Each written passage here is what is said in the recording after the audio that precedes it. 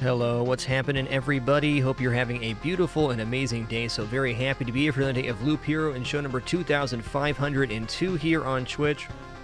Thanks everybody for being here. We'll get all caught up with your support and all the people here in chat here in just a moment. Excited to play again today. This game has a lot going on, but it essentially, you build a deck, you go into the dungeon, you build the cards up to make your dungeon, and then you also have a base back where you're taking meta resources back. So Loop Hero is... Let me actually post the command here because I think it's pretty concise. It's an auto-battling, town-building, loot-gathering, resource-placing, build-your-own dungeon deck builder roguelite. Whew. But essentially you walk around on a track and that's the game. What's up, Breadbox, Delbach, McCassie Brat, Dr. Butternubs, what's up, Cats of Reggae, hey Raijin Gami, 1 sec please, Ferret, Robotic Crow, what's up, Kearns, your skills a lot, Field Medic, what's up, Airborne Hard, SSMP, Adaclad Sammy, what's good? Hey there, known assailant Jerby, and all the rest. Before we get started here too, Raishin Gami, thanks for 38 months, and Airborne Heart, thanks for 55. Alright, so this is our town right now. Can we afford to build anything? We can. We can build a farm. Okay, the crypt unlocks the Necromancer class, so maybe in our next couple attempts here we can get this built and get the new class. We unlocked Rogue at the refuge yesterday and had a really good rogue run. Anywho, let's head into an expedition here. Interesting. Okay, hold on a sec.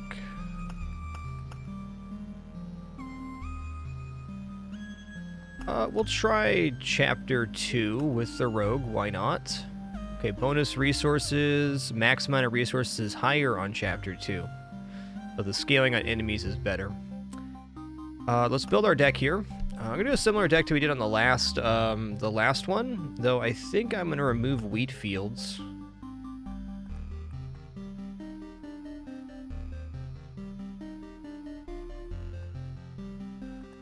Okay, what's Temporal Beacon do? Can spawn Time Watchers which are afraid of vampires and then its aura. Let's try Vampire Mansion here. I want to see how the Temporal Beacon works with vampires. Okay, here we go. Oh, I need 2 up here, okay. In that case, let's go Cemetery, because we did just get the building, which gives us a memory fragment every time we go through a cemetery. Sounds good, and we're off. We're looping. Put on this gear now. So the Rogue gets equipment based on how many trophies you turn in. Get trophies for every enemy killed, so stacking enemies is good. Okay, we got an Oblivion and a Rock. Interesting. Well, no need to Oblivion anything yet.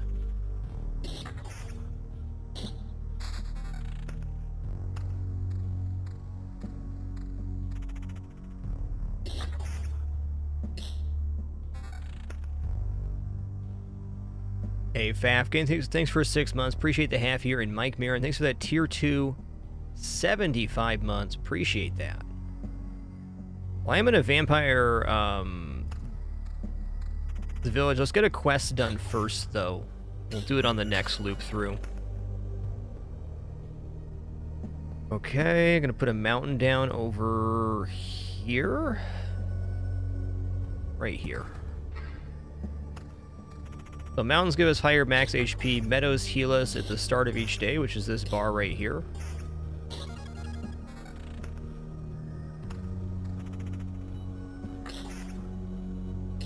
So far so good. Okay, here's cemetery. I'm gonna put the cemetery down. Do the cemetery before the before this first village here. You know what? I'll do it right here. Might have time to get a skeleton, maybe. Okay, another meadow, right on. Ooh, maybe, just maybe we get this. Not quite. Okay. Almost. Alright, so now we turn in our trophies and we get some gear here. Oh, every 3 days, got it. Let's throw on a Gladius. Bonus damage axe here looks good. Evasion 3 on boots. Well, we don't have boots right now. There's a nice armor increase. Okay, evasion 4, critical damage chance plus 9. Awesome.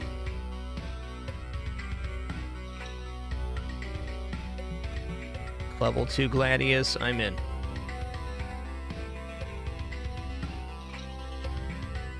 Okay, I'm actually going to do Vampire Mansion here.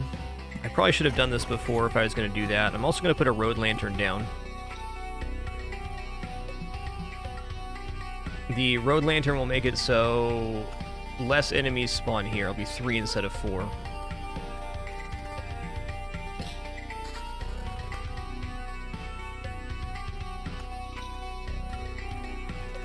So this game being a roguelite does have a finite amount of content. Though it's pretty massive how much is there. Okay, let's go for spider cocoon. I'll go right here. Actually, no, I'm gonna go right here. Temporal beacon. Okay. Are afraid of vampires in its aura. I'm gonna put it here to see what happens. I have no idea what's on that. I guess since time is increased, it may actually convert this faster. Oh, hey, look at that. That was one of those things.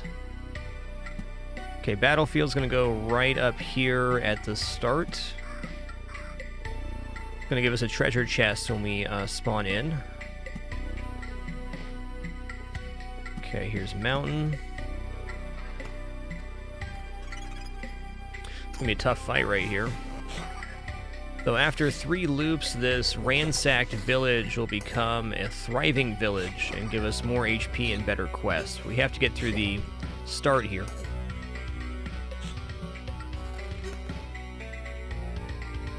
I'm gonna put a road lantern down here too. This will mean even less enemies on that. Those are the hardest enemies on the map right now though, so this is what we want.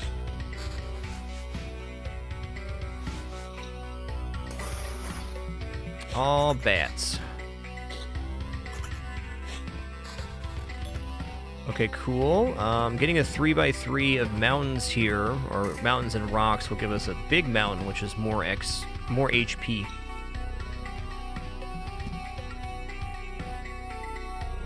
Put meadow here, meadow here.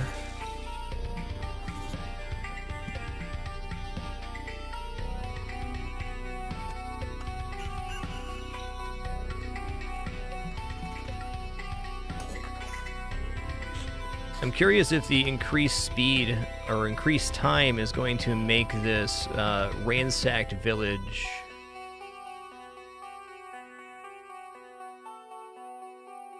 transform in 1.5 loops. Okay, let's actually do an experiment here. This may get me killed, but I'm going to put another village down right here, and then I'm going to put a vampire mansion right here. Okay, why did that not ransack the village? Okay, I'm going to Oblivion this bandit camp. Curious, so maybe it needs to be right next to it.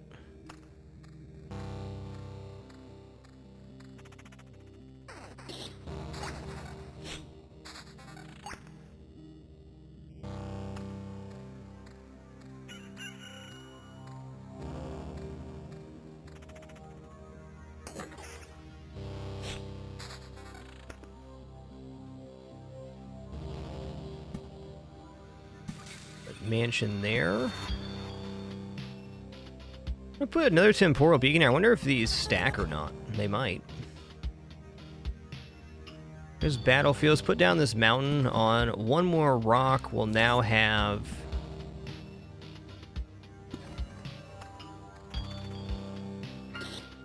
a goblin camp spawn, and we have the Oblivion ready for that. That's good. Okay, so here's another rock. My understanding is that rocks around this mountain range give bonus HP, so we're going to build another layer of rocks around that. And goblin camp appeared here. I'm just going to remove the goblin camp now.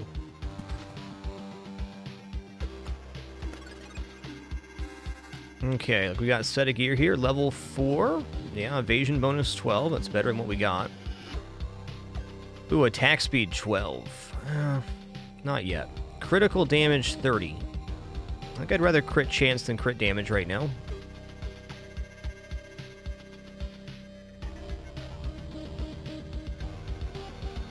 Level 2 axe is better than the Gladius, just by a little bit.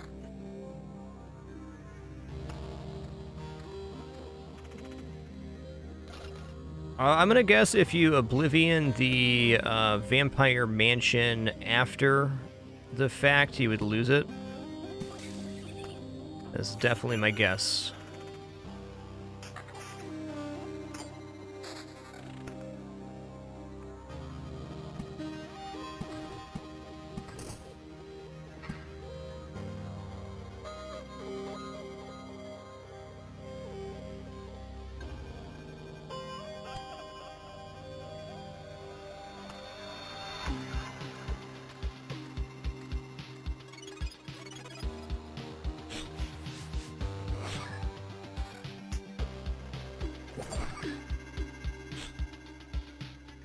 Alright, this is our quest here.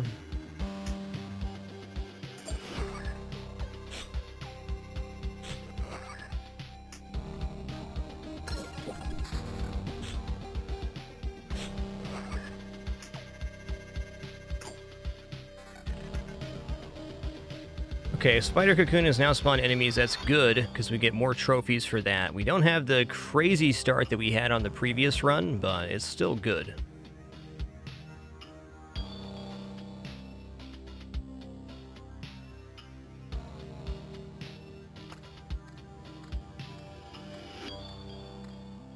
What is this? That's a harpy. Okay.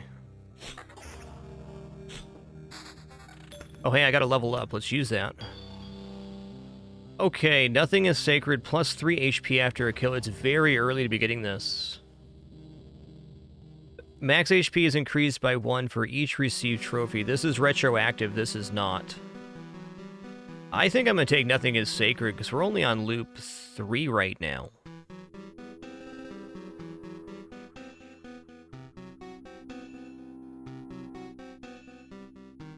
Yeah, Tim, to clarify here, there is no... After this ransack village, it becomes transformed and there's no ghouls after a few turns. So... it becomes a better village after the ghouls appear. So we're wondering what happens... Yikes, spiders. Wondering what happens here if...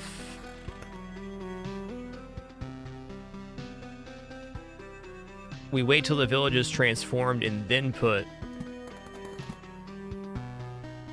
that down. Welcome to Spooderville.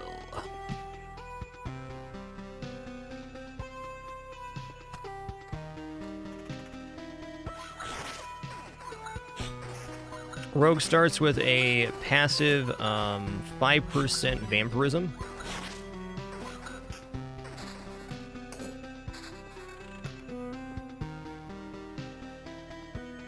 Okay, how are we gonna... let's see how we fare against Skeleton Bro here.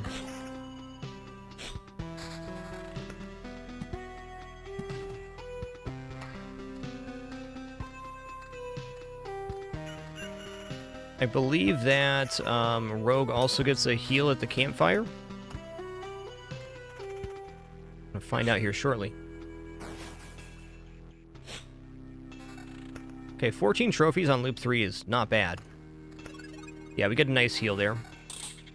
Okay. I see some weapons here. Scimitar is always attack speed, so excited to see that.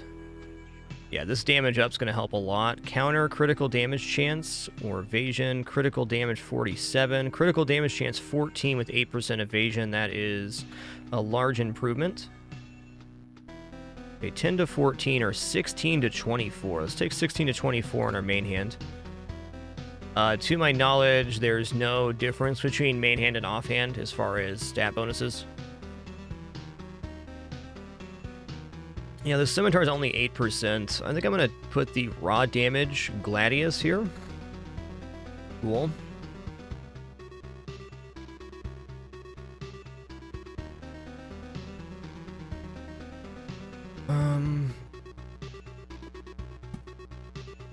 I mean, I'd really like to get more meadows down for healing too. We're in a little bit of a weird spot. Alright, I'm going to go ahead and put a meadow in the corner here. In the corner here as well.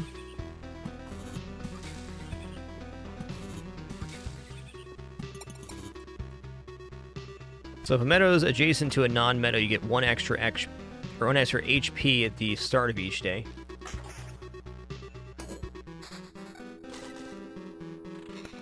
Okay, Daishi says that you can Oblivion the mansion even directly after placing, and the ransacked will still transform.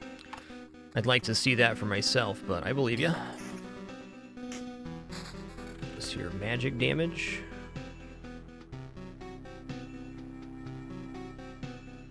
Gonna leave that. Okay, here we go. Now we can place these rocks next to the mountain. We can place the meadows down.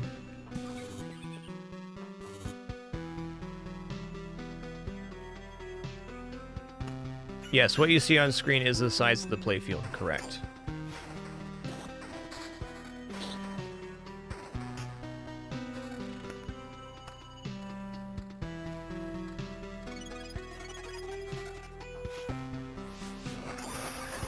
Uh-oh, bats.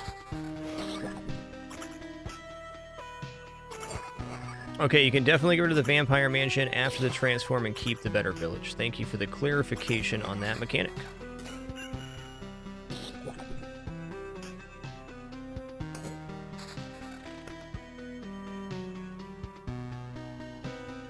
Perhaps Q, you could do that, but really you want the HP early, so that would be one way to min-max, though I don't think I'd do that.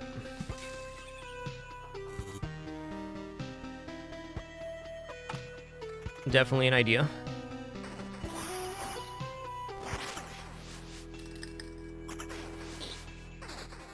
Okay, we've got 2 villages here. I'm going to go ahead and slap these villages down because I obviously need healing. Get out of here, bats. Okay, this is cool. This is cool. I'm going to put down a road lantern right here. Yeah. I'm going to put down a road lantern right here. I'm going to put village down here and here. So village heals you when you walk through it, but then you have to also fight a harder than average enemy. Okay, the temporal guys give other enemies shields. That is pretty nasty.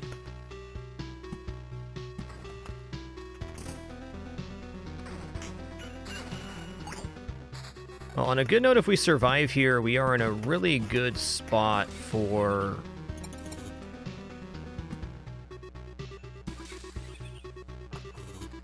getting trophies. We've killed a lot of enemies here.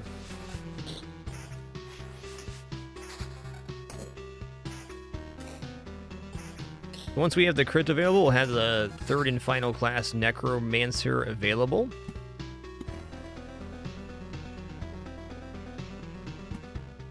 Put meadow here. Mountain here. I think if we make it through this loop, we've turned on this run, because we should get...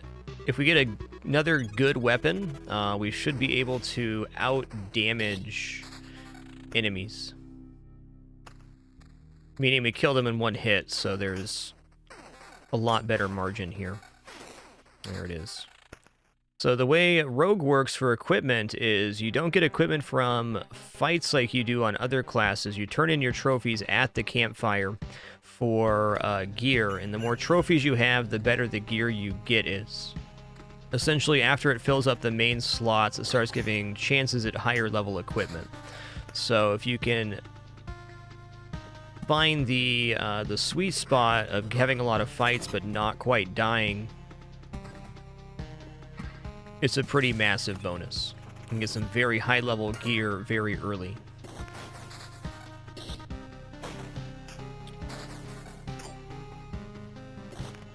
I think that's going to happen here. 26 trophies is a lot.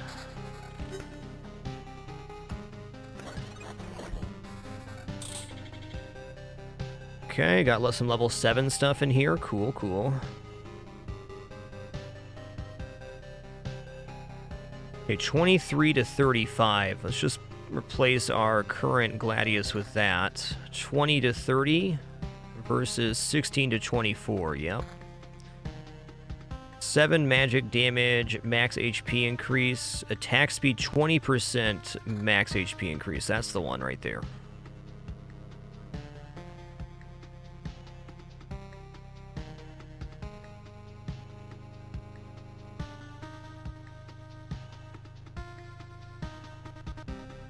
Boots, damage to all with crit damage chance. Interesting. I think I'd rather take these 21% evasion. That's a lot of dodge.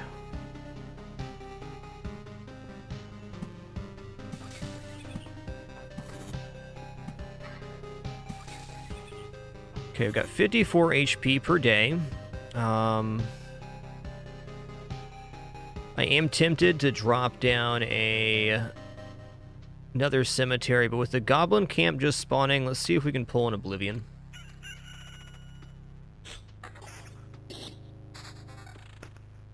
Okay, spider cocoon. No more spiders right now, dude.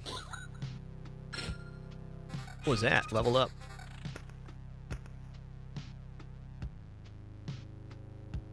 Plus 0.5 times loop HP for adjacent roadside tile when passing a tile. I got a lot of adjacent roadside tiles right now. That sounds good. Ooh, Blissful Ignorance deals you a full hand of Oblivion cards. From now on, using Oblivion cards heals the hero by 10% of their max HP.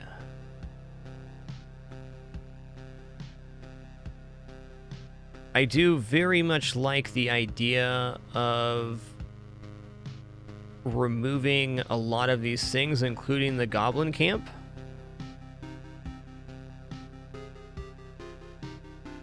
This, however, is a lot of healing.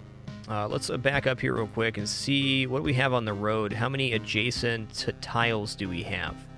1, 2, 3, 4, 5, 6, 7, 8, 9, 10, 11, 12.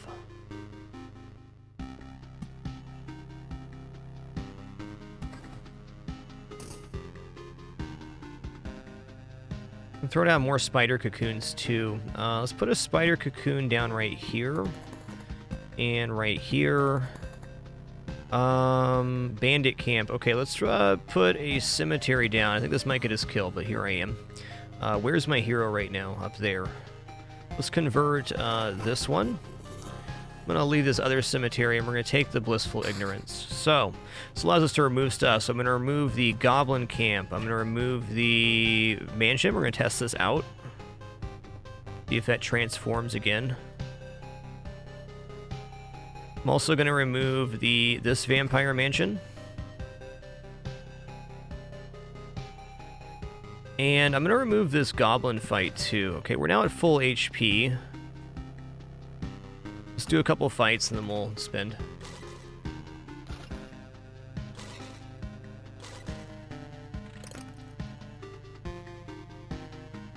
You're right, Faitely, it is plus 3 HP per kill is not maximum HP. I thought it was max HP initially, but it's not. Okay. I'm gonna start another mountain range right here. This isn't actually going to be one of these, but it will be an area we can put meadows around.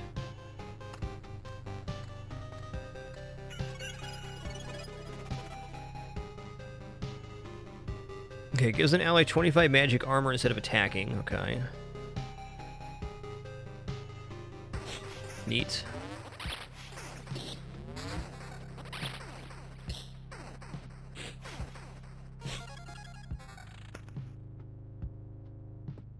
Okay, more rock.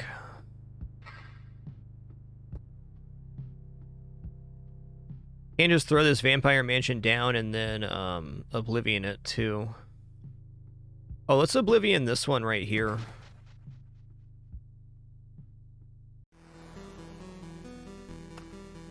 Want to save the Oblivions for when I need to heal. Easier said than done. Alright, time to get caught up here. That Wolf, thank you so much for a wonderful year of support. Appreciate that. And T-Malls, thanks for 37 months. Appreciate that.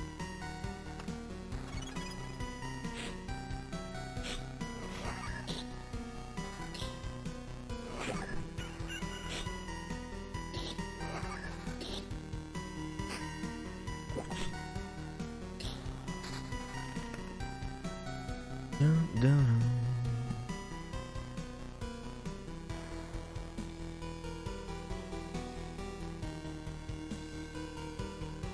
Okay. Just gonna put this down over here, I guess.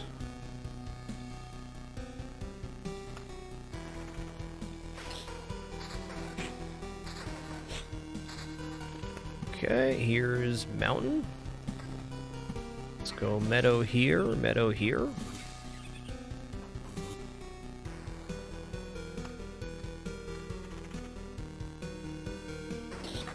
So after placing enough cards, the boss will be summoned. So we're a little over halfway there right now.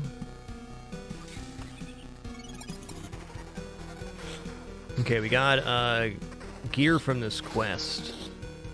Well, it is not better than 20% attack speed.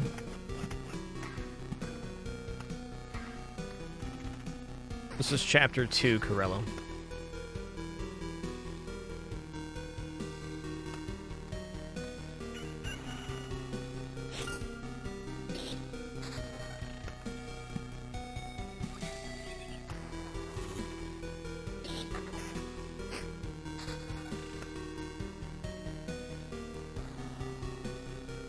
Yeah, okay, so placing the Vampire Mansion and then immediately oblivioning it is definitely a strategy that can work.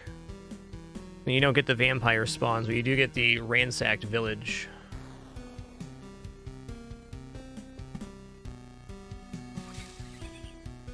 It's an interesting one. I'm going to throw down a Vampire Mansion here and then oblivion it, just freeing up hand space and grabbing a 10% heal.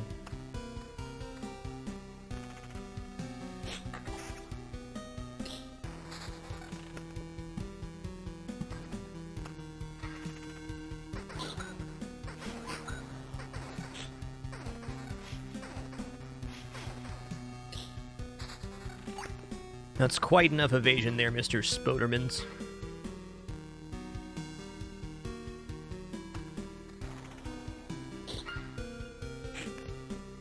All right, how's the loot going here? Looking good.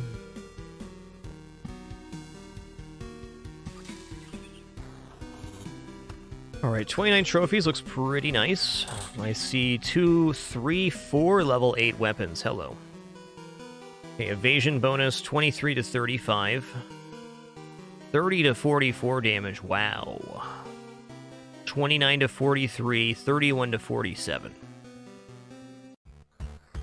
Damage to all, counter, and evasion. This is an upgrade. Attack speed 24% on boots. Okay.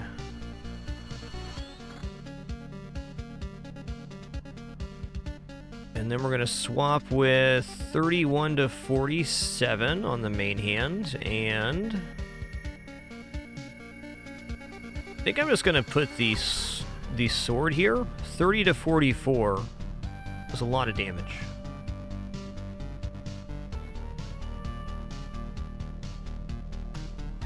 Because you only get one mountain, Mike, which we already built.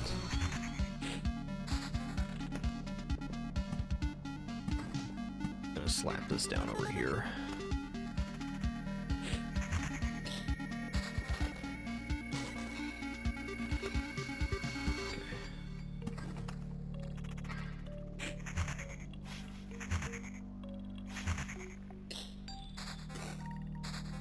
Ghosts. Oh, do I really want more spider cocoons? Not really, but, you know, we're here. Put it down to the, next to the beacons. Oh, did we get another goblin camp here? We must have, huh? Yeah, we did. Let's Oblivion the goblin camp. Is there any more bandit camps or anything we don't like?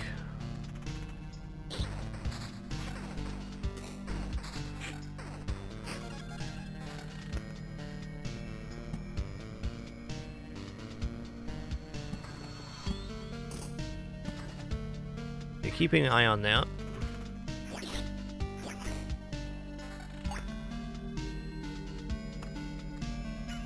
I don't believe beacons do anything outside their aura, other than, you know,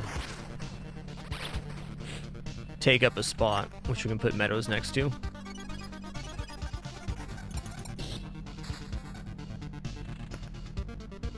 This camp at the bottom does have bandits in it, but it's part of the ransack village, not the bandit camp. Oh, you're right, there is one. I see it now. Get out of here, bandit camp.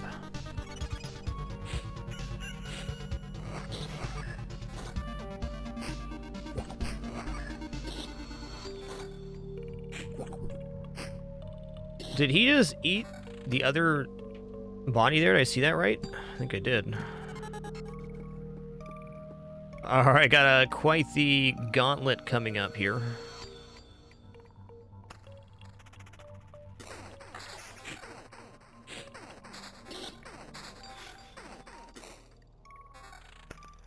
Yo, Bino809, thanks for 2 months. Appreciate you keeping it dapper. Deranged Optician, thanks for 46. Alpha Jaker, thanks for 13 months. And SFT2000, thanks for a half century. Appreciate that.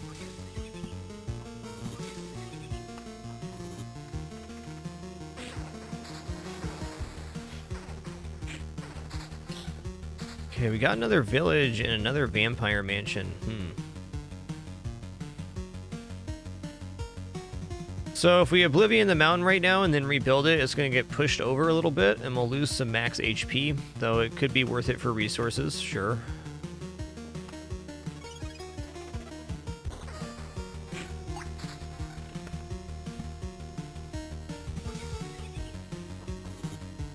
Okay. And we're getting there.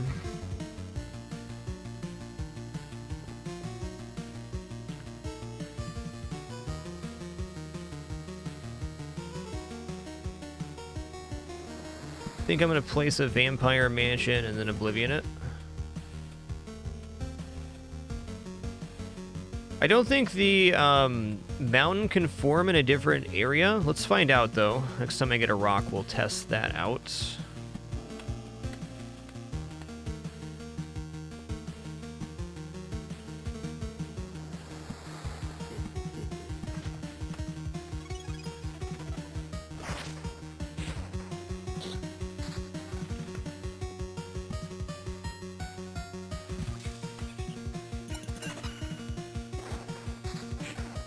Okay, I would definitely like one more level before fighting the boss, but we can probably use our Oblivions to set up a heal before the boss, which would be awesome.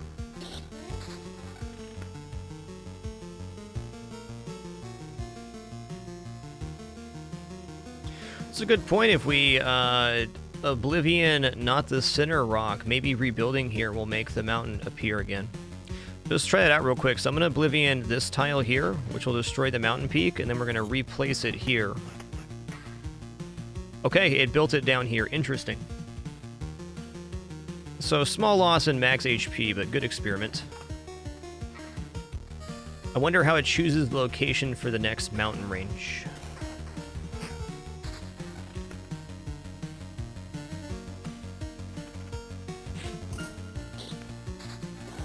Okay, Oblivion, awesome. Gonna put down Spider Cocoon next to the Road Lantern right here.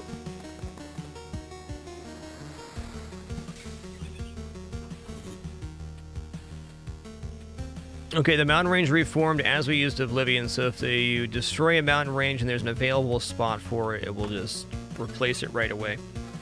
Good to know. Level 10 Spear.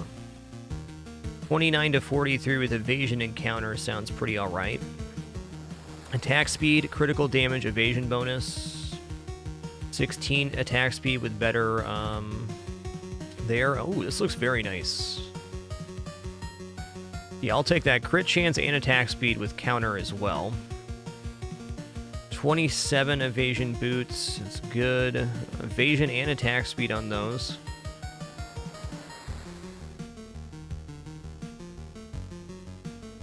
$30 to $44, $31 to $47. So we'll replace the $30 to $44 with this, because counter and evasion are some nice stats. So they're both critical damage. Attack speed's not as good on that one. It's a nice compromise there, but attack speed 40 is great. Okay, I think we're going to go through one more full loop here, and then we're going to have the boss summon on the next loop. Maybe even this loop, depending on how it goes. These Oblivions, though, really fortunate drops. Being able to heal 10% of our max HP using an Oblivion is a massive resource gain. Okay, here's Goblin Camp. Let's Oblivion the Goblin Camp.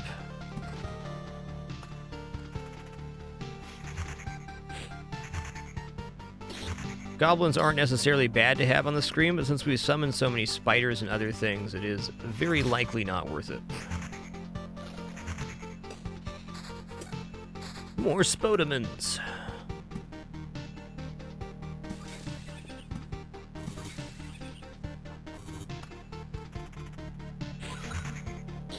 Okay, cool. We're gonna get our level on this loop, too. I might just go for it. There's that level. 10% chance of simultaneously attacking 2 targets seems quite good with how many the enemy density that we have. I'm gonna get 3 new traits here, though. Lowers the quantity of items received on the camp tile by 3 while increasing the quality of exchange for trophies. I'm gonna take Old Scars here. This will be a really nice HP increase, I think. Okay, that was not retroactive. I thought it was, but it's not. Good to know.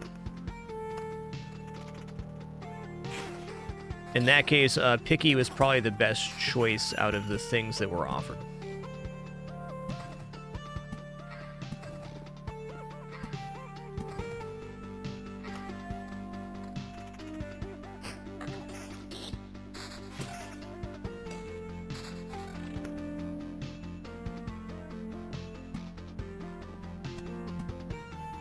Oops.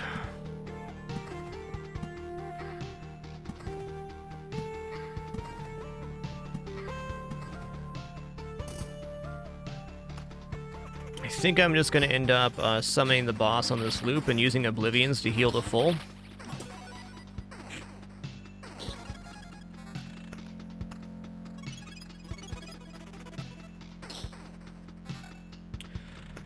Not sure about these temporal beacons.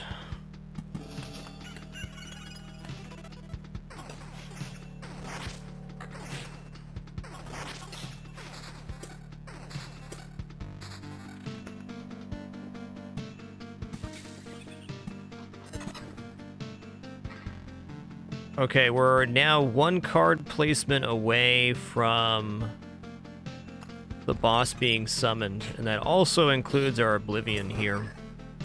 Oblivion does reduce the card counter. Playing Oblivion on the pip where the boss will be summoned does summon the boss.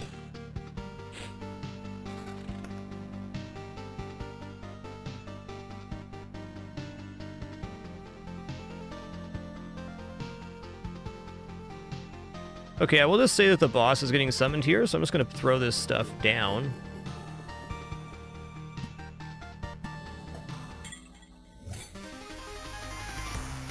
This way we can keep our Oblivions till right before the boss, so we can get 30% heal off of that.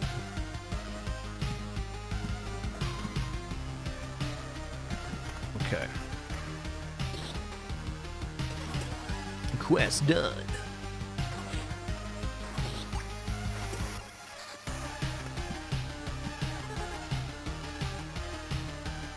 If we don't die on the way up there, dang. Okay, triple meadow, nice. Right before the day rolls over, too.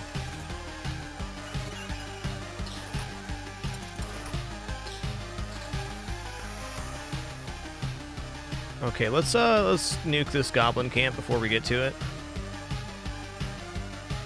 Also, removing this tile seems pretty good.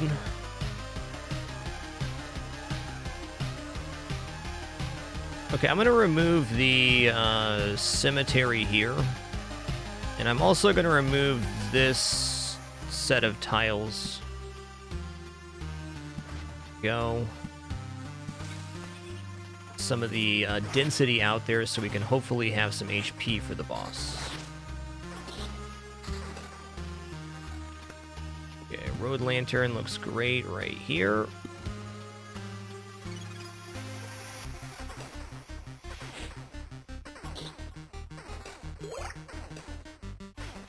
Evasion bonus, not bad. Are we getting another day before the boss? I think so.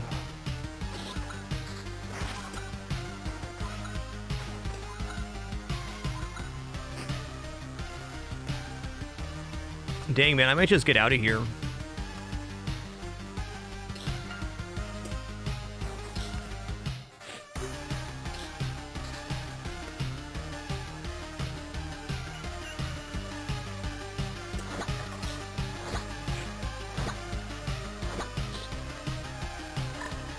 Okay.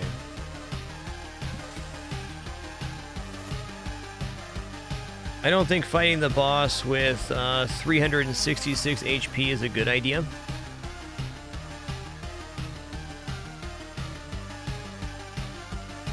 We're going to retreat here and build the crypt. We need one more fragment. Fair enough. Okay, let's go Expedition, and we'll play as Warrior this time.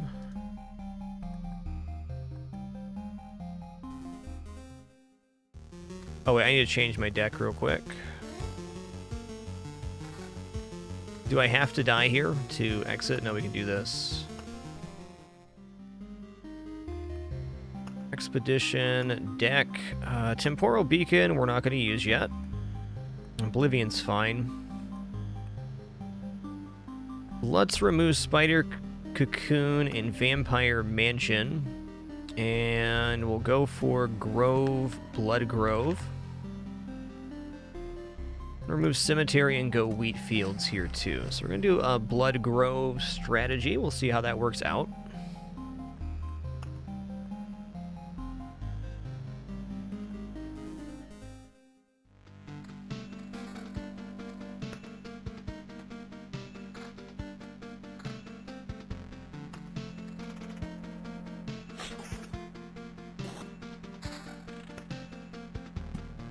Where's the spot here? The spot is right here.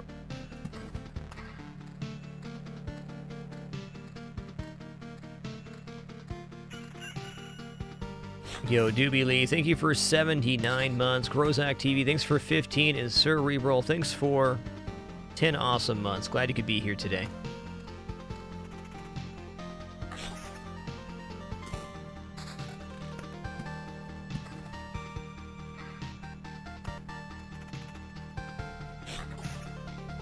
Interesting, Doomrank. That's good to know. Damage to all. Let's go.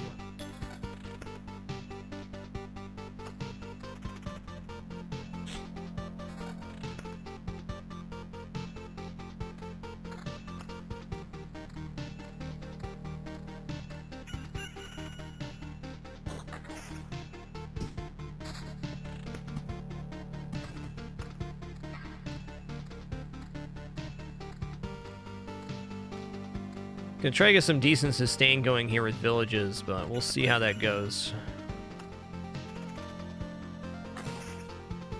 So the warrior, unlike the rogue, gets gear sometimes for killing enemies.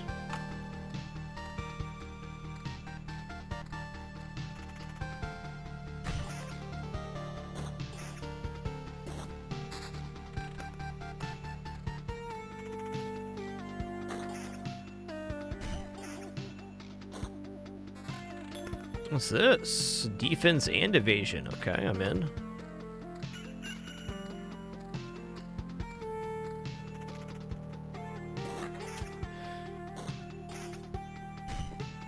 Okay, mountain here.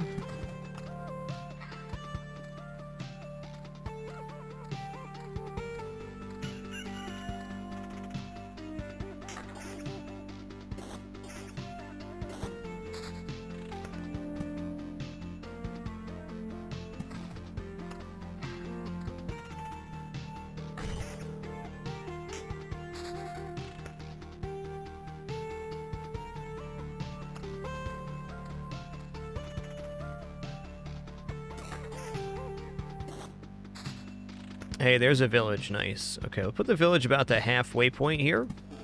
And put wheat fields on the side. This will spawn a scarecrow, but also gives us more HP when we pass through the village.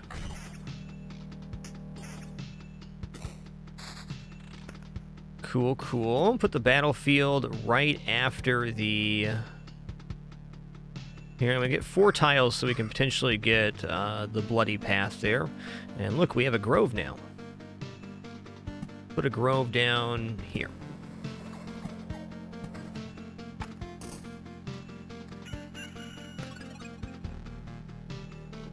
Gonna put our road lantern down next to the grove too. Let's do it on this side.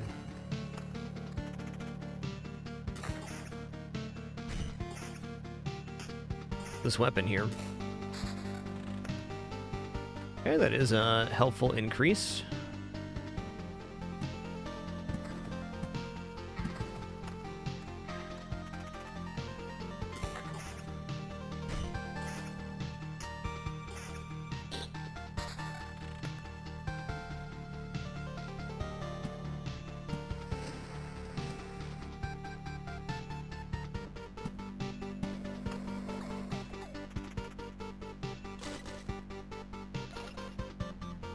Oh, level 2 shield here. Ooh, regeneration and damage to all. That's a really nice increase here. Better armor with attack speed and vampirism. Sick. Great upgrades.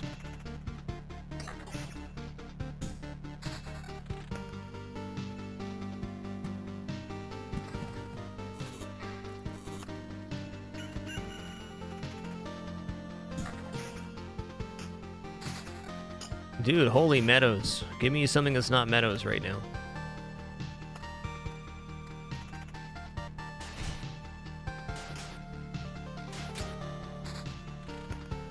Attack speed 8. I'll equip that.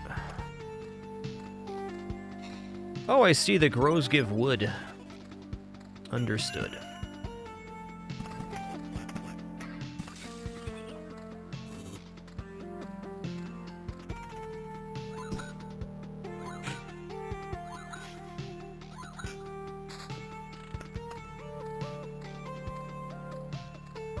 Hey there, Dulcet. Nice to see ya.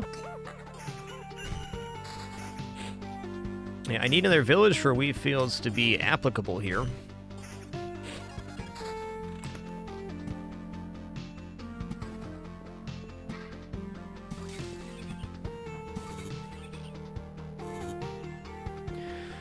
Alright, let's wait to place these down. Do I want to put another road lantern anywhere? Let's put another road lantern next to the goblin camp.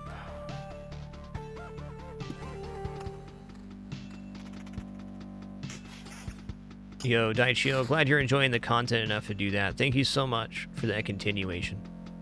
I think this is an easy goblin camp oblivion.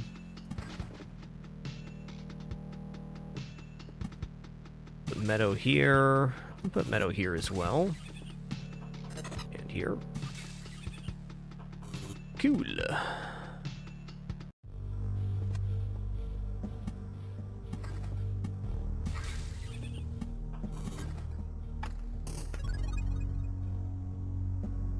Diet fail. Thanks for 58 months. Appreciate you keeping it dapper. Thank you. Attack speed and counter with defense. I'll take that.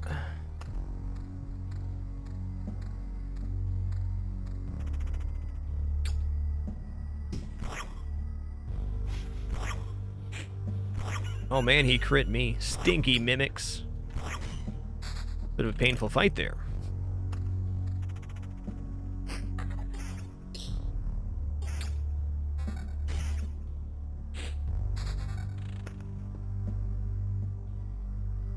Alright, Road Lantern. What is the stats on this? Spawns a scarecrow every 4 days. Okay. I'm gonna Road Lantern here. Let's just keep minimizing the amount that can happen in these groves, because this is another spot to put groves. I want to put those down, but I also don't want to get too far behind. Okay, there's a grove here. Let's put it here in between the lanterns. I really just need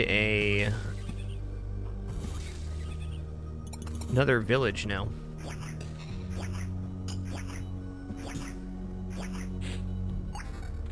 Level 4 orange shield. Magic damage, damage to all, and 14 defense. Okay, that's really good.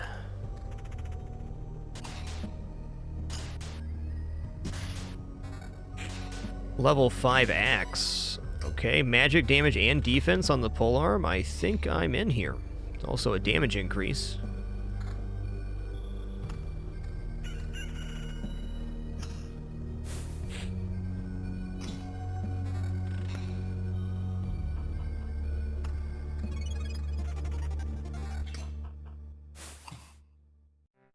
That's a nice ring. Regeneration and damage to all, and magic damage, and defense.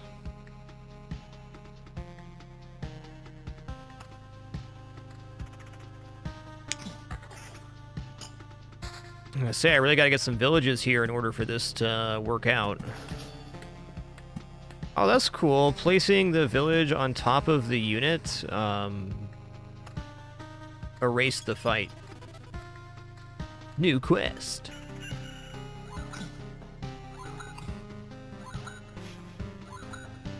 Yes, it's been great so far, Relic Killer. After this, this set will definitely be able to unlock the crypt and check out the third and final class, Necromancer.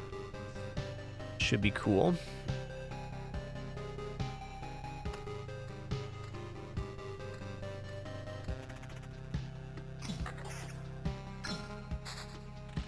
Blood Grove. Okay, we're gonna Blood Grove right her.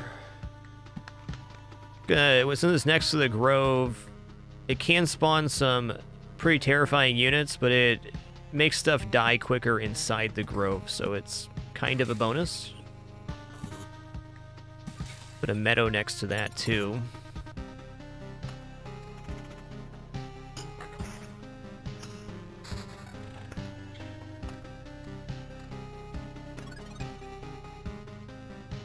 Alright, let's put a village. I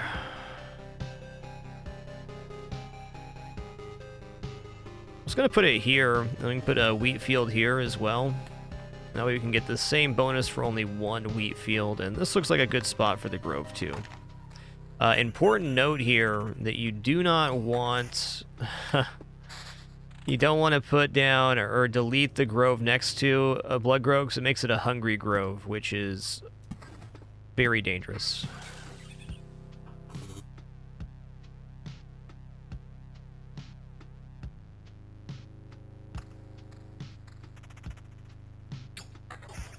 There's a lot going on in this game, Relic Killer, but you essentially walk around the loop fighting the enemies, trying to improve your hero while placing cards to transform the world. It also has some base building stuff, but it's a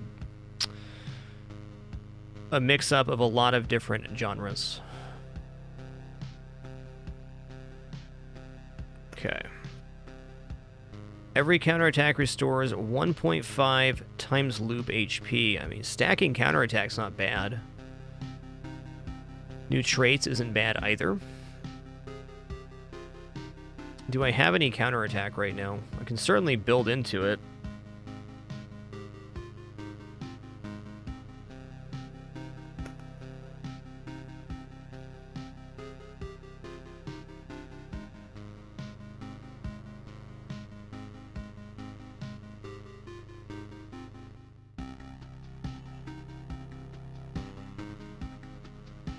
So it's 1.5 for every loop that you've done, Nico Gudo. So if you've done 1 loop, 1.5, 2 loops, 3 HP, 3 loops, 4.5, so on and so forth.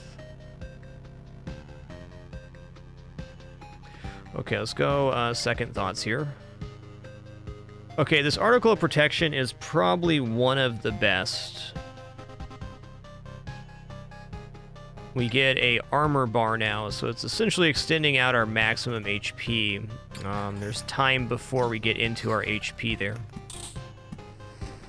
Is good.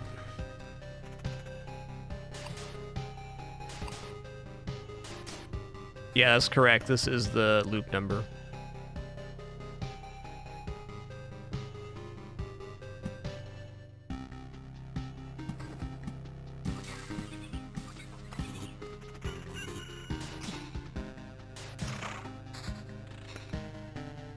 Level 6 ring with 22 counter on it.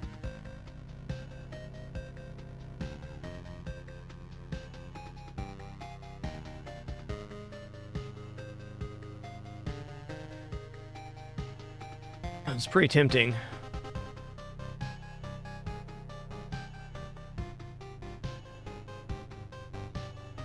Vampirism's less useful now that we have the perk for 65% of our max HP as shield on looping.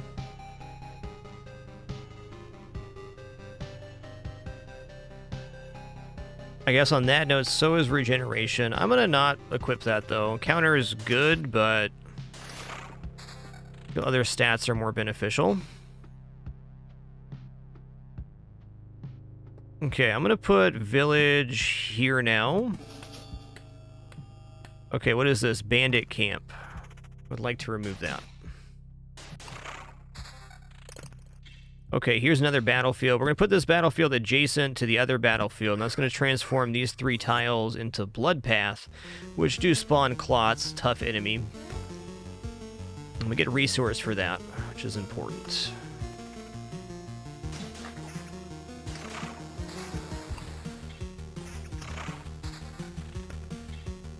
This here, 457, cool.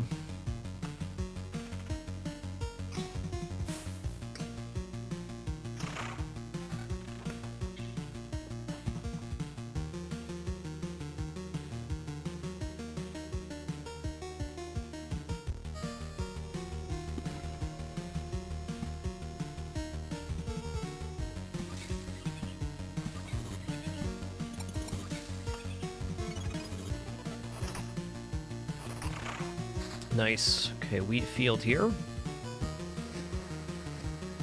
New trophy. Cool.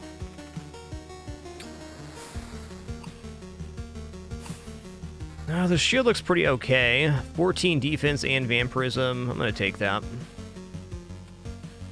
16 counter for a pretty nice defensive upgrade, sure.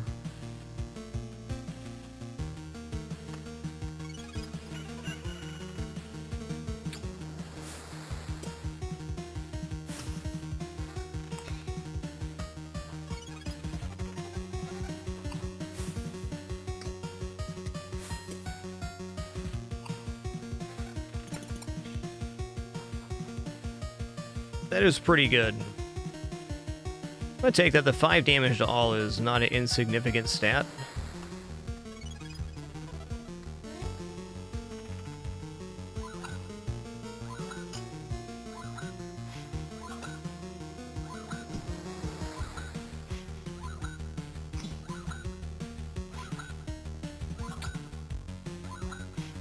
I don't think the speeding up of time includes attacks. I think it includes time-based effects from other cards. Okay, not yet.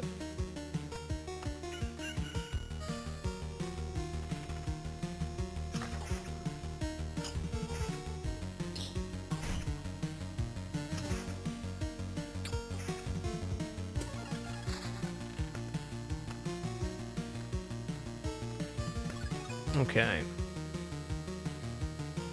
No Oblivion yet here to counteract the bandit camp. At least we got the goblin camp out.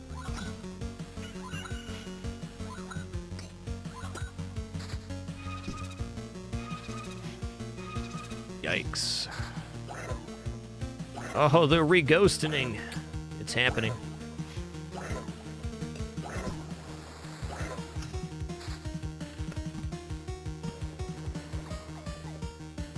Okay, let's put a grove here too.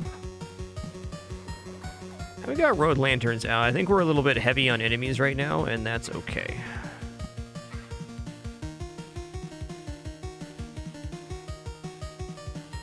Gonna drop these down here. I want the healing. Oops.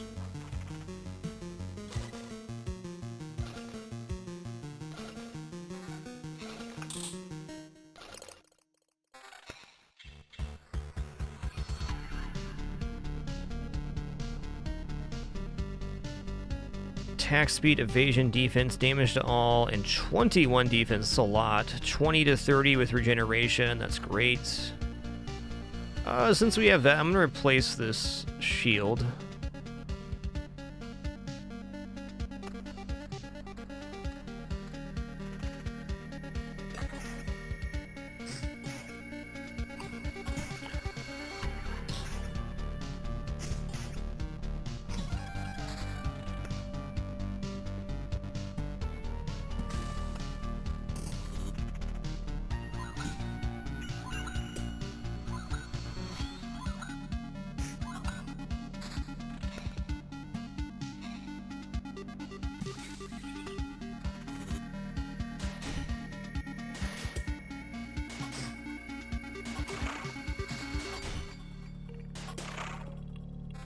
Ooh, level 8 axe, 30 to 46. That is a huge increase in damage. So we did just lose a good portion of our regeneration. So we should look for other items that have regeneration or vampirism.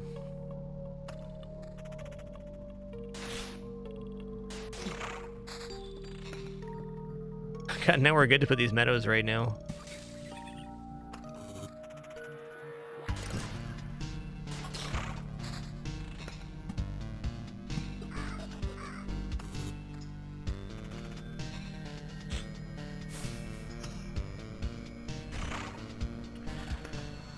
Okay, attack speed is a really nice increase in defense too. Damage on that is not near good enough for us. Okay, we're off. Oh, bandits.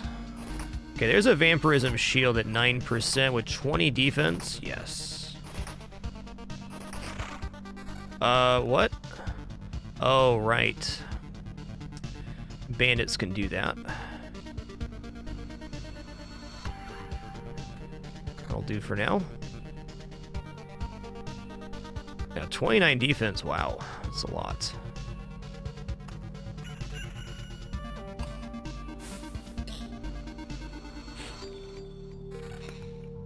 Okay, damage to all and vampirism sounds excellent.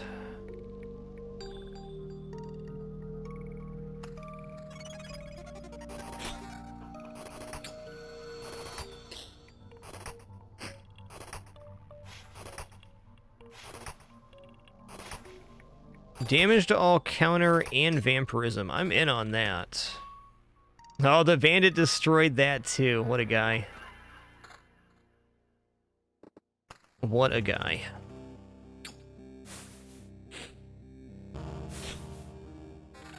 Okay, what's this? Not enough. Well, good news, if we just left right now, we'd have enough to try out the next class, but this run's going pretty well, so I'm going to leave it rolling.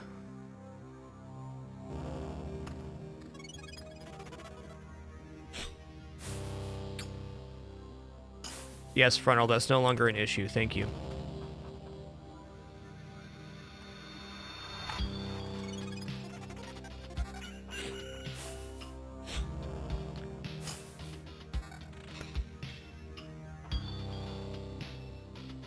Gumbo, thanks for 36 months. Appreciate that 3 years. Thank you.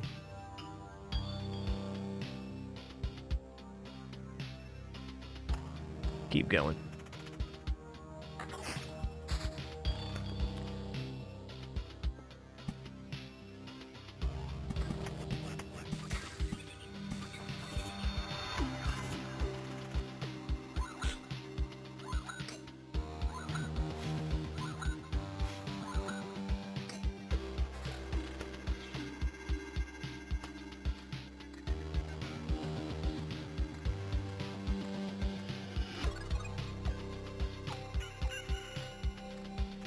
Actually, kind of a low amount of villages and road lanterns on this build.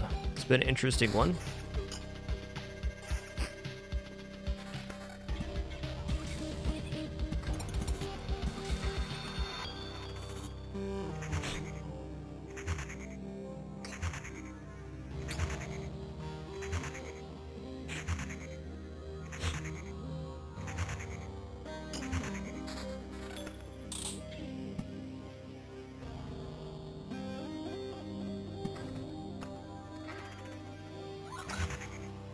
Gonna be a tough fight right here. 9 damage to all. That's pretty sick.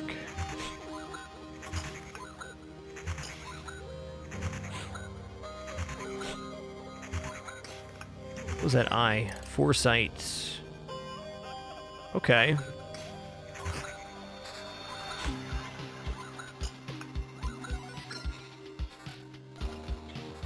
Ouch. Pretty nice armor, though. 17 vampirism. I think I want that damage to all, too.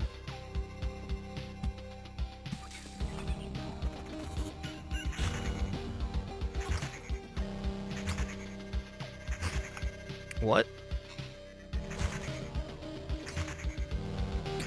Oh, he's evading, okay. I am not convinced I'm making it to these villages to heal here. It's seeming unlikely. Okay, this has regeneration on it. Let's take that. Attack speed 24%. Yes.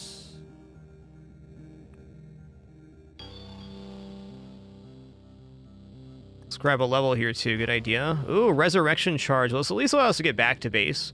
I don't think this is our boss killing run, so let's go ahead and take a resurrection charge, and then we'll leave at the next campfire to build the camp for the Necromancer.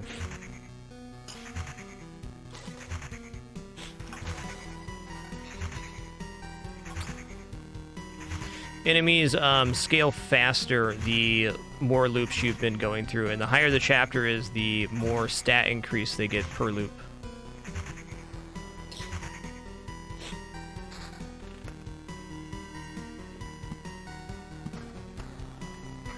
We may actually die twice here, it's possible.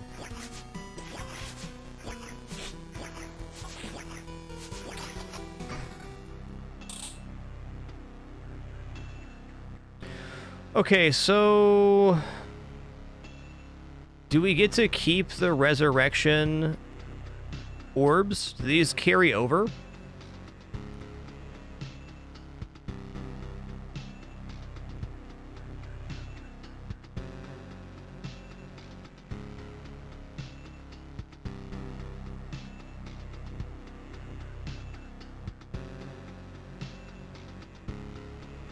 I think retreating here, we still get enough. Skulls are a resource. Okay, they're a meta resource, so we don't want to use those right now. We don't want to resurrect. We'll just retreat. Okay, we should have enough now to build the crypt.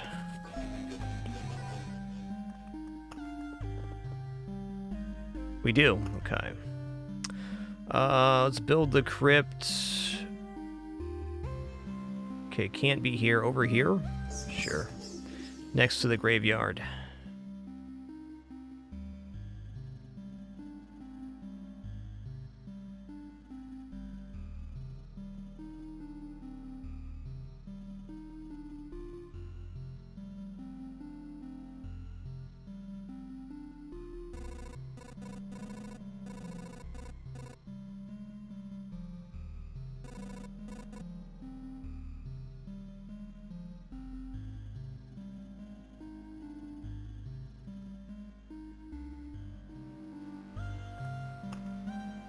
Okay, we got the new class, Necromancer. Excuse me for a sec, just going to use the restroom real fast, and then we'll hop into our first run with the third and final class. Neat.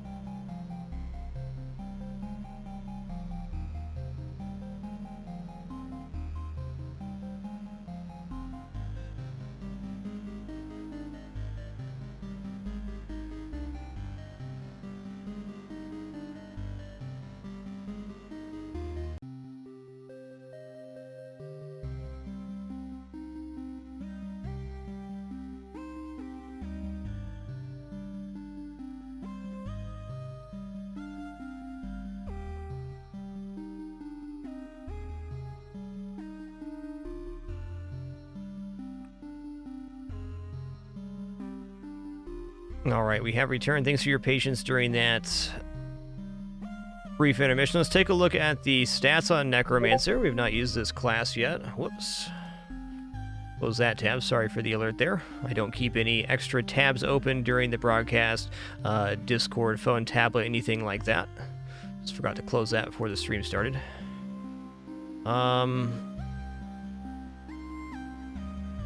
Okay, we're going to go chapter 1 here, since we have not completed on the Necromancer. So you see we have slightly lower scaling here. Class negative, summon skeletons that fight instead of their master. Number of power of skeletons dependent on Necromancer's equipment and skills, okay? Additional class stats, attack speed, evade percent, summon quality, regeneration, defense, skeletons, power. Starts with warrior's gear, okay? Well, let's give it a go. Just going to remove all of these and we'll build up from there. I want to try Blood Groves again.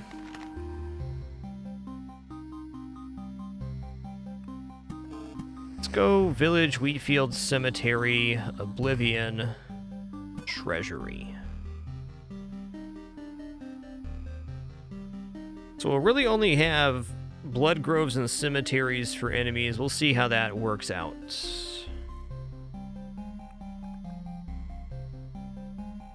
Okay, before we head out, let's see what resources we need to build with. What's our next things we're getting? Okay, mud huts, we got warehouse, intel center, watchtower, library. There's a lot up here. Fair enough. We can build a second farm.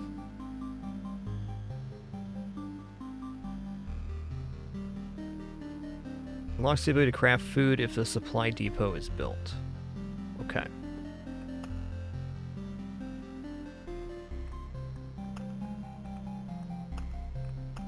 Okay, chapter 1. Let's go. Oh, I need what now? Oh, I need one more in here. I've been using Battlefield almost exclusively. Let's go ahead and take...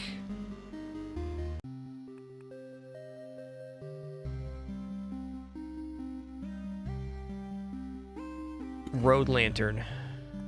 See how that goes.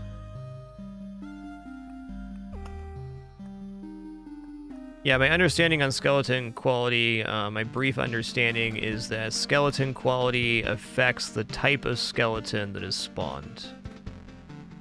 Okay, so I have rings, necklace, and book. That's our stats. So the warrior's starting gear doesn't do anything for us here.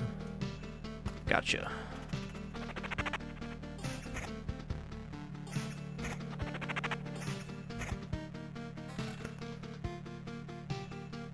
Okay, skeleton level 0.85. So I guess skeleton level is how powerful each skeleton is, and the skeleton rarity is what tier they are. What is magic HP?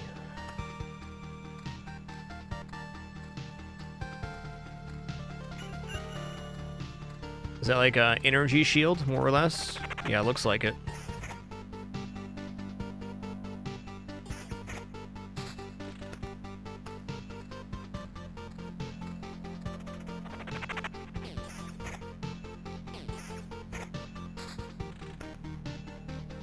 Alright, I want to get this grove down sooner rather than later. Because I would like, I'd like more items and XP at the start.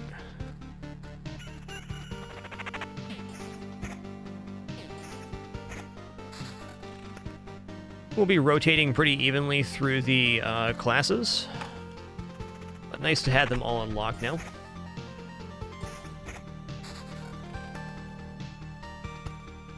I also think a few just chapter 1 runs today to get resources, probably a great idea for building some buildings. Okay, we'll put this down now, right after the grove, in fact, so we get a quest on that. Smarter me would have placed that one more tile to the right, so we can put the wheat fields on both sides, but smarter me was not present for this event.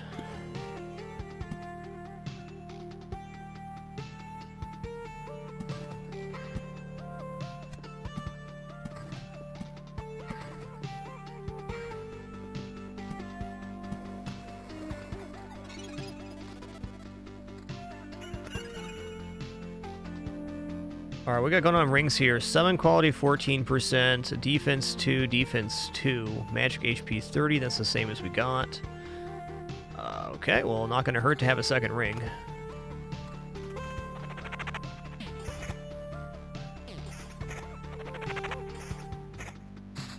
Yes, each class has different starting stats, abilities, and stat scaling.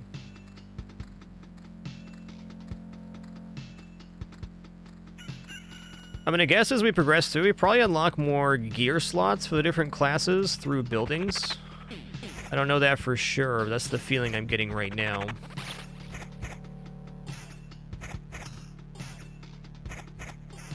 Exactly, Dubious. The enemies that have this yellow stuff and crowns is the quests from the town. Quest enemies have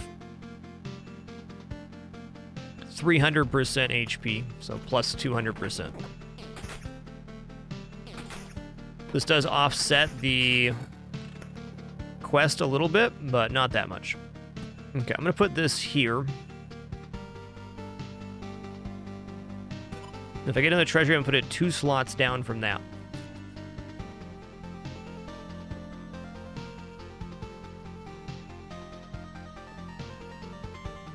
Am I ready for Bloodgrove? You know, let's find out if we are.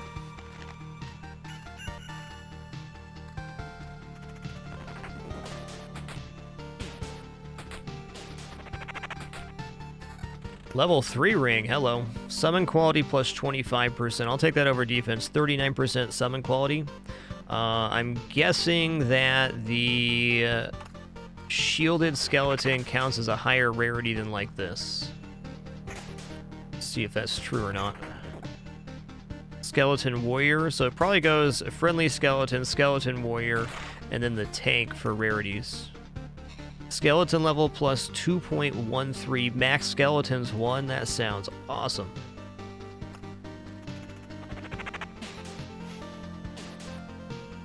Scarebear, to explain that, what I'm trying to do is build the initial mountain off of mostly rocks and then surround it with other things. And then the meadows placement gets better if we wait, because then we can intermix it on things. I could place some meadows down up here right now, but we're essentially waiting so we can get a more optimal starting set. Okay, better magic HP here. At least on this difficulty on Chapter 1, we're able to hold on to card resource for longer to that end. Hope that makes sense. Here's our wheat field.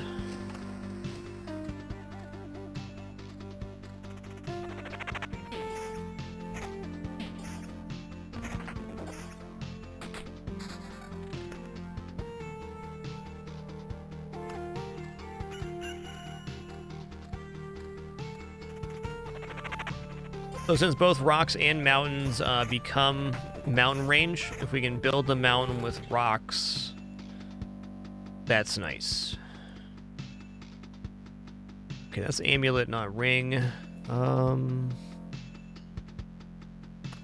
Not an improvement.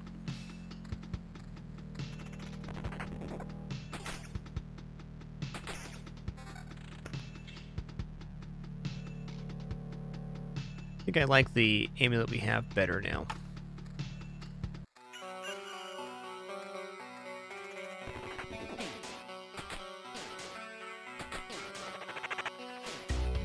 So I'm gonna guess attack speed also correlates to summon speed.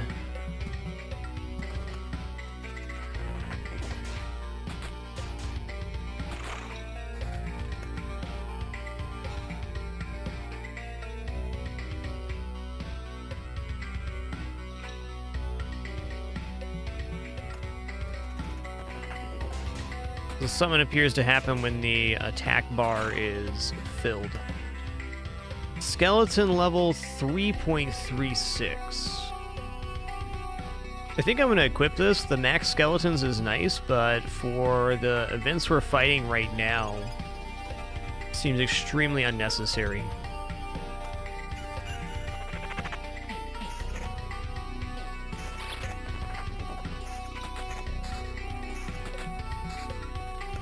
Here's another treasury. Now we're going to put this treasury here. So we're sharing this tile set.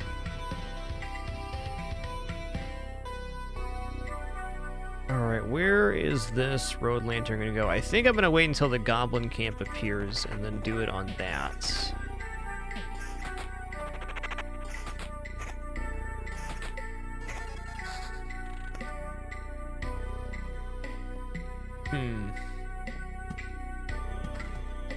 Alright, let's do this now. Alright, gonna put meadow here, mountain here. Okay, here's goblin camp. Let's put the road lantern down next to the goblin camp.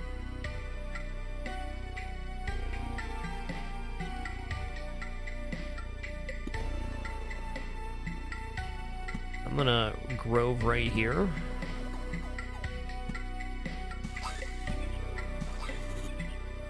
Cool.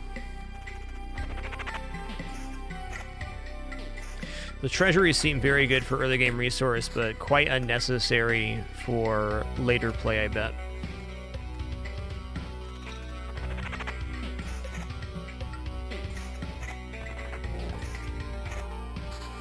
Yo, Doom Panda, thanks for subbing with Twitch Prime. Sorry for not seeing you sooner there. As always, remember, late to or missed your notification, do sincerely apologize. Got a terrible case of that humanitis myself. Also, no alerts playing in my ears as part of our No Frills format, so thanks for your patience in that regard. Rest assured, very much appreciate the time you're choosing to spend here right now. We should have put a rock here instead. Oh well. Welcome to Groveville.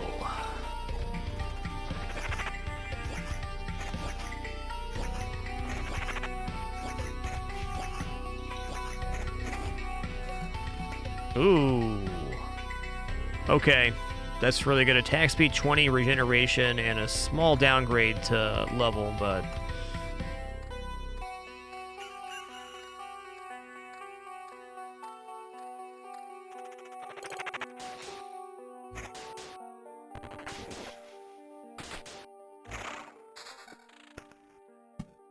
Okay.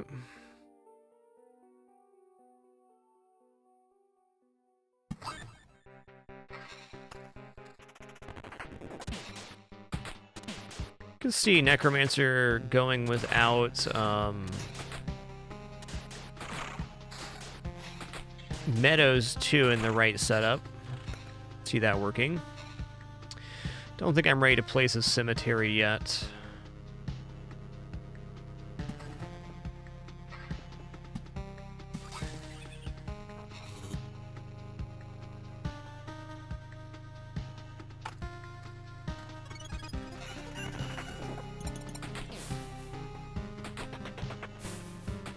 What's this? Okay, okay. That is a very nice increase to our current setup.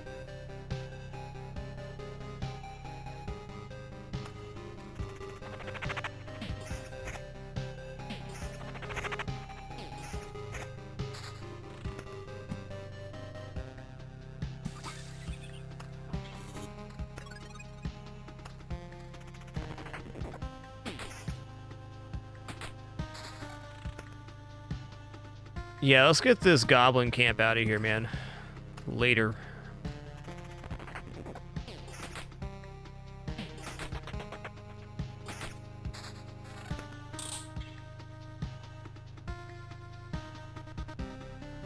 Attack speed 12. You know what? I'm actually willing to drop summon quality right now to replace this level 1 ring with that.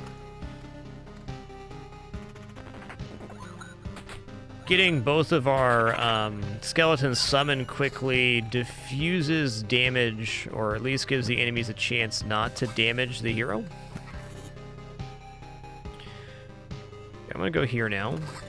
Okay, cool. We got the treasury, and it gave us an Oblivion. Awesome. Love to see that.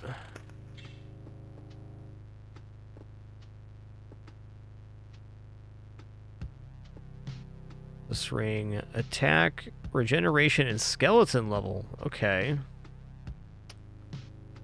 I'm going to replace attack speed with that. Summon quality 27%. That is better.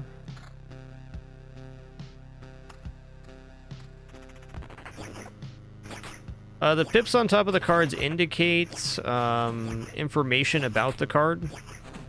I don't remember exactly what it is, though. I think the full circle means it's placed on the path, empty circle means it's placed off the path, and the 1.5, I'm not sure on that one.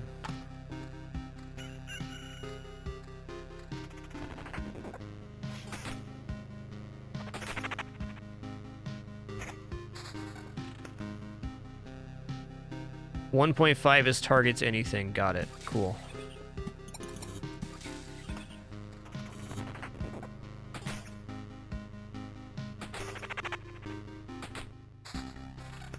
Ah, yes. We do have a level here. 20% chance to exceed the number of skeletons and summon 2 of them during the last summon. Okay.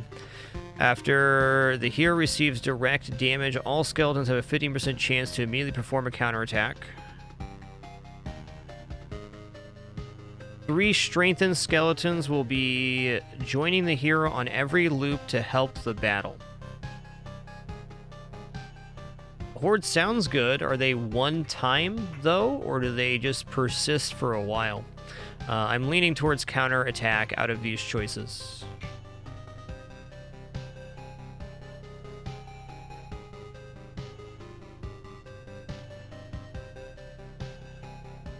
They persist.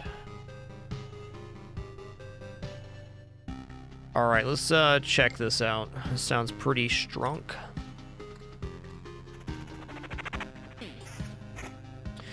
The reason I think counterattack is a bit weakened is we have to take HP damage for that to happen, and our energy shield is pretty efficient at this moment.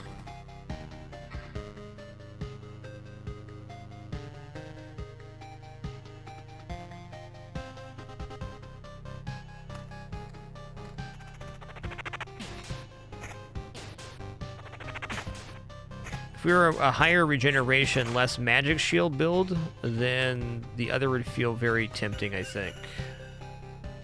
Dude, I need another road lantern down over here.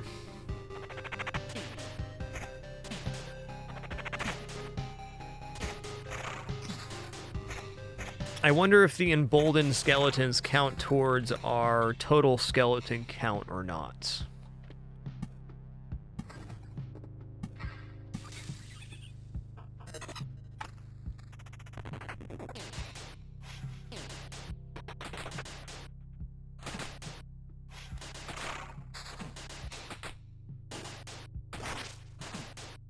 That makes sense to Everbrock on the placement there. Good call. They do count towards cap. Okay, fair enough. Okay, we'll put down another road lantern here so we get a little bit less maximum there. Why are the trees shaken?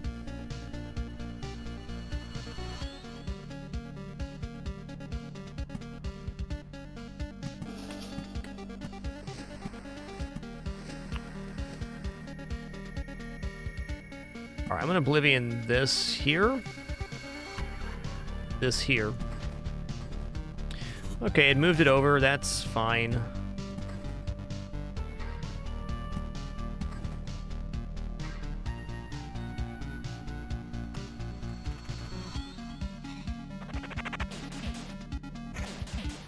Skeleton level plus 1.35. Okay. That's good. Skeleton level ring with evasion. Wow, that level's pretty crazy. I think I'm going to drop the defense ring for this one. 1.5 skeleton level with 52 quality seems legitimate.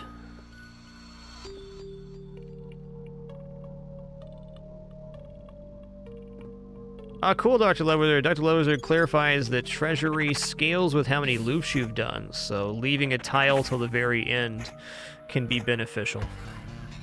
Cool.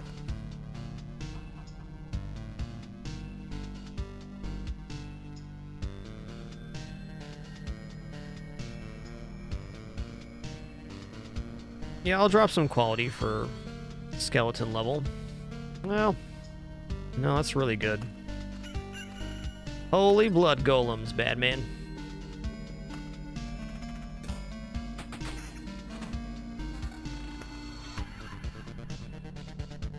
Hold on. I think the 20% attack speed is probably good, but this is a 4.68 increase to skeleton level.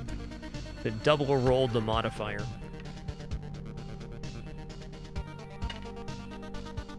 Pretty sick.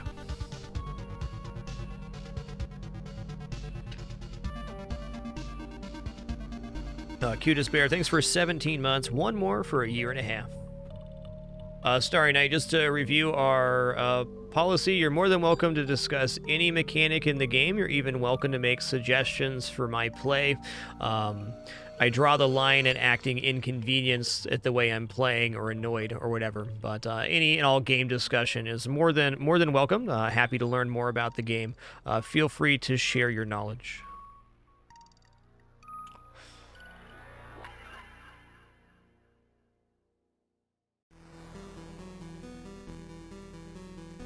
Well, I don't think max skeletons is bad here.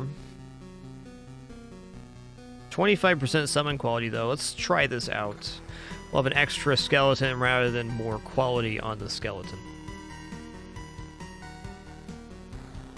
My initial feeling is the skeleton level is more important than summon quality. I have no backup for that, but I think it's quite good.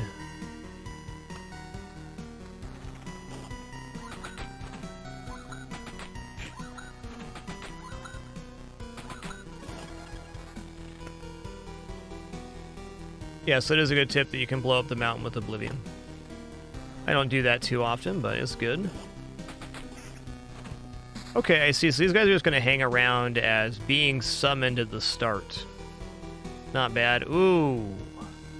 That's a ring.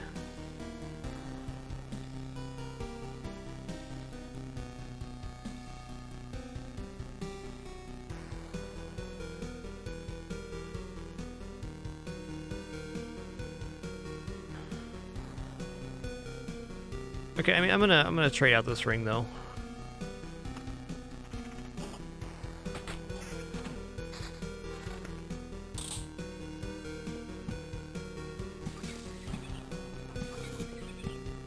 Okay, what's this here? Bandit camp.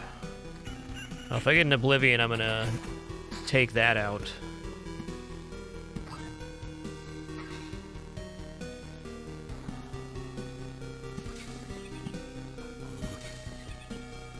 Gonna put an empty meadow here. Makes sense.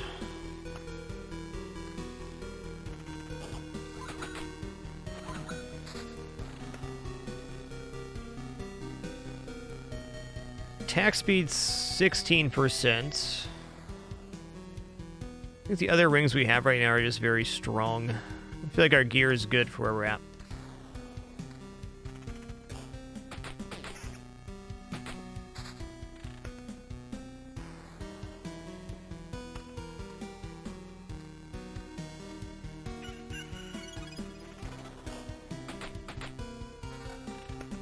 Okay, what's this? Ooh, okay, here we go. I'm gonna drop attack speed for this.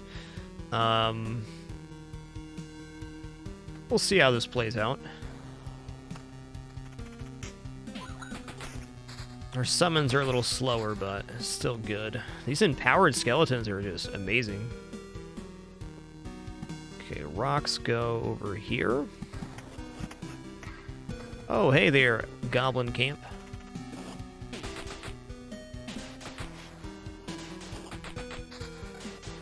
So I'm guessing these extra summon skeletons would scale very well with increased... Sorry, would scale very well with increased summon or maximum skeletons, because now that we have 2, if we had 3 max skeletons, we'd just summon a 3rd one at the start of the battle and have 3 on 1. So on and so forth. Alright, these fights are probably going to mess me up pretty bad, but I'm still going to do it.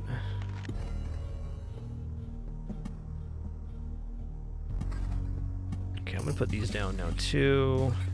Not the most efficient placement, but they're there.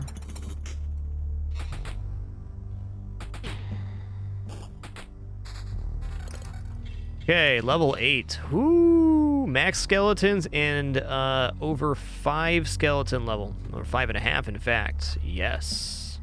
Now that is a nice book.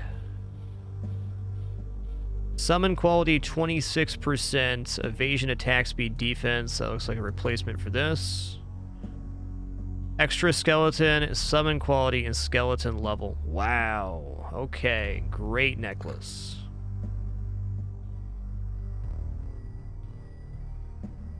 Honestly, I think attack speed for this could be fine. I'll wait, though. Greetings, Blood Golem.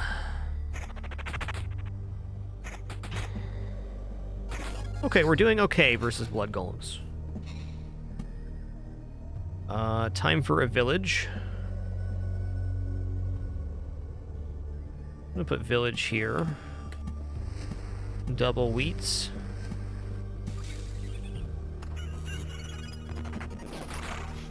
No kidding, Night Gecko. We just got some massive gear here.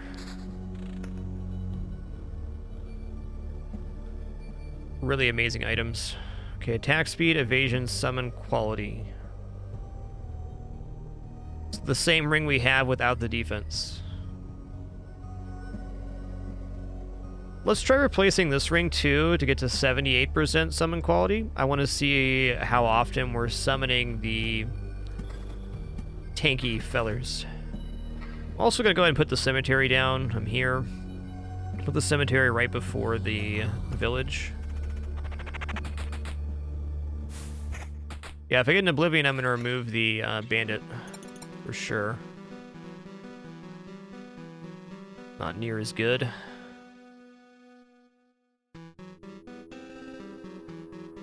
Evasion, regeneration. No.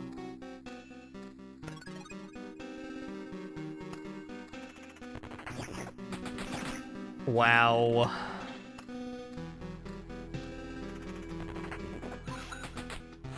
Having 4 skeletons attacking here is really good.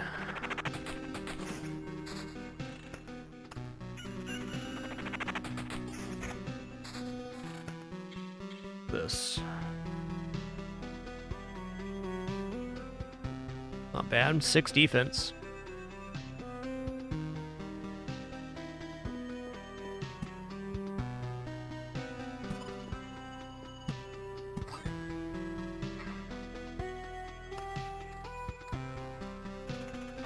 Ooh. Ooh, another one. Okay, let's go village and wheat field here. Iceboxer, that is the level up effect horde. We get 3 strengthened skeletons at the start of each loop.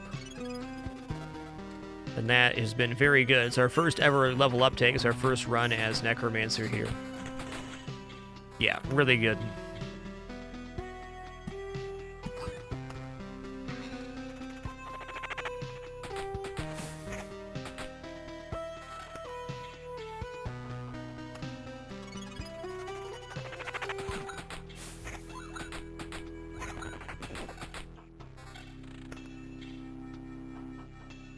Wow, 5 skeleton level and 16% attack speed. I feel like once one of our skeleton horde dies off, that's good, but right now the skeleton horde is destroying everything, so this is less beneficial. I'd like a necklace with attack speed.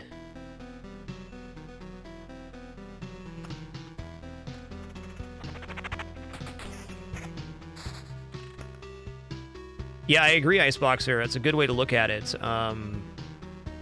One of the Necromancer's struggles is getting enough units summoned. And starting with units summoned just greatly changes your ability to fight. Level 9 here. Skeleton level 7.12.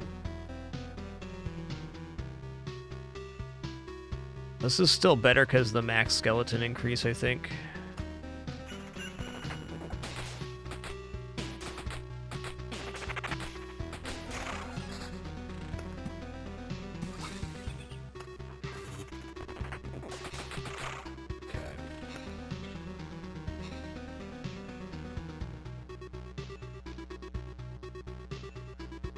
Sticking with what we got here.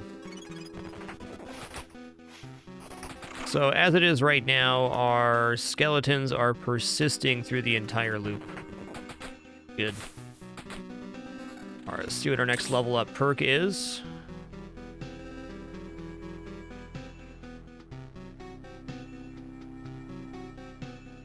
Any direct damage to the hero will be evenly split between him and his skeletons. I almost think that's bad with the summon skeletons. Maybe not, though.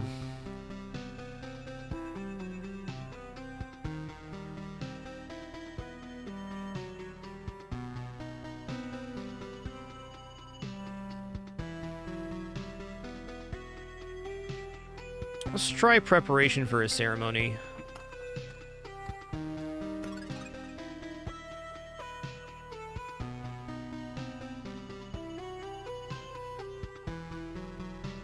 It's gonna be hard to get rid of this amulet.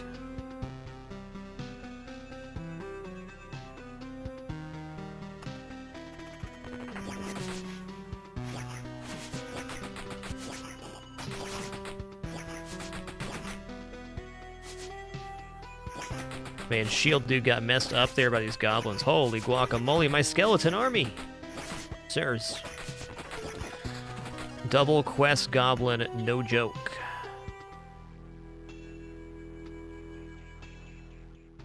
Not quite it.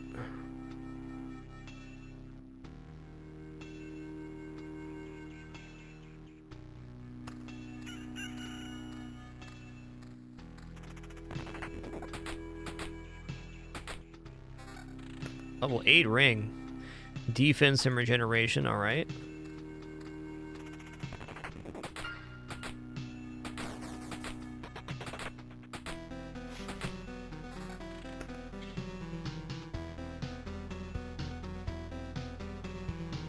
Okay, regeneration, attack speed, evasion. I think this is, we're going to replace the summon quality ring with this. Now we're going to place the left ring here.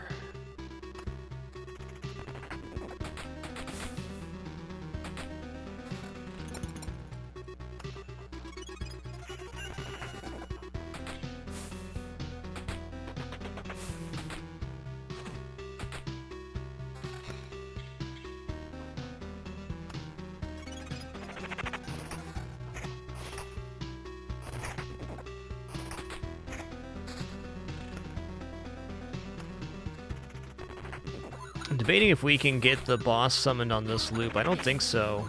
It's got to be the next one. And hopefully we don't get another double quest goblin camp. Okay, let's Oblivion out this goblin camp, in fact. No more goblins.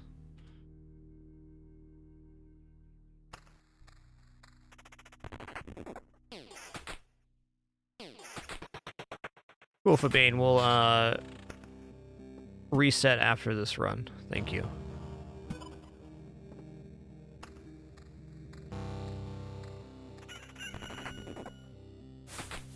The boss fight is at the start of the loop, Night Gecko, so it will not work that way. That's a good thought process, though.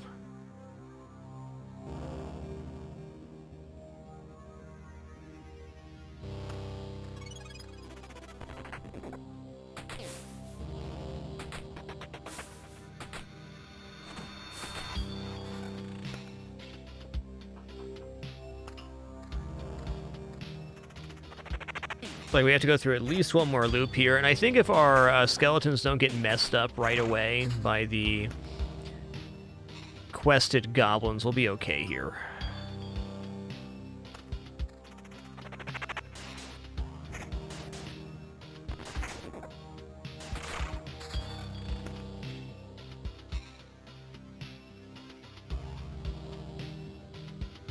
Very hard for me to give up the max skeletons on this with the quality. It's just a really great necklace.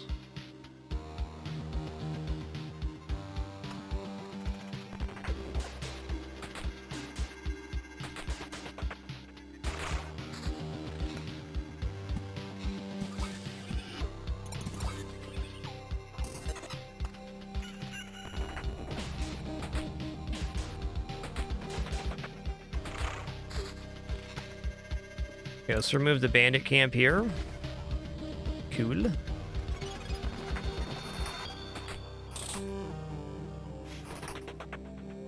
Cool, we got tank skeleton. Beautiful. Nice timing on that, too. Keep our other skeleton alive. I see why the tanks are so important now.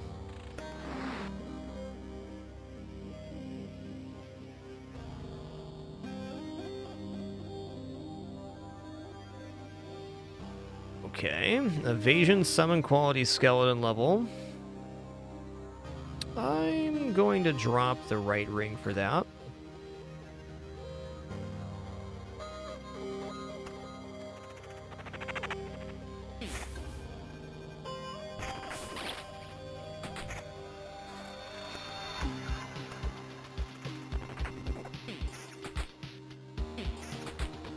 This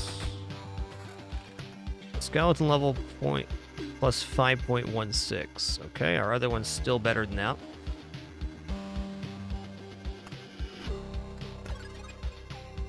Alright, I'm gonna go ahead and just pop this treasury now.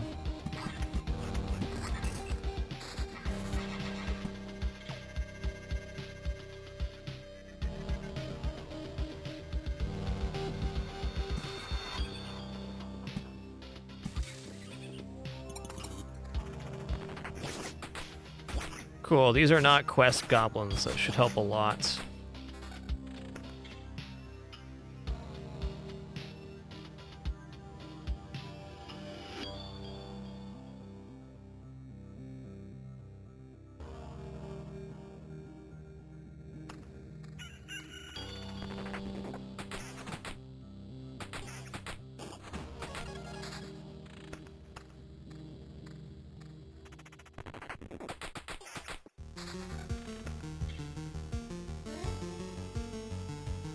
All right.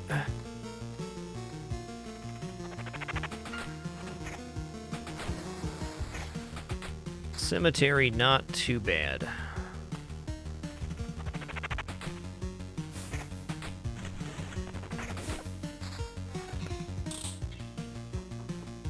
All right, we should be able to get the boss summoned here on this loop, and I'm going to.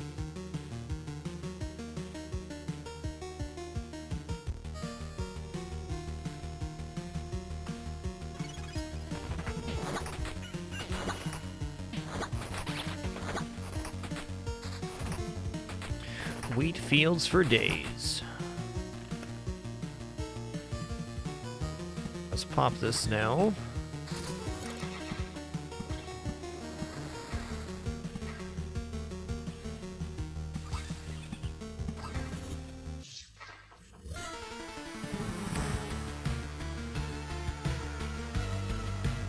Cool.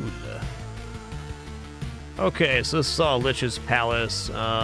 I should have put some stuff on the road, or near the road for that matter.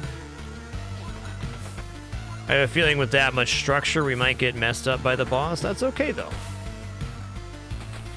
It's only our first Necro run.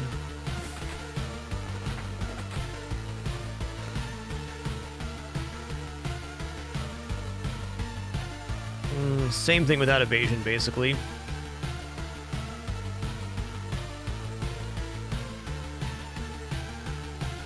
Oh, I like this.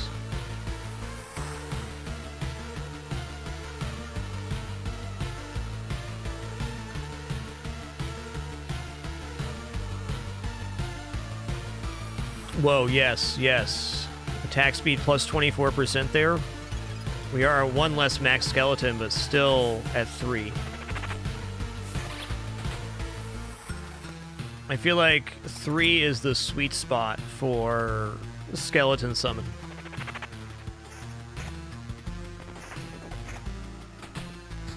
Yeah, the less the boss is able to build on the road, the easier the fight is. He gets extra damage and HP for each structure, so building around the campfire is an effective strategy to reduce his efficiency.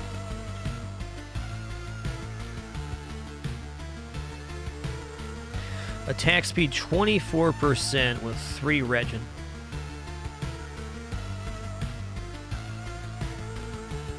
You know, I think for the purpose of fighting the boss, that replacing this ring with this is probably a good idea. 60% attack speed means we summon 60% faster, which is more meat shields.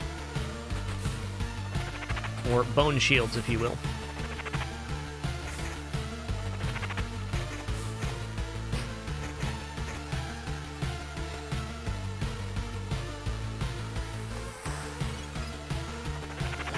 Oh, goblins.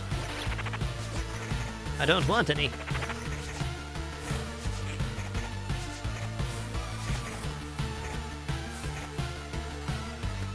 But simply like putting groves and stuff around the campfire here would have stopped some of these structures from spawning. Whoa, whoa, whoa. Attack speed 28?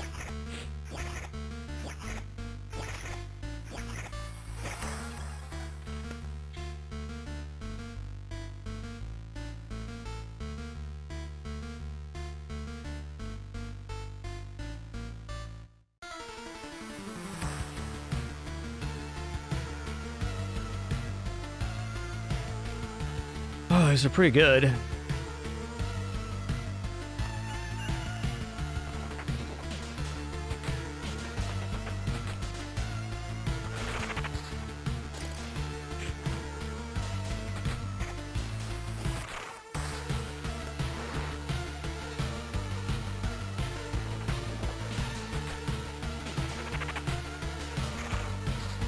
I think a big part of the boss fight, our success or failure at it, is going to be if the boss hits my skeletons or hits me. That's going to be a big one. And on that case, I may just go for more attack speed to summon skeletons. I'll figure that out here in a minute.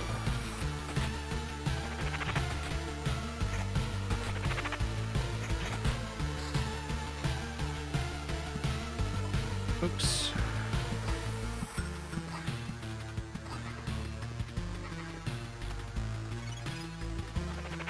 Let's also see if I can build a grove on where the Lich's statues are too. That is a pretty nice thing.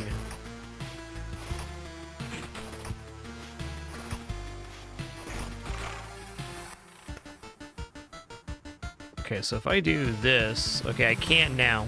Got it. Is fair.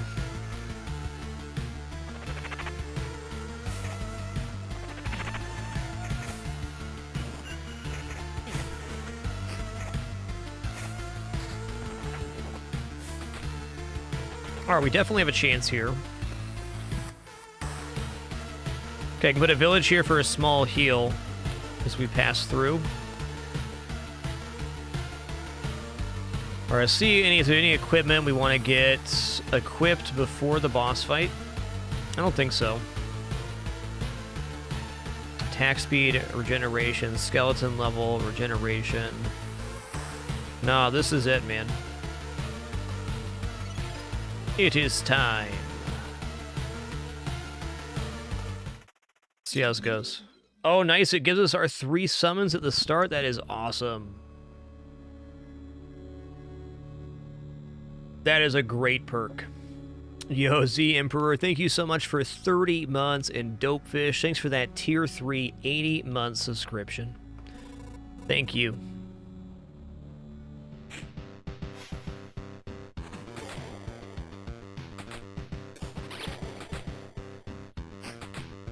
Why is my hero not... Oh, I only have max skeletons 2 right now. Is why 294? We're dead. Alright, that was a combination of things. The main thing that made that so gnarly is I did not place to remove any of the structures around the Lich. That's fair.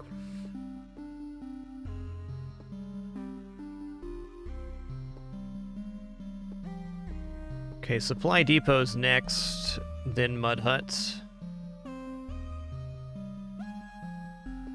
Alright, we're gonna do another Necromancer run, then we'll start rotating through the classes. I just want to get one more on this new class here. Perhaps instead of Blood Groves this time, I'm gonna go Cemetery, Spider Cocoon. And we'll bring battlefields back into the play. I also think villages are maybe less beneficial on this.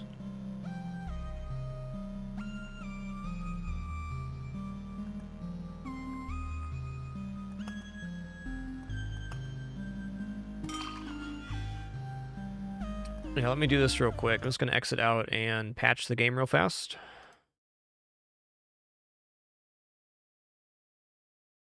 There are 3 classes in the game, Kuzi.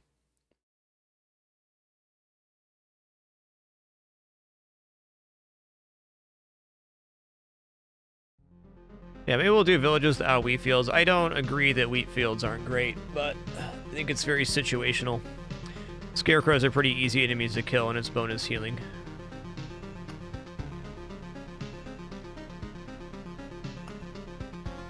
Okay.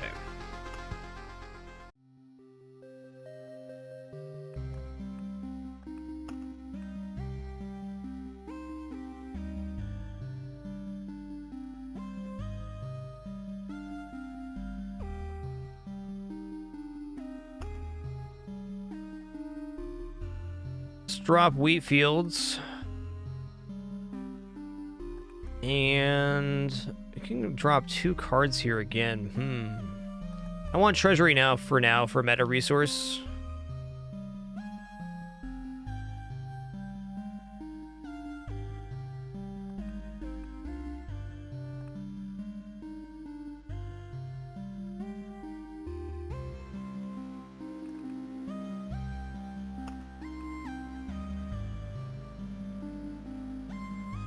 No, let's get Cemetery. Get memory fragments for Cemetery passing through.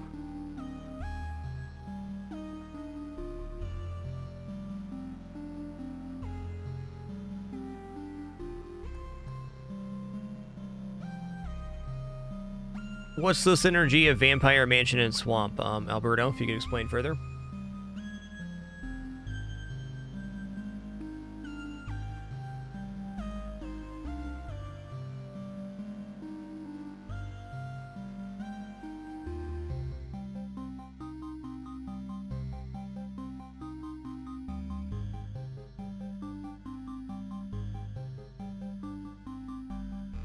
Okay, vampirism damages vampires. Okay, let's give that a shot then. Let's give that a shot. We'll go Swamp and Vampire Mansion here. I'm going to drop Battlefield, although it is nice.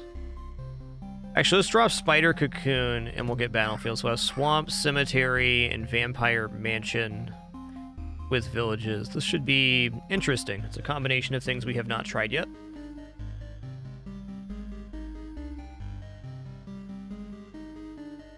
All right, before we go any further, you're going to take that same break we take around the same time every single broadcast. Just going to stand up, stretch my legs, grab a quick snack, my breakfast, in fact.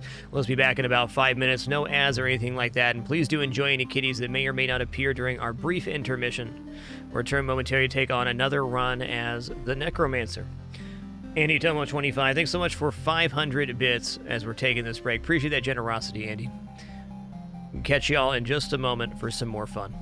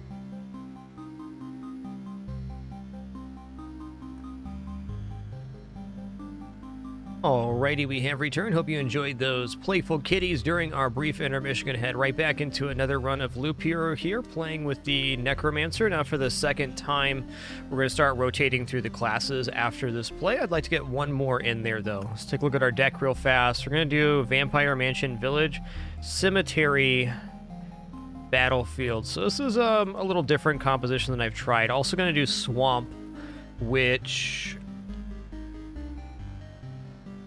counteracts the vampire's self-healing. We'll see how that goes.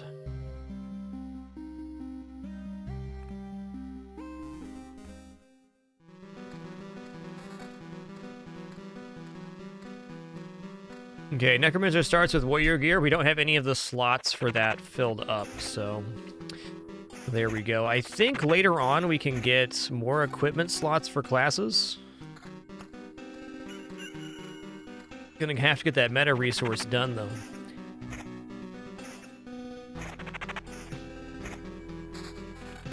Okay, ring and a necklace. Easy peasy. Magic HP is essentially energy shield. It's damage that absorbs at the start of the fight.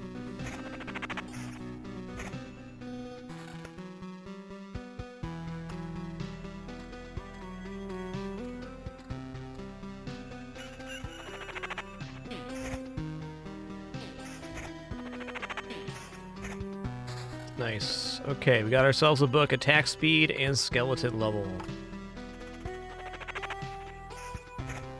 Yo, Peripheral 1994. Thanks for 79 months. One more for that big 8-0. Thank you.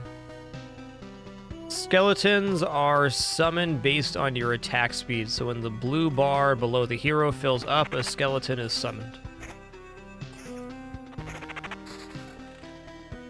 Okay, let's give this a try. I'm gonna put Swamp down.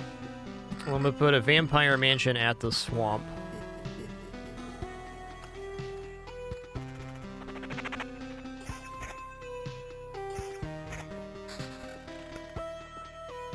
And then the type of skeleton, or the potential type of skeleton that will appear, will be based off of the skeleton quality stat, which we do not currently have anything in. Regeneration, evasion, defense. That's better than this.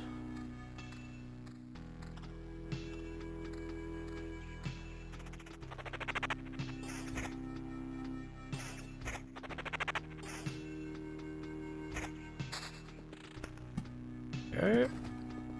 I'm gonna put the other swamp down to this next to this one.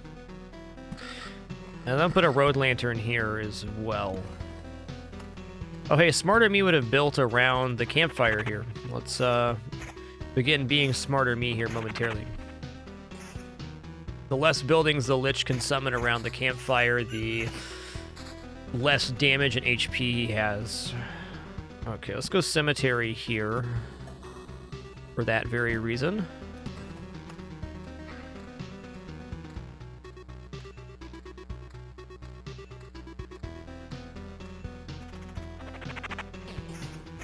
Give me the loot. It's gonna be attack speed ring, 4%.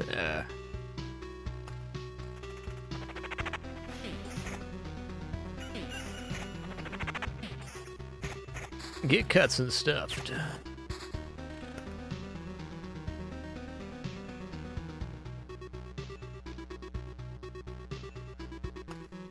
All very comparable.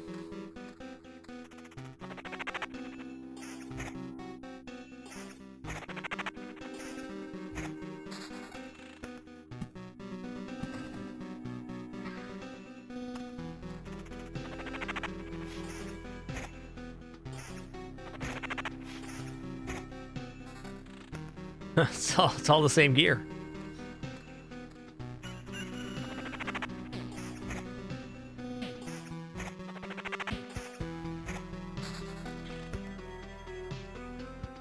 I'm good on that too. Okay, here's Oblivion. We're gonna save this for the goblin camp that will appear once we place down enough. Let's place these meadows behind here.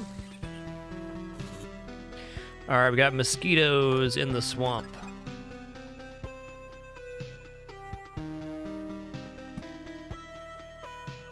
So it's going to put Road Lantern down here. This is another thing that will stop a Lich building from spawning. Okay, so now when the vampire hits, he does self-damage because he has vampirism. And inside the swamp, healing effects are not beneficial. They hurt us, in fact. So things like our health regeneration hurt us while we're inside of the swamp. Yikes, man. Okay. That seems very good.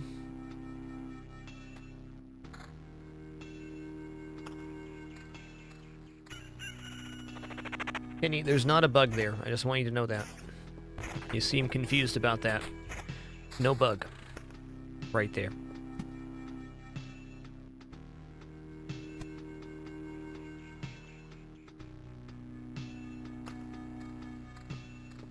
If the day rolls over, you also take burst damage in the swamp. That's pretty gnarly.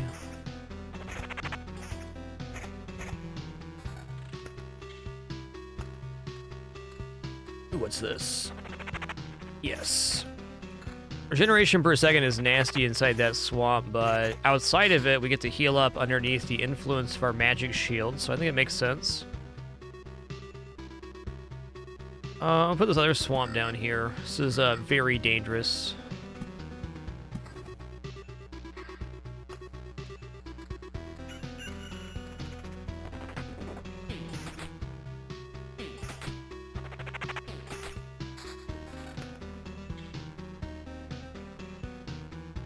Okay, skeleton level. That's a pretty nice skeleton level increase. Let's go.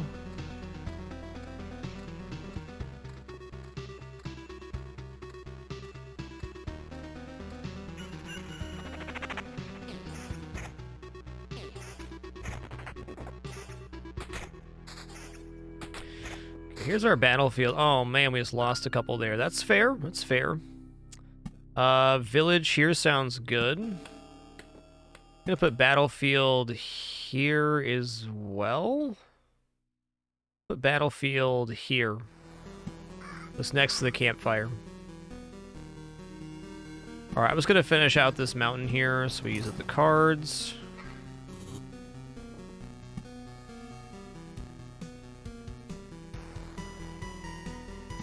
Just gonna throw some meadows down in the back here.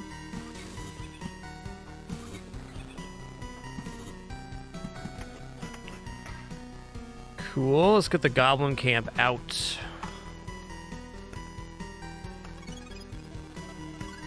New quest.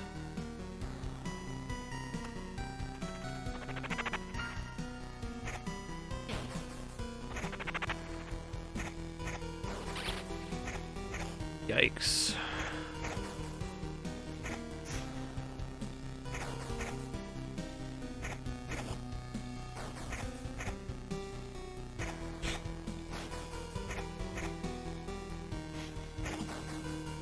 No, you should hit my skeletons, not me, Mr. Skeletons.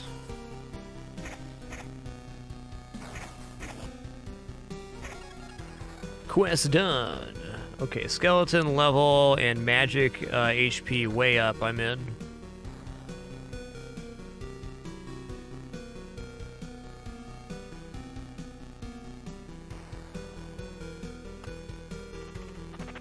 It's a good tip that battlefields are nice in just vampire aura, because you get to fight a single vampire for the loot. I like that. Yeah, that's a straight upgrade to what we got. The regeneration's actually hurtful here for a moment, but, you know, that is what it is.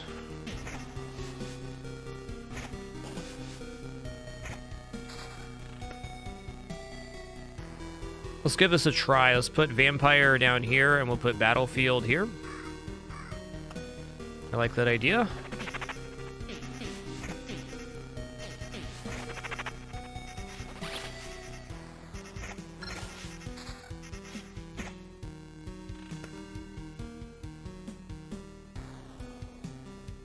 Yeah, correct. Enemy targeting is random unless you have the...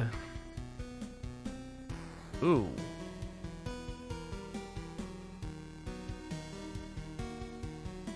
The tank one out. This is good.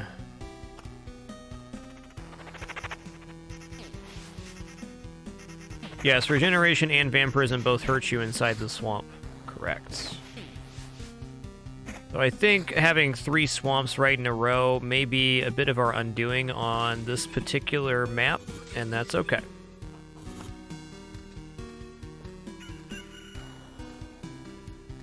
We do have a trait, thank you.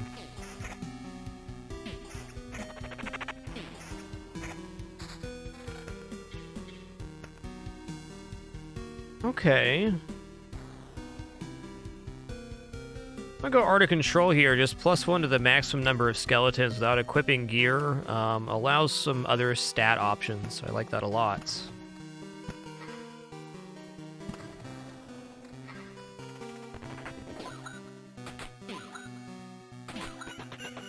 Kajunga, enemies such as vampires, which also have healing attached to them, are injured inside of the swamp is the main benefit, I would say. I don't think another skeleton, since we just picked up that trait, is going to be good.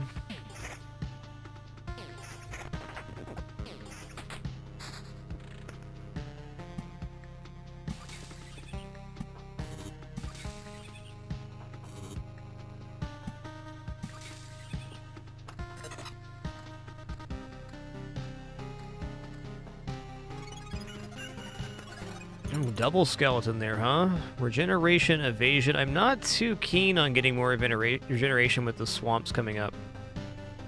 Maybe just attack speed here is good. Get to that 3rd summon skeleton faster.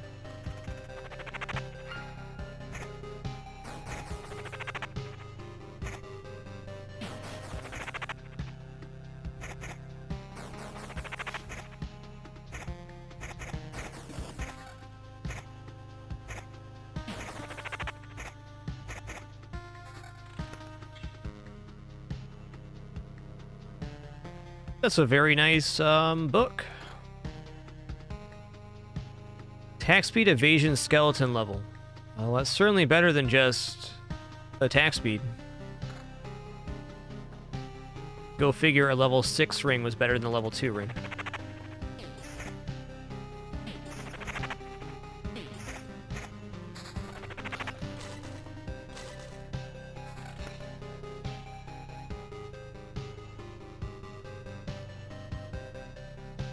I think that's a good point, Okado Tim, that villages are most optimally placed about the halfway point in between loops.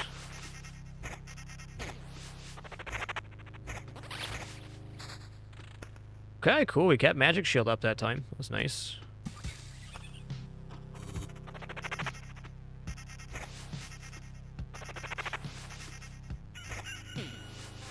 An extra attack speed coming in clutch. Summon quality 26% with regeneration. It's only a 3% increase on what we got. Attack speed and skeleton level. That is an improvement to what we have here. Wow, a ring with attack speed and max skeletons and skeleton level. Count me in.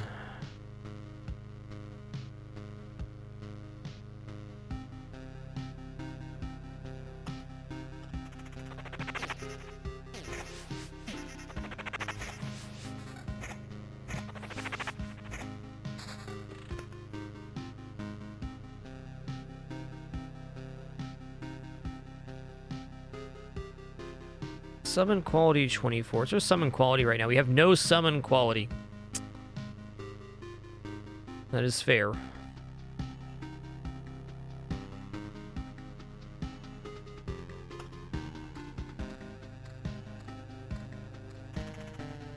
Okay, cool. So we get just a vampire fight with the chest for having placed it there. Thank you whoever made that suggestion. That's a good one.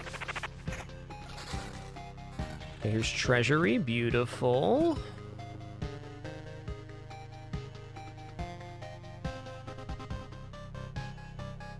I think this is good. I'd like a little bit of summon quality. It's a nice necklace.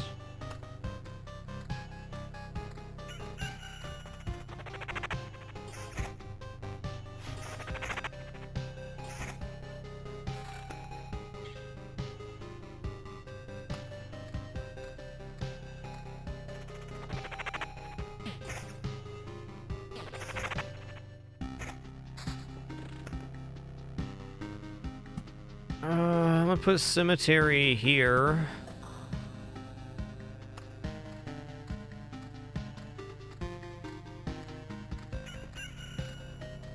Trying to surround the area around the campfire so there's less lich stuff.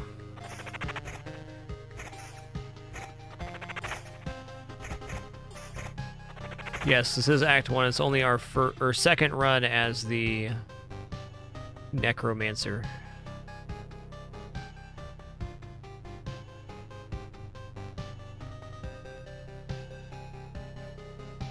I think this is the ring that gets replaced, but not yet.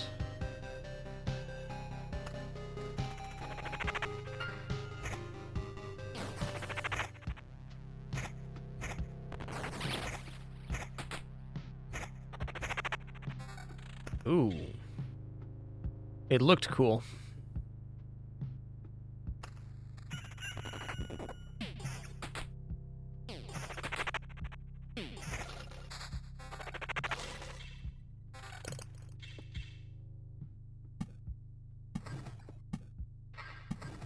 Okay, good.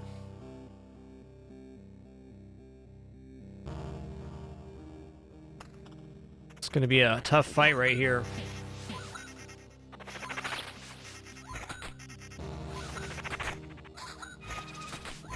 Go, go, go, go!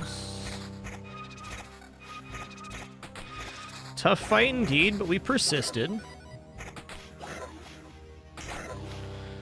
A ton of cards here too, wow. Holy guacamole, that's a lot of cards.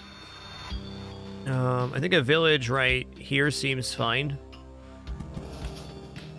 Okay, now we're gonna Oblivion out this bandit camp, thanks. I don't need bandits right now.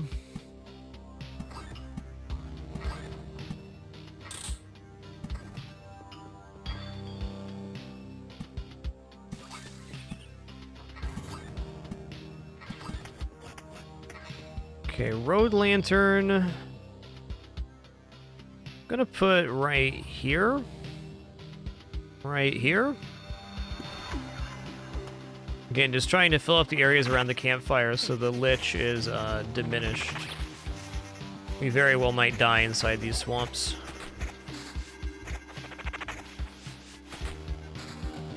Alright, what's going on here? Attack speed, evasion, summon quality. Yeah, it's basically the same thing, but with summon quality as well. Attack speed 16% on that.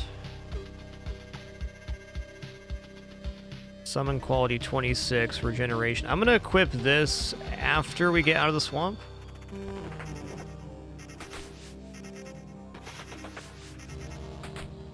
Very fortunate find here. Okay, really just equipping this necklace right now for regeneration reasons.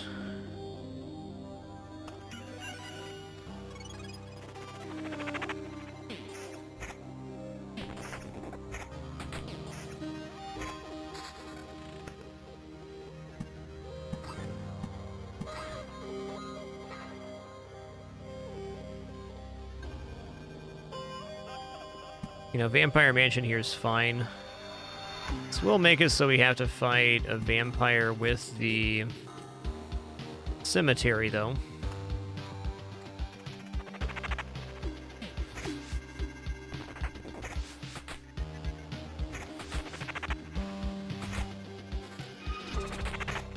Defense, attack speed, and skeleton level.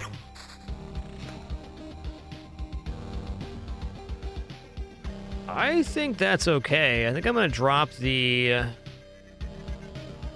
max skeletons to 3 right now. No, it's better than the left ring. Let's do that.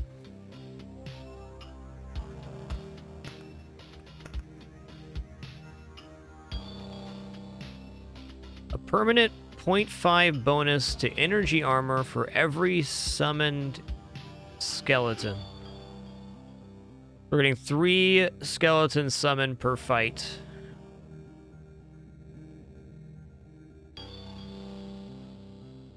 It's probably not going to pay off here. If we got this first, though, maybe. Blissful Ignorance also really nice. Alright, we'll go Blissful Ignorance here, but before we do that, I want to spend cards. Because our hand's going to be replaced. But at the very least, want to have this place down. Grab Village here. I could try converting one of these villages. Scary, though. Okay, let's go here. Gonna convert this. Going to place Road Lantern here.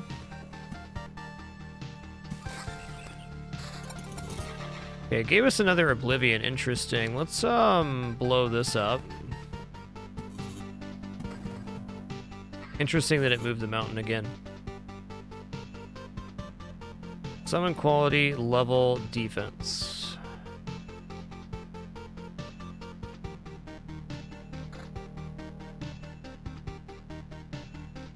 Alright, so what I'd like to do now is take our level, Blissful Ignorance. I'm gonna remove 2 of these swamps. Also gonna drop the Vampire Mansion now, which will still make this ransacked village transform in 3 turns, but without the vampire fight there every time now.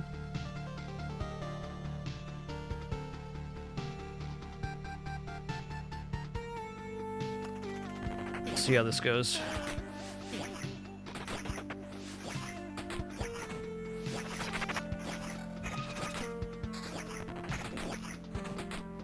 Okay. Another battlefield. Let's go ahead and make this, transform these tiles into the bloody one.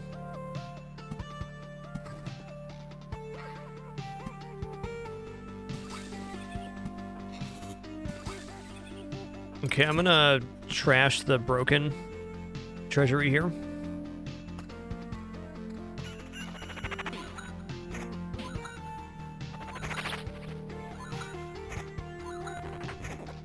Okay, skeleton level with evasion. That's pretty good.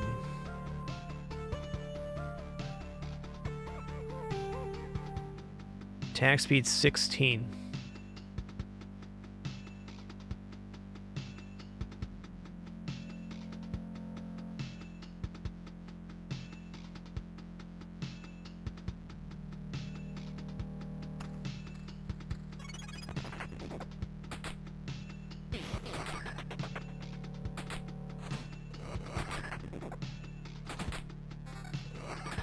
Empty treasury spawn a gargoyle every 3 turns, so there is incentive to remove that, yes.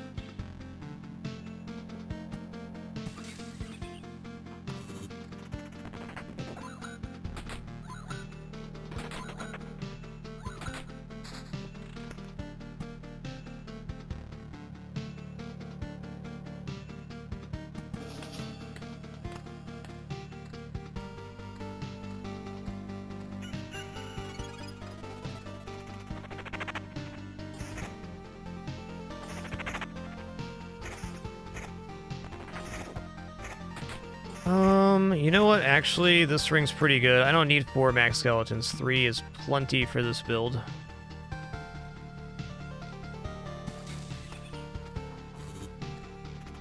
Oh, hey, we got Goblin Camp I need to get rid of. Get out of here, Goblin Camp.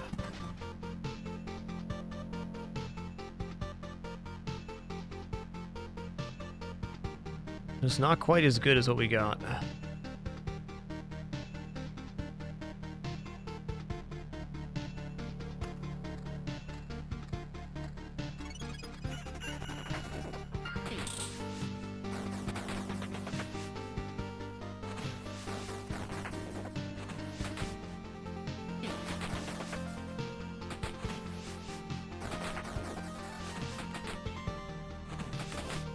Nice, Tanky Feller is really good. We're getting him pretty consistently with a 76% summon quality, too. Summon quality seems pretty OP. What's this? Get out of here, bandit camp.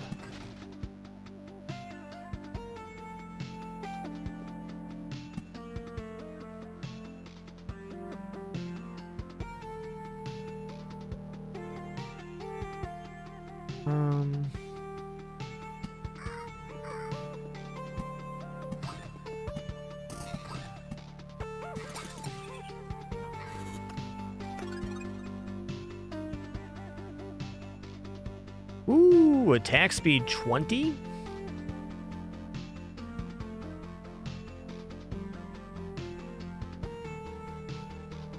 I'm gonna drop the right ring for that. 20% faster summoning of units is very strong.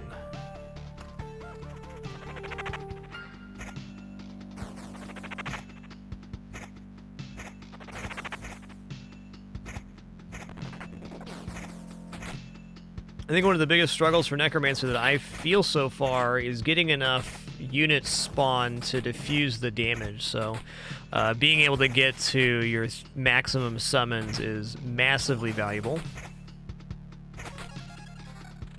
Quest done. Pretty nice too. Summon quality 26.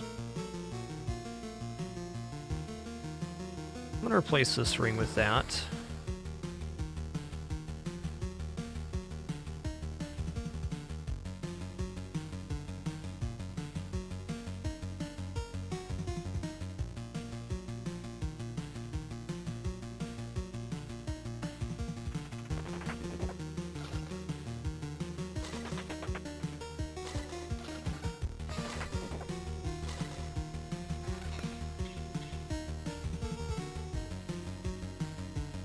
Looks pretty good.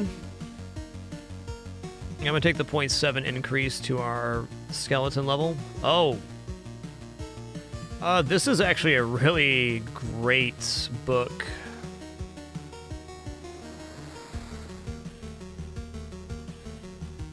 Skeleton level 6. That's actually a downgrade there? Did I misread that? I must have. Well, no worries on that.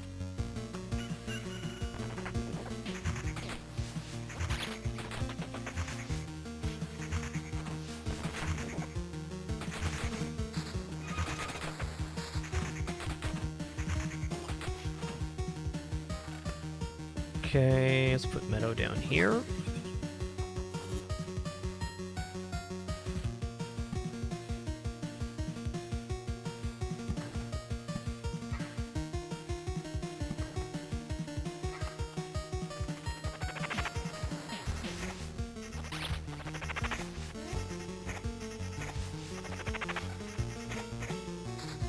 Magic HP 163. I don't think I can lose the summon quality right now. Oh, man. Another one? Okay, I'm curious now. If we do this and get to 40% attack speed, is it worth it?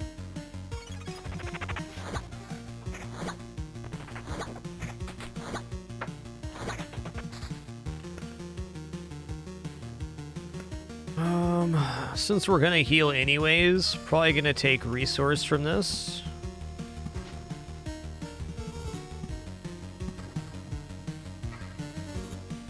Okay, what was the main resource that gave noticeable change? Was it...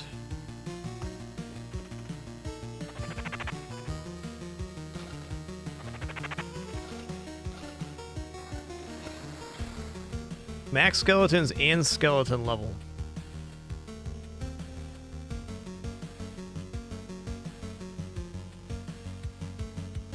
So we lose a little bit of skeleton level for evasion with that, and a little bit more magic shield too. Interesting. I don't think I want to exchange though.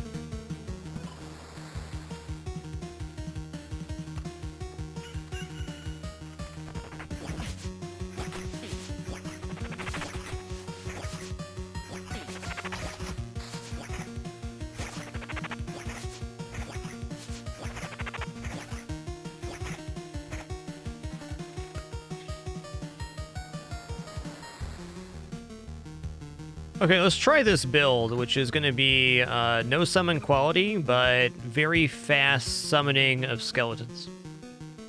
I'm just curious to see how it goes.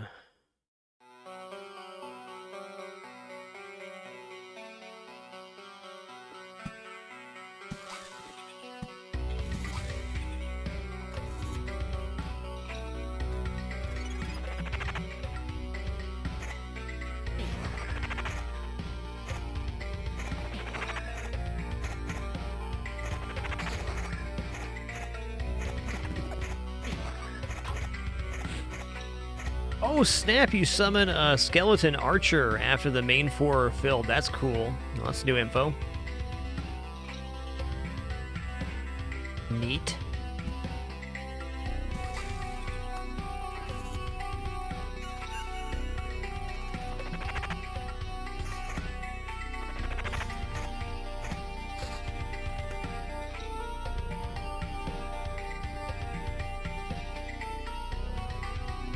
I'm going to put down a single swamp tile here.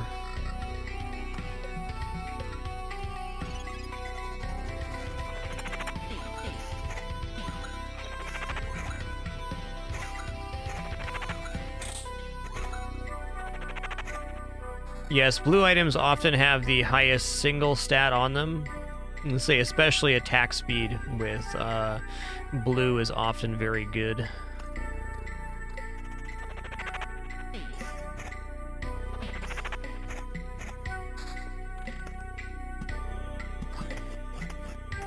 Okay, we got Goblin Camp here. We're going to Oblivion that out.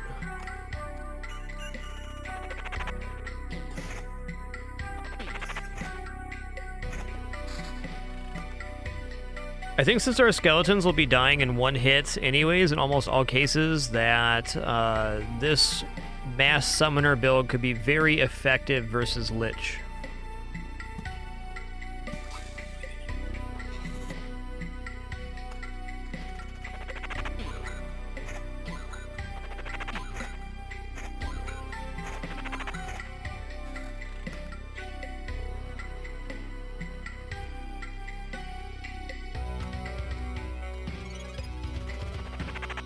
I also believe is going to happen here on the next next time through. I don't see any reason we can't defeat Chapter 1 on this run.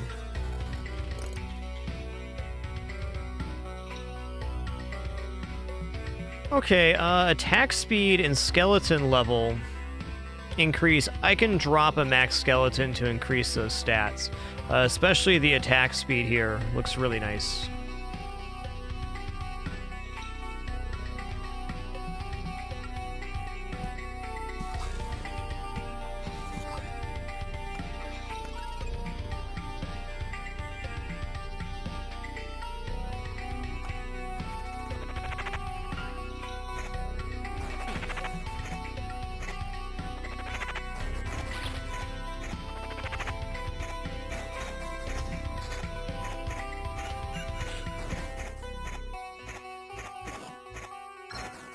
Okay, level up here. Let's see what we get.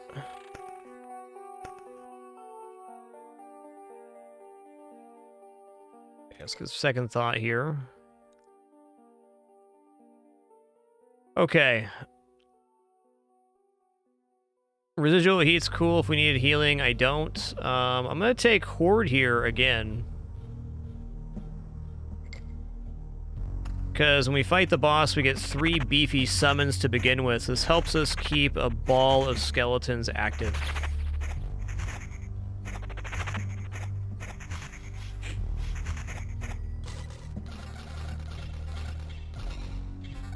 And I think with any luck here, I should be able to also... Got here. Ooh, this is nice. Evasion, regeneration, attack speed. I'm going to replace the right ring here. It's only an 8% attack speed down for some nice stats. Oh, hold up. 28% attack speed and max skeletons +1. Okay, well, let's do that then.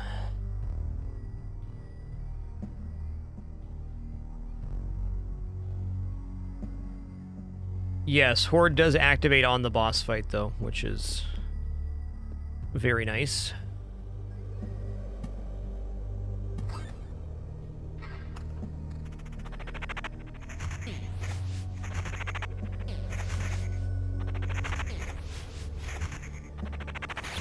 Especially with 5 max skeletons, starting the boss fight at 3 and being able to summon on top of that should allow us to diffuse damage. Alright, I'm going to get these going now.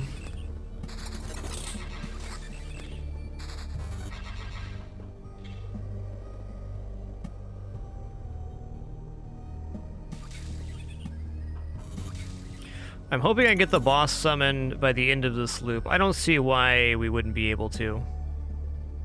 On that note, I'm going to start putting stuff behind the hero as he passes over.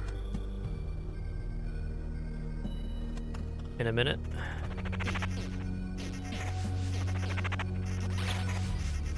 Oof. Stop hitting my hero. Uh-oh. I died to regeneration. Okay, so regeneration in the swamp is what got me there. Noted. Good run, good run. Alright, so we have supply depot. We need quite a bit of resource for that. Not going to use a farm either. Or we already have a farm with 6 slots.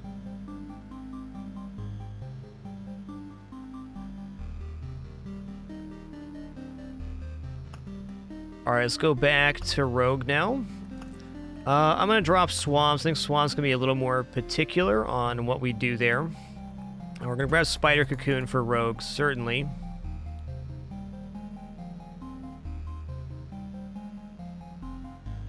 I think I'm going to grab Wheat Fields here, too. What do I want to drop?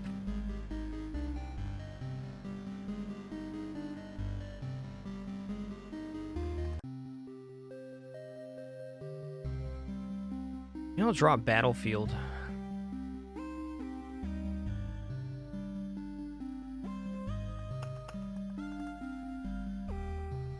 Okay.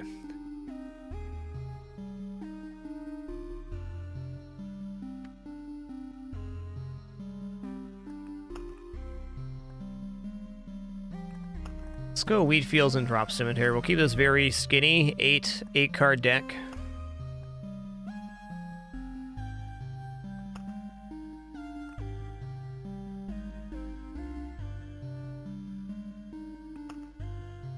I'm going to do Chapter 1 one more time, because I really like a resource run. I don't feel like playing on Chapter 2, at least till we get the next building or 2 built, has much bonus for us.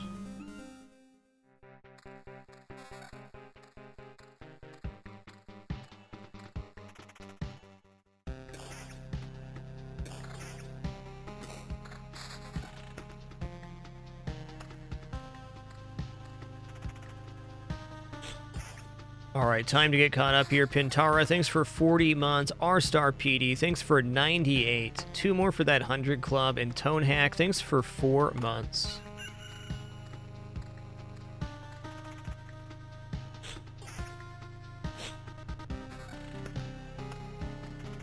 Chapter 2 has a different boss and higher enemy scaling per loop. Is the gist of it.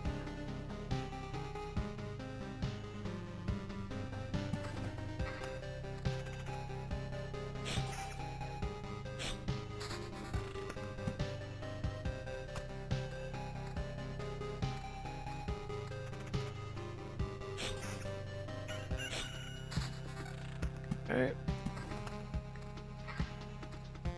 IC Pixels, thanks for 12 months, and Hand of Code, thanks for 77. Thank you. Alright, we didn't get any extra spawner cards here on the first loop. Too bad, so sad. Okay, let's start treasuries over here. DOG, you pick your cards that you start with, regardless of chapter, before the expedition. Okay, 14% evasion's pretty good.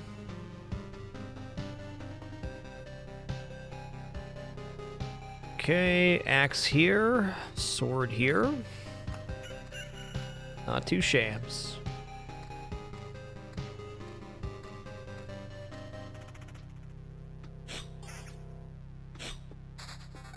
Okay, village, nice. Village around the halfway point here sounds good. Put a wheat field on the side, too. On the side that does not remove a fight for us.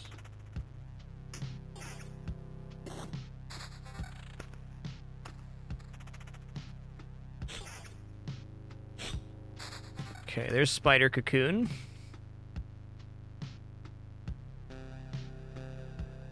Let's put Spider Cocoon down right here. We'll put the wheat field down after this fight.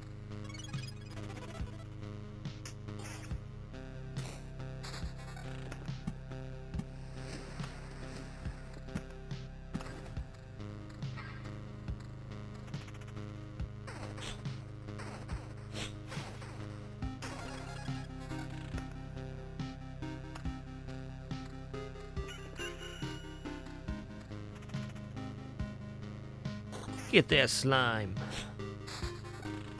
Okay, Oblivion's always nice to have.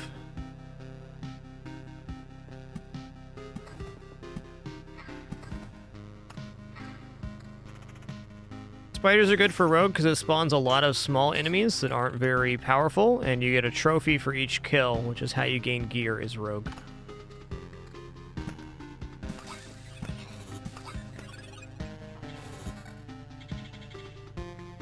More trophies equals more chance at better gear.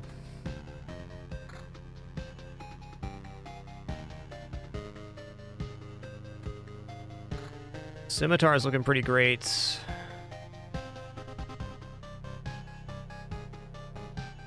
It's only 8% though.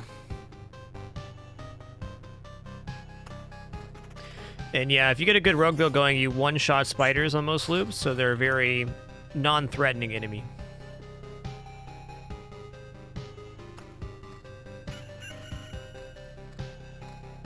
Wheat fields can only be placed next to a village, and they give bonus healing when you enter the village.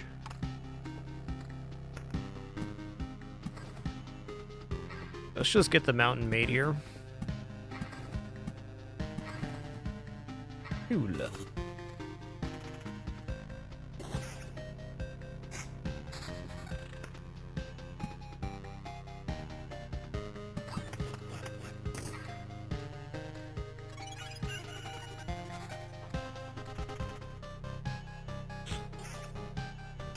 Oh, hey, goblin camp spawned here. I'm going to remove the goblin camp right away with Oblivion. Goblins hit hard.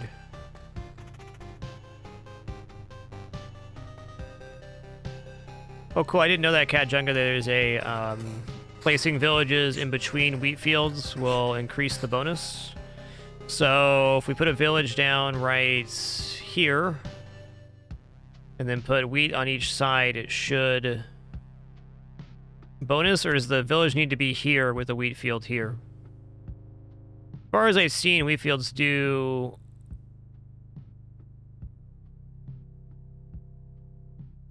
Or wheat fields do connect together.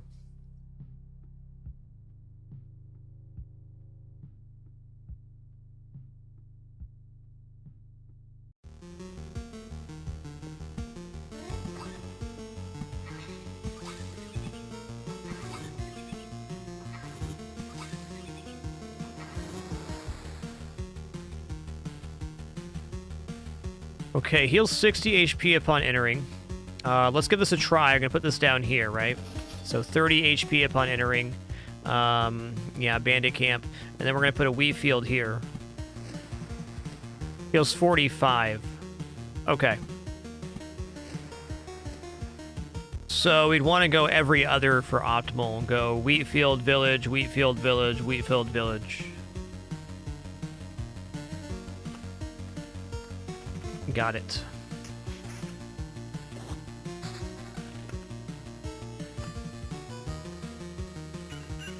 What are these level 3 boots we just got? Evasion and magic damage. Well.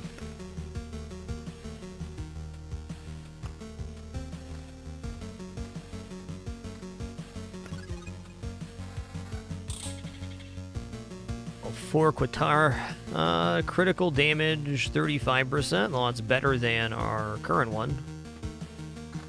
Swords 11 to 17, 11 to 17, 10 to 16. Magic damage is added to the top. It's not bad. You know what? I will lose 5% evasion for 9 magic damage, bringing us up to 17 per hit, 16 per hit.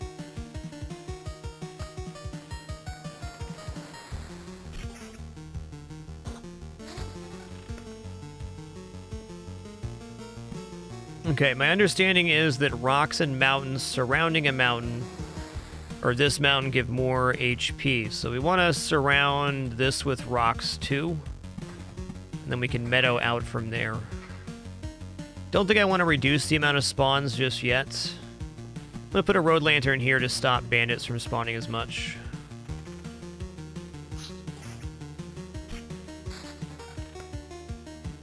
Okay.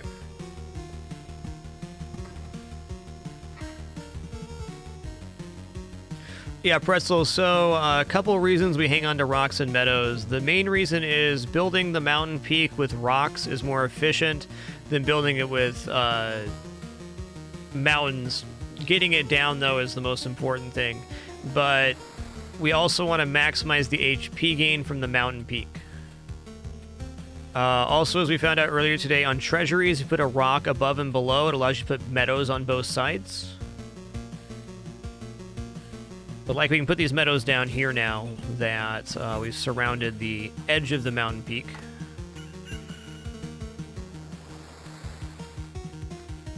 I guess early on there's not that much benefit to placing the tiles, so holding on to them is just as good.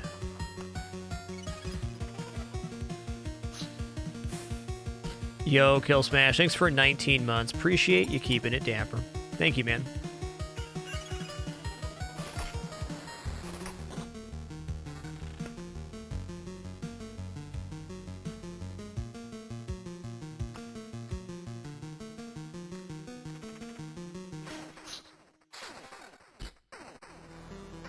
Farable, I'm not quite sure what you're asking. You've done nothing wrong. It's just very hard for me to interact with comments that start with "why not," because I have to go back and figure out where the question's coming from in correlation to a decision I made.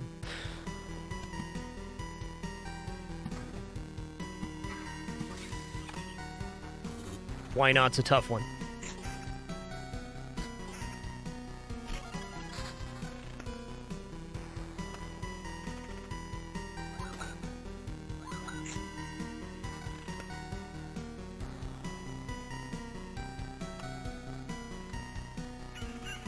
Oh yes, our treasury here gives higher rewards.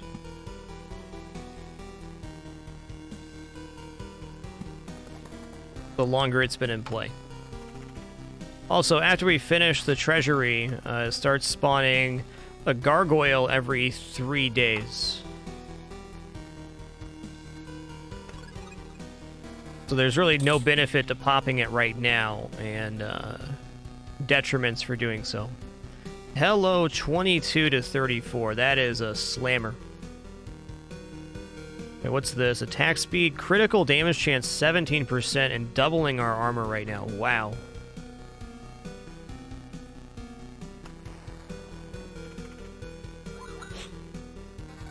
$103 crit, awesome. Do I Oblivion the Bandit Camp? I don't think I do yet. I think we're sustaining fine now. That is definitely a removal target, but not something that needs to happen just yet.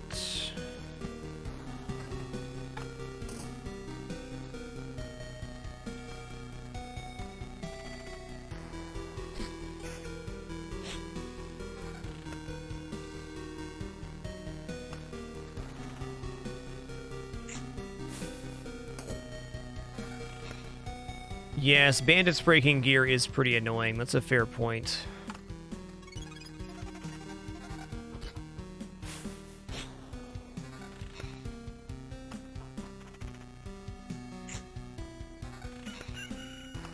Turns out crits are pretty good.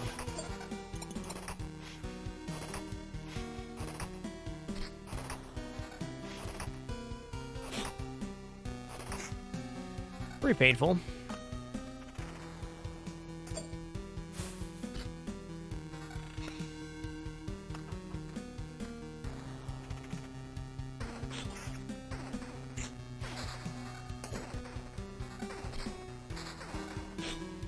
They break your inventory gear, I believe. Critical damage chance 12% is actually a straight up upgrade. Awesome. 42% chance for crit is not a small amount. Welcome to Spoderville.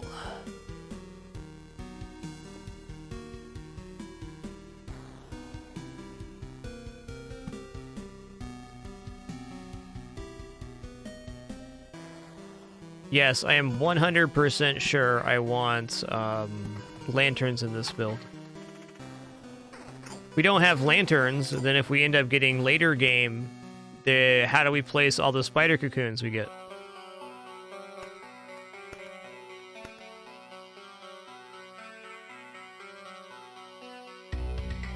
Okay, I'm going to take Marauder here. Fighting against 3 or more enemies will grant you an additional trophy. Trophies are king for getting gear. Hero receives 7% less damage for every enemy starting after the second enemy. 10% chance to simultaneously attack 2 targets is also very nice. I'm gonna go Marauder.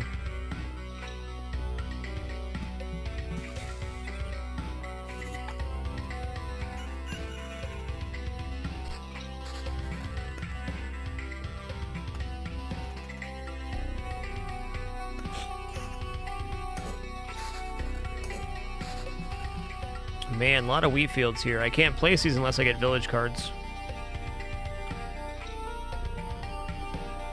Okay, let's just put a lantern down near the campfire. This will stop lich buildings from spawning. And... oh, I should have put a space in between these. Okay.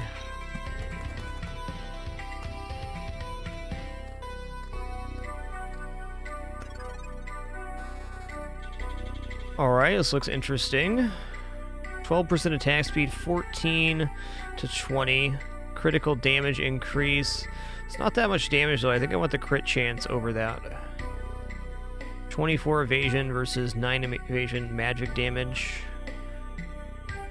It's a bit of a bust on this set of gear.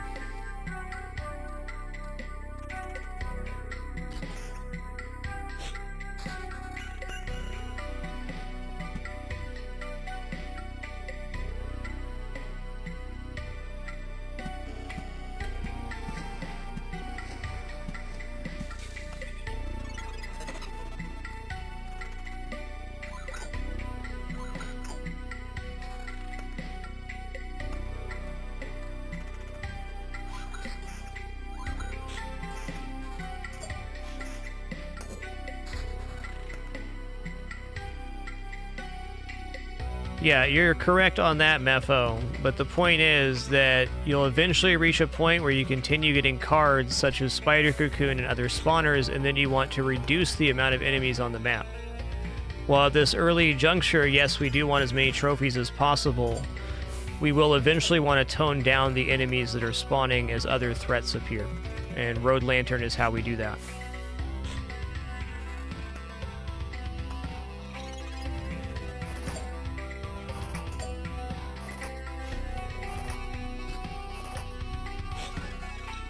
Alright, now that we have the other 2 spider cocoons placed, I'm going to Oblivion out this bandit camp. No more bandits.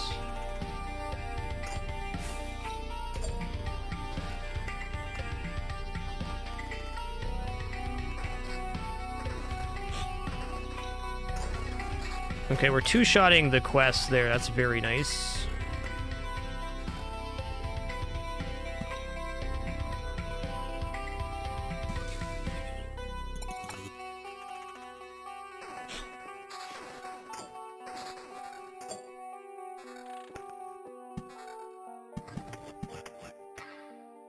Okay, I'm in Oblivion this goblin camp too. Seems like a great one to do. Okay, so now with all these spider cocoons down, and since we've survived through this little area, I think if we live to make the next loop, we're going to get some really intense level gear.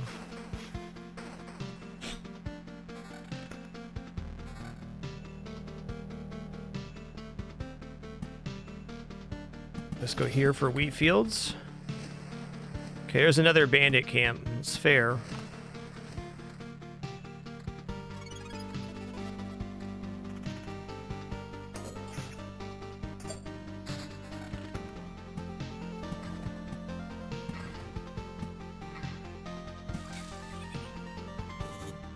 I might even be to the point where putting the lantern down now is a good idea. Let's see what kind of gear we get here.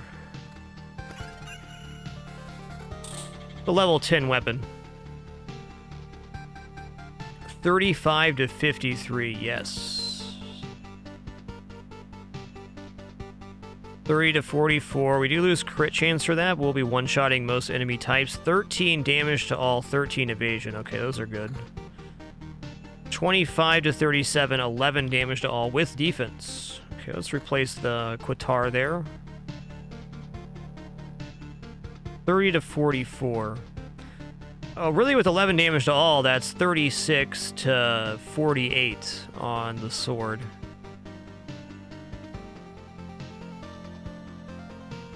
I think we have a high enough level on the weapons now that just taking X evasion bonus and max HP here makes a lot of sense.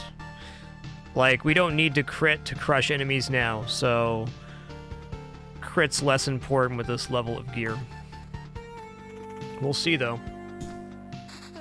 Yeah, that was a hit. I'm going to remove this bandit camp.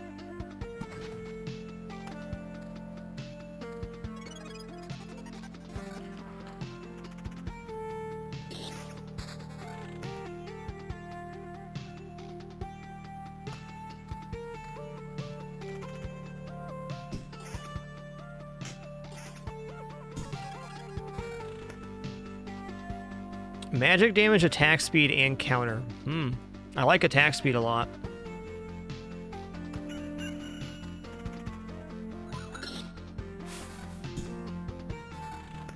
Since it's damage to all McQueen, I'd imagine that'd be the case, but I don't have any confirmation on that. Ooh, those are nice boots. Okay, I'm taking those. It's attack speed and evasion.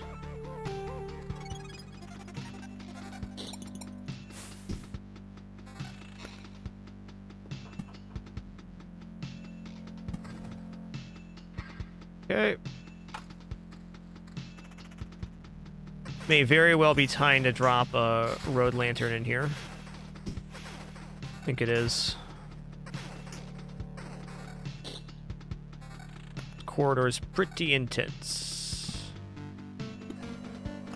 Okay, now we're at 3 maximum. And 3 is what we want. We have the extra trophies for 3 or more enemies in combat, so 3 is the exact amount of enemies that we would like to have placed.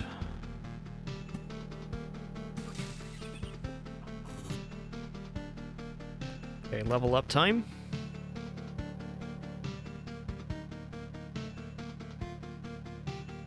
%50 chance to steal a resource shard from an enemy while parrying. Does parrying is evade? Is that what that is? Old Scars is not retroactive, as we found out the previous run. We get items from villages because we completed the quest. Each village gives you a quest, and when you get back to a village, you get an item. Parry is counter. Gotcha. Well, we're not countering. I guess we'll try this.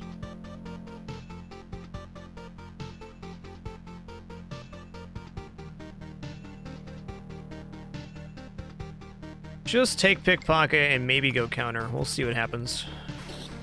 Not the best choices there, I don't think.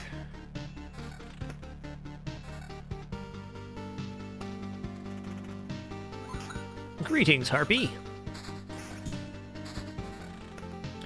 Okay, let's go village. I'm gonna go village here and then wheat field here. There we go.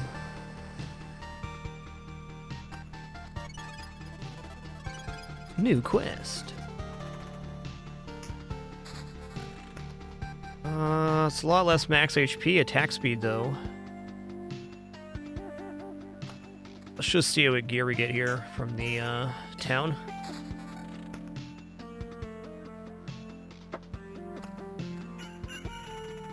I really want Old Scars as the first level up.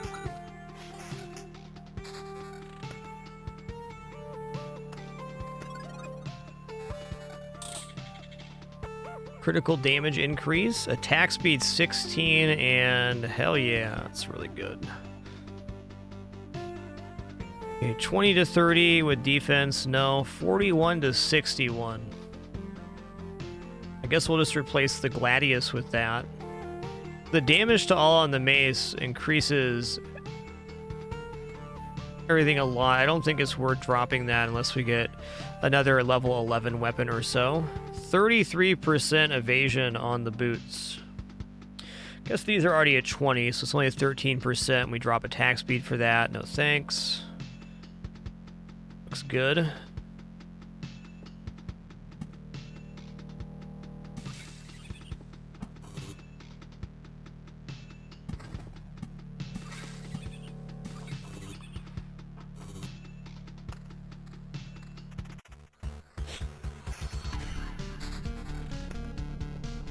Okay, here's treasury. I'm gonna put that down here right now. We're definitely at the point where completing this treasury is going to be good.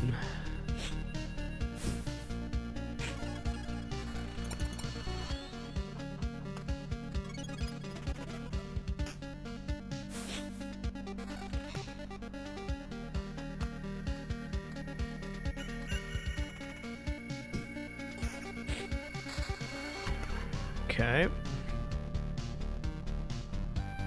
Safe to place on this side.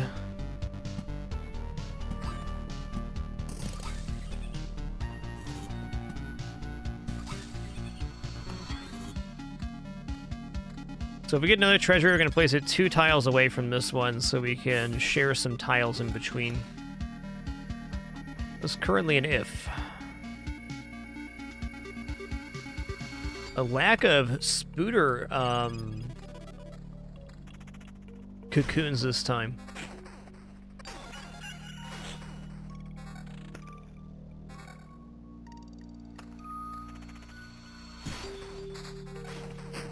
Give me those bonus trophies.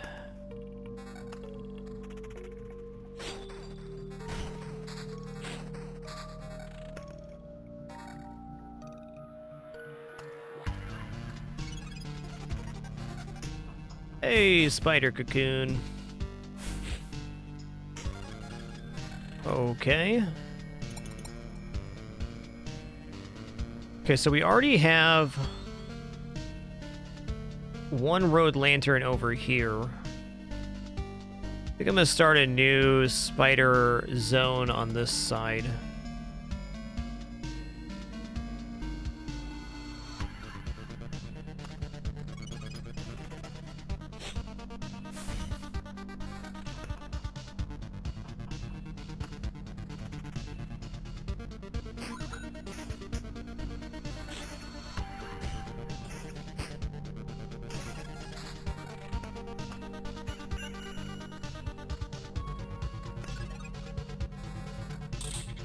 There's some gear.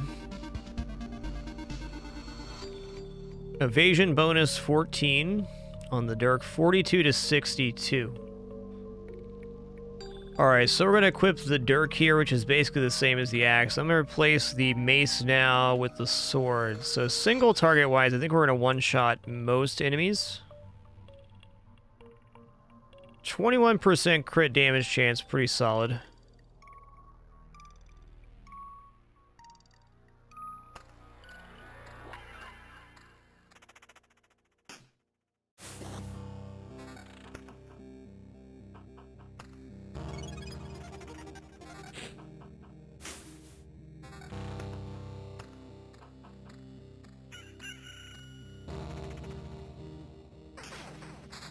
Greetings, Spodermans.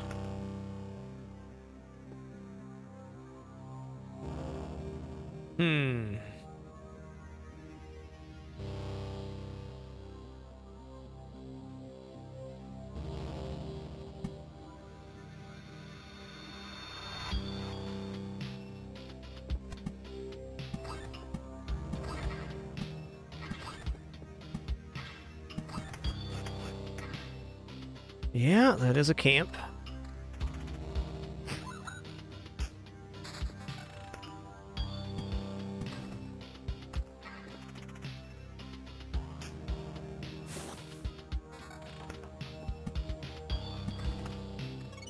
Okay, getting pretty close on the boss here.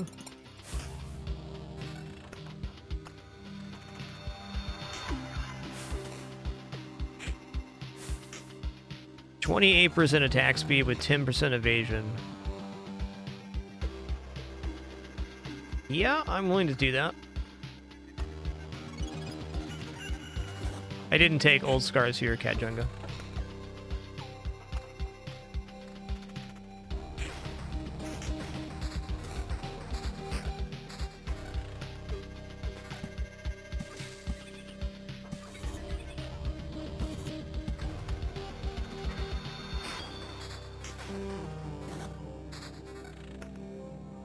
Spider cocoon.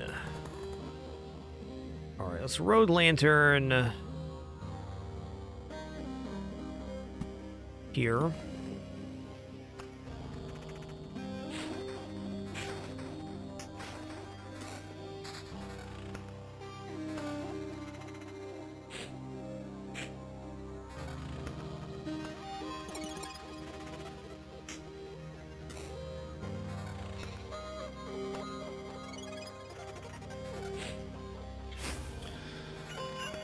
Half tempted just to place these things to get the boss fight right now. I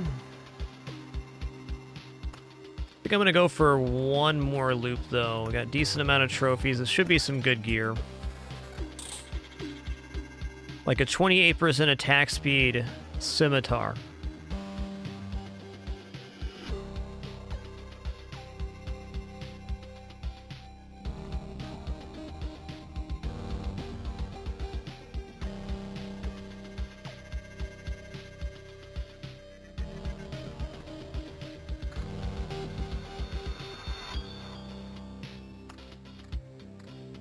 Alright, so we're going to go through it one more time, and then we're going to pop these 2 treasuries and fight the boss.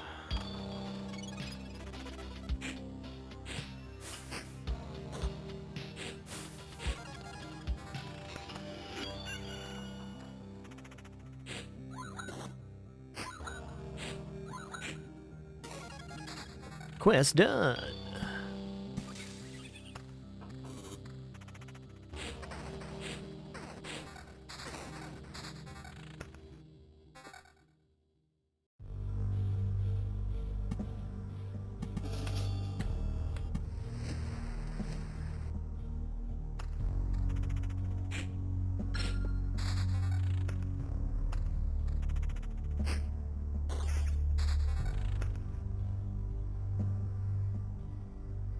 Oh, this has attack speed too? Okay. Attack speed 120%. We're in. Okay.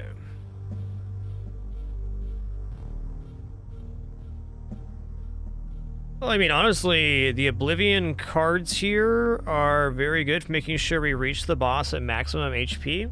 So I'll probably take that. So before we do that, let's put down Meadow here. Put down a rock here. Okay, another treasury, interesting. Probably finish off this treasury, that's great.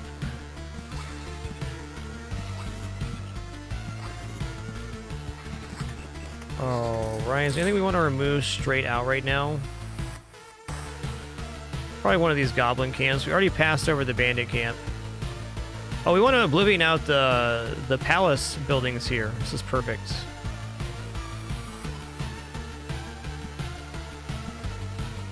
Okay, let's grab the level now.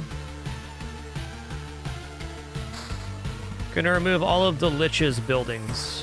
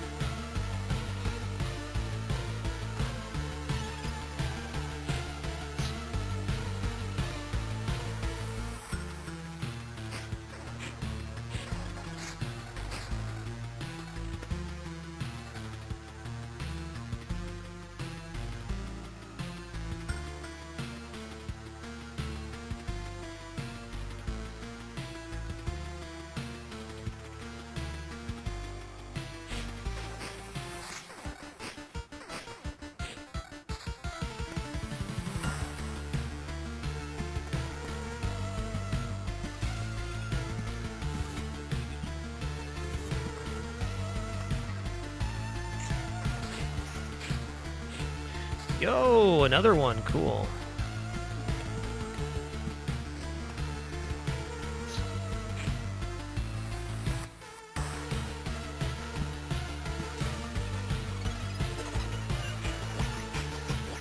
Ah, the good old quest goblin. Ouch.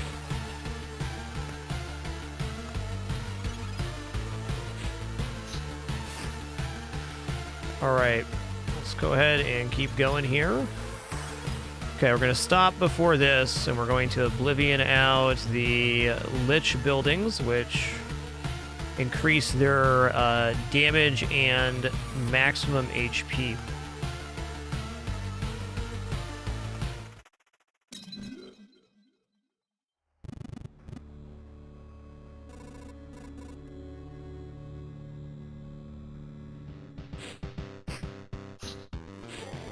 Oh, we good, man.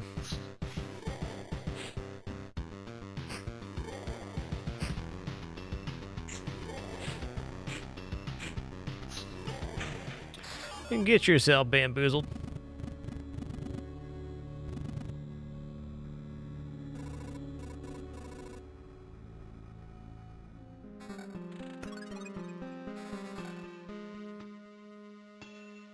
We're going to increase the resource cap.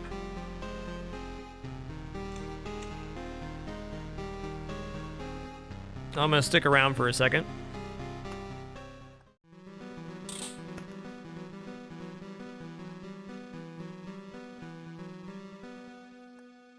Okay. Is this really the gear we got here? I guess it is.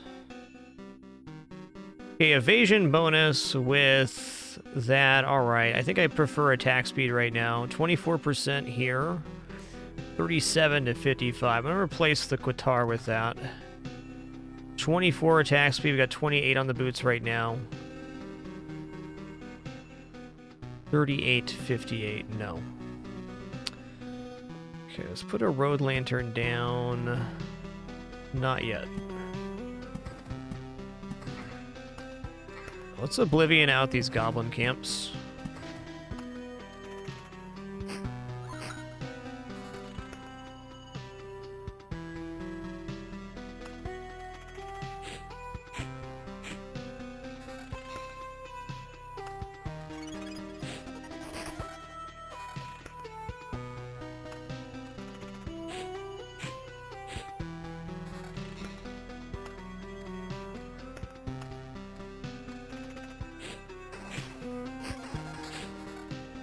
Okay, looking good there.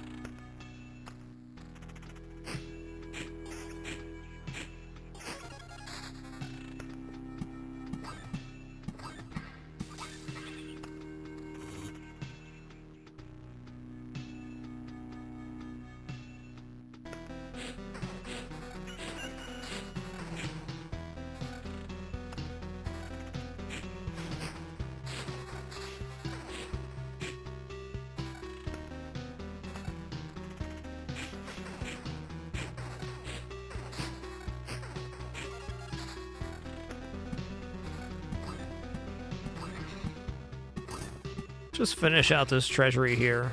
Nice resources. I'm gonna toss this down here right now. I don't want another road landing up here because that would bring these below the 3 cap, which is exactly what we want. Let's remove the bandit camp.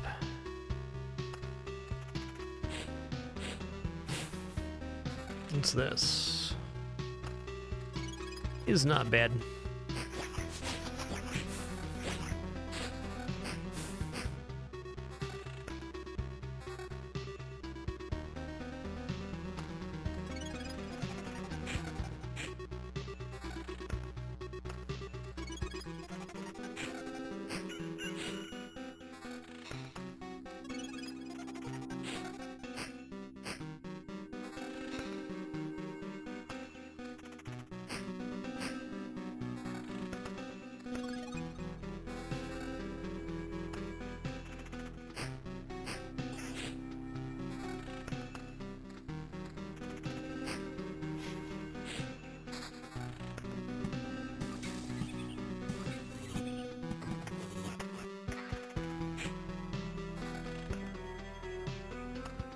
What we got for maximum resources here? We're already capped on stable metal.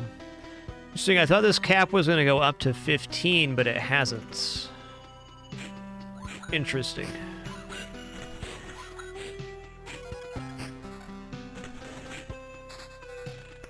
Uh, 10% crit chance is not bad.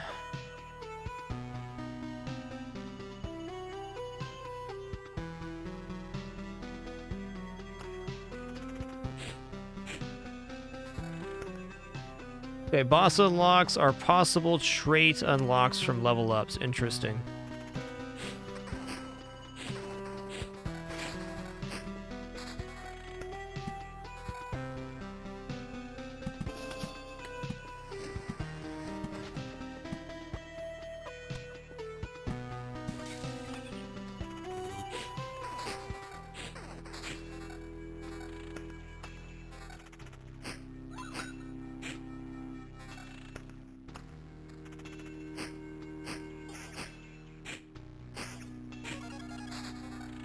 Spider cocoon.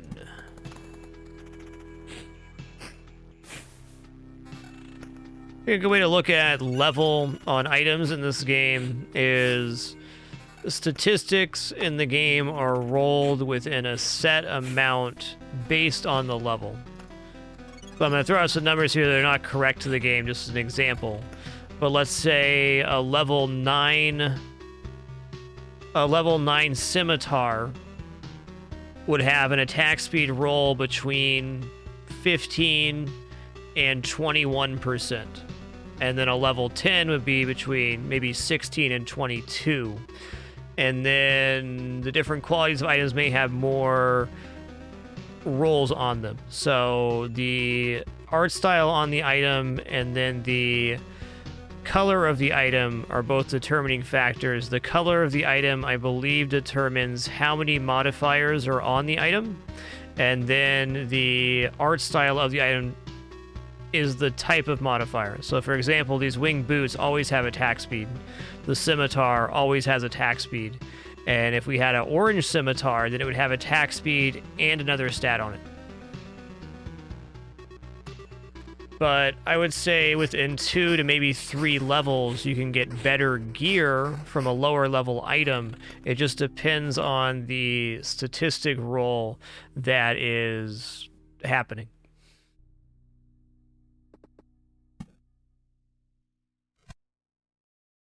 All right, let's replace this, get some resources here.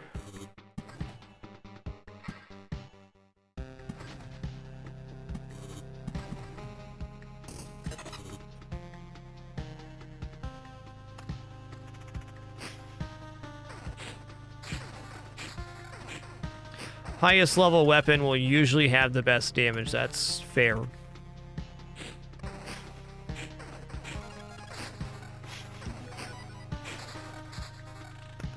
Okay.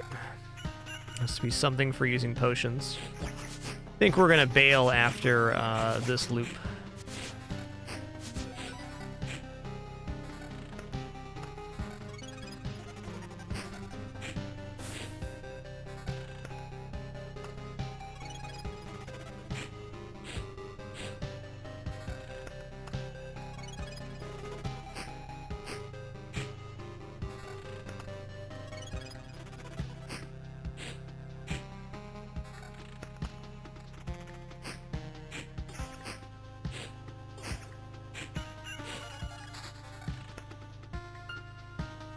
Alright, let's get out of here.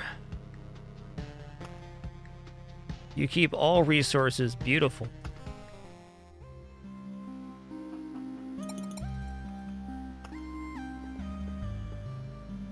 Okay, we're 2 things away from that.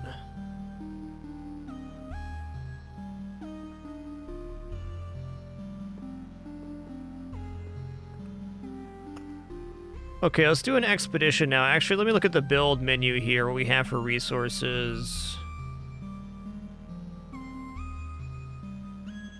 Okay, food's fine. Book of memories. Stable metal. Got 25 wood right now.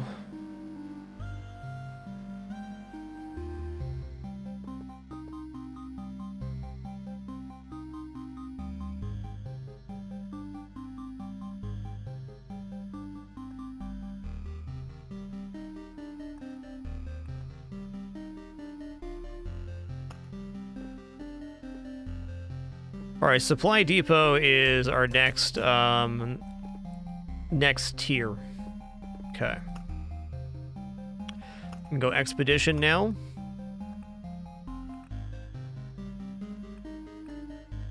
I'm gonna figure out what we're gonna do for warrior here. Let's draw Spider Cocoon, pick up Cemetery. I'm gonna go Battlefield as well.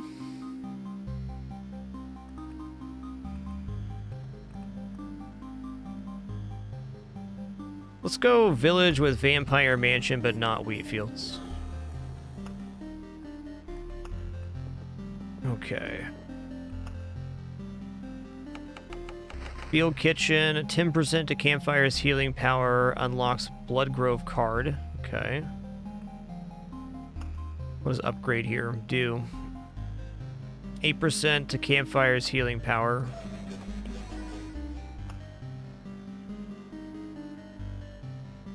Yeah, no thanks on those upgrades right now.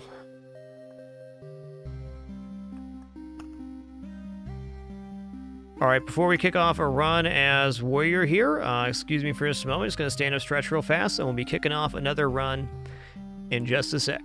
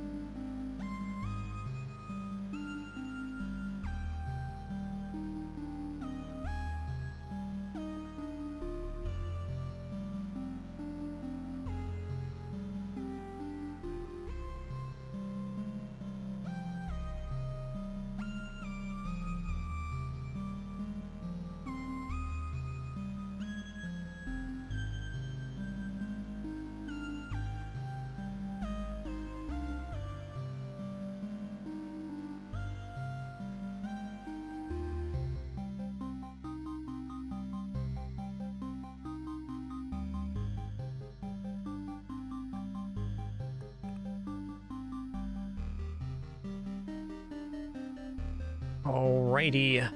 We have returned. Let me get caught up before we head into this warrior run. Thanks for your patience in that very brief intermission.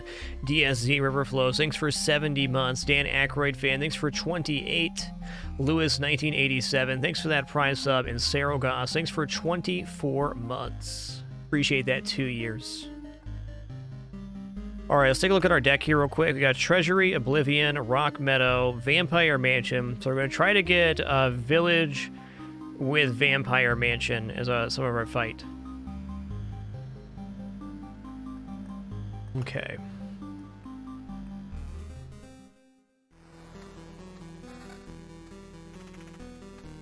Equip gear here. Alright, early mountains, rad. Grab that.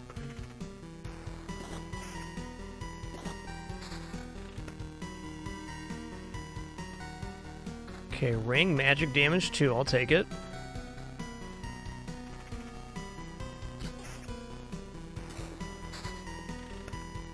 Okay. I'm also going to put a cemetery down now, as I can.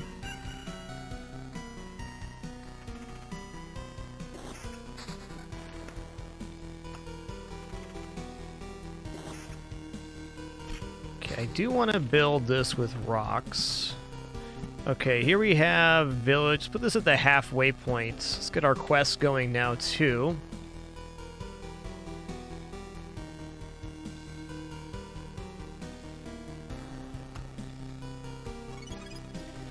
West.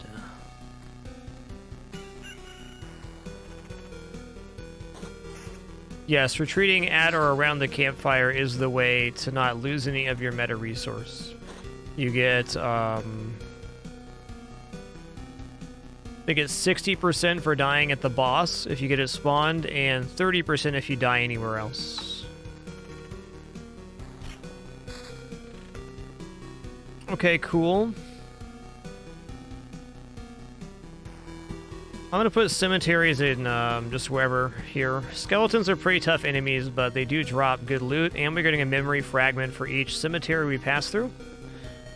Certainly not bad.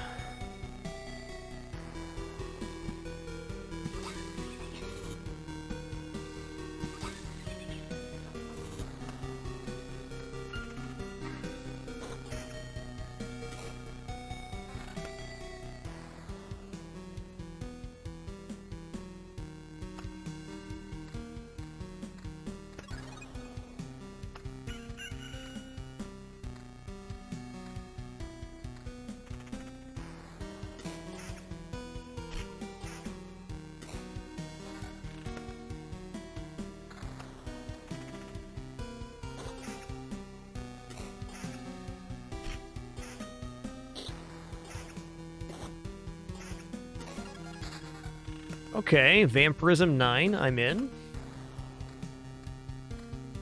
Okay, so for that we get memory fragment. Every 10 memory fragments we get a Book of Memories, which is a crafting resource. You can also get those by letting your cards stack up and then having them overflow. Deleting cards gets memory fragments as well. I think there is a trophy for filling all squares, yeah. Sounds right.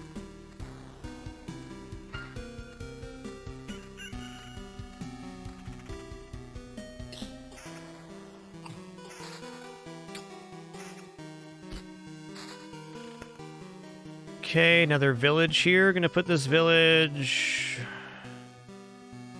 here. Should have put that down here instead, so we got it on this loop. Oh well. I don't want to lose an Oblivion here. I'm going to put down 2 mountains.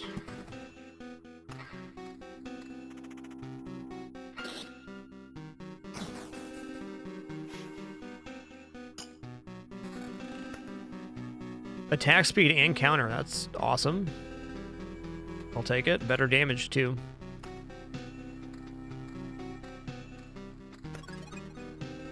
Camp's item slots is how much you can bring back to camp. So in addition to all the stuff we're placing and collecting, there is a base which we retreat to or die and go back to, which we build up our base. So we're collecting meta resources to get back to base and build more things, which improve our character's abilities and equipments.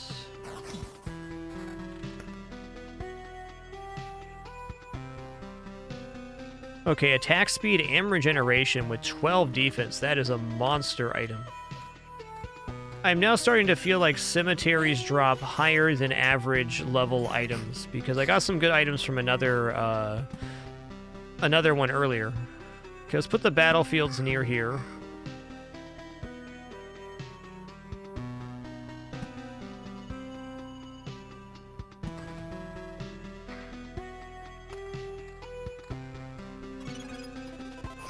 Yes, we are on a level 1 right now. We'll be taking on more level 2 attempts once we get our next building built, I think.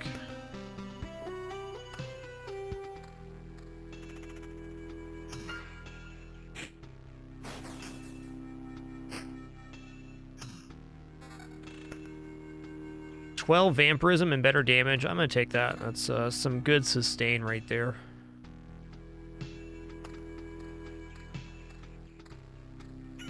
Battlefield spawns an enemy after the loop, which drops a treasure chest, Velox Viper.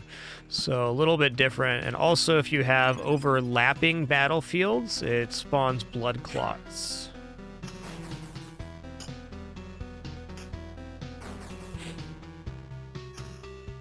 Oh, that's right. Battlefield also gives that % chance for ghosts. Forgot about that one. Lest we not forget about the spooky ghosts.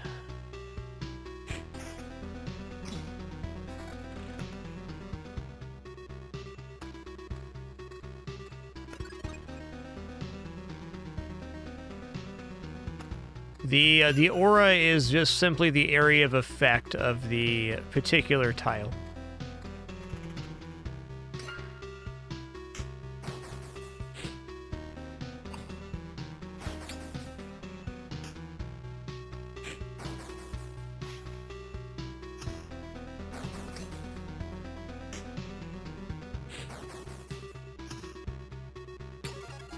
Nice. Ooh. We lose our vampirism here, but the damage and damage to all sounds cool. And sometimes overlapping auras can have benefits. Okay, here's another village. We finally got a vampire mansion.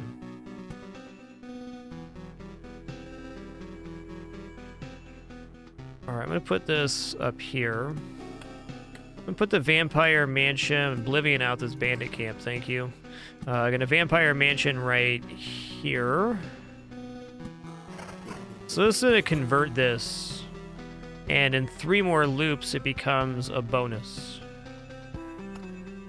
Or we get a much better version of the area there. And on that note, I'm gonna put down a road lantern after this fight. Okay, road lantern right here to reduce the amount of zombies we gotta fight. Alright, let's just get this mountain finished.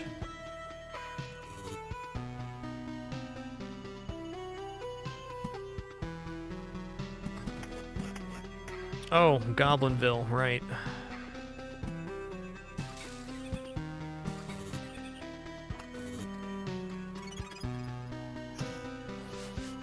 So this shield. Oh, I actually really like this. Some decent sustain.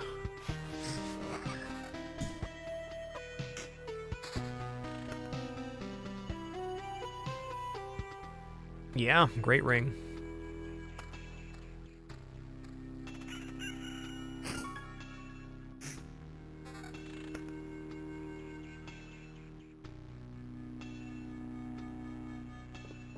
Put road lantern down here.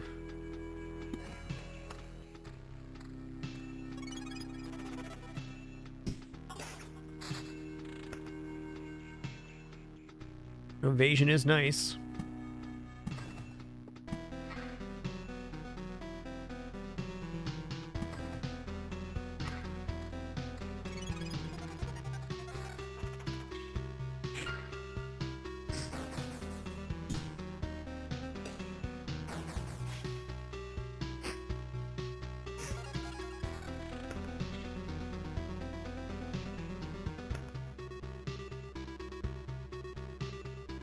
Your HP drops below 30%, your regeneration is doubled. I want to try this with a regeneration-based build. We already have quite a bit of regeneration right now, 3.0.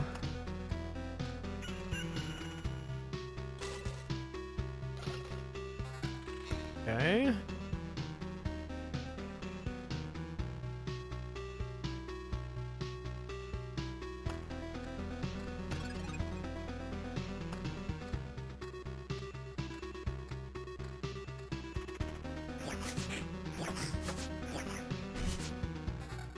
Ooh, what's this? Level 5. Counter and regeneration with evasion.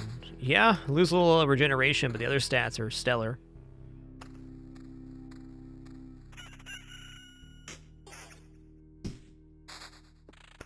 So many meadows.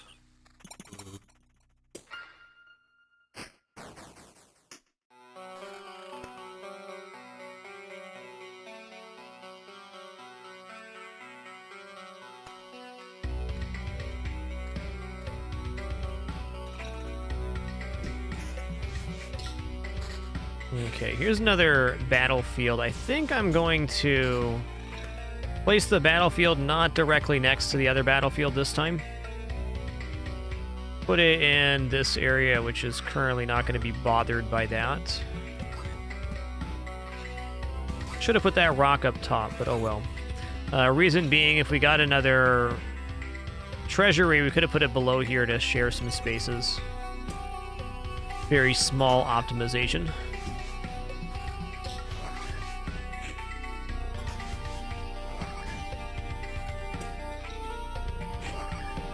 Ooh, damage to all and regeneration.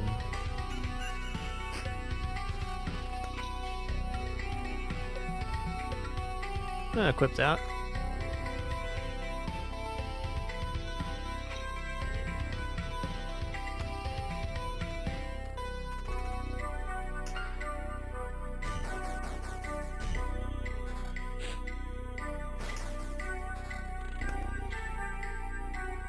Regeneration and vampirism. Alright, that's good. It's also an armor increase.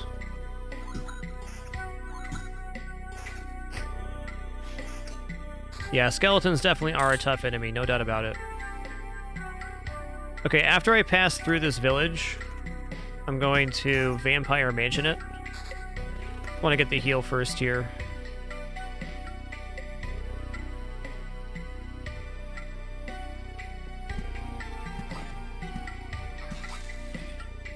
Okay.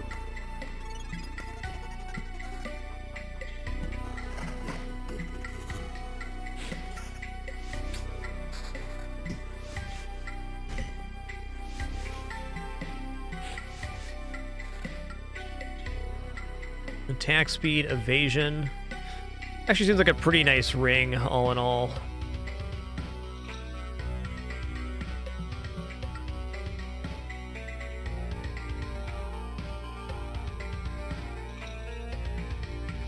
I'll keep what I got.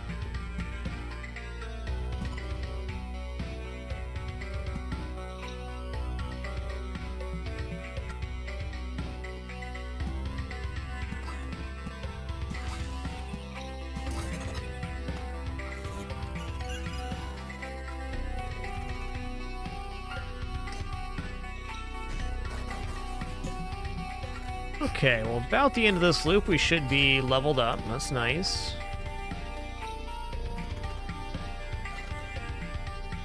What's this do? Damage to all and 14 counters. Since we took the regeneration perk, I think we're going to stick with regeneration, at least for the moment.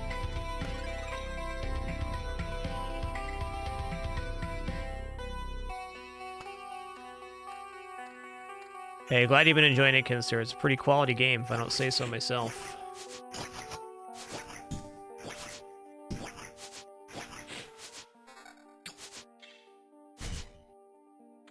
Ooh, what's in this? Oh, this has regeneration and it's a damage boost? Hell yeah.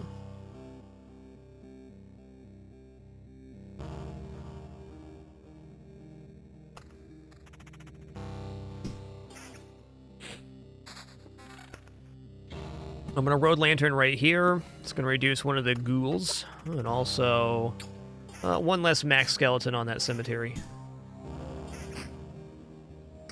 Yes, this is a very paladin build, I agree.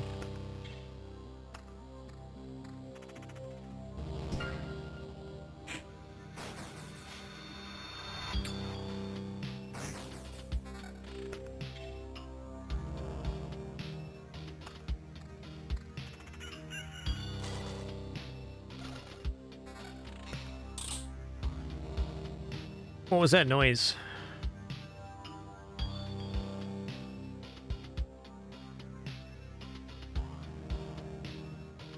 "16 counter, 17 defense does not seem bad.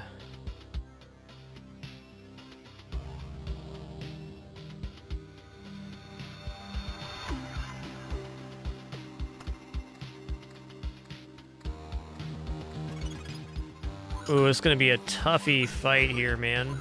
Yeah, get that vampire down first, dude.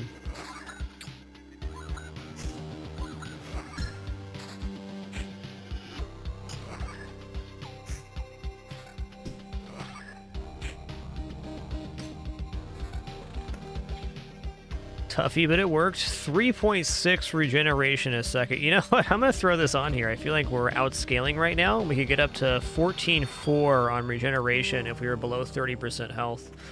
Just feels pretty safe, man.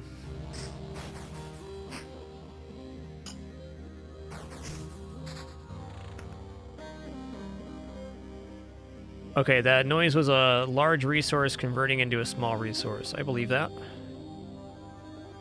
Put another one down here, I guess. And we're going to spend our level up point after this fight.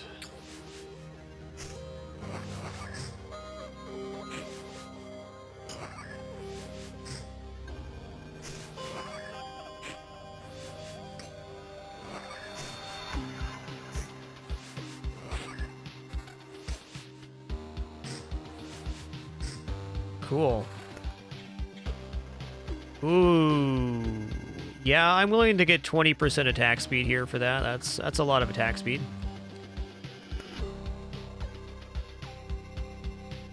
Okay, Article Protection is pretty much the best.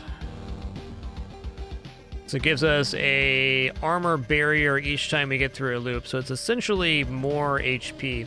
There's a little bit of resistance with this active trait already, though.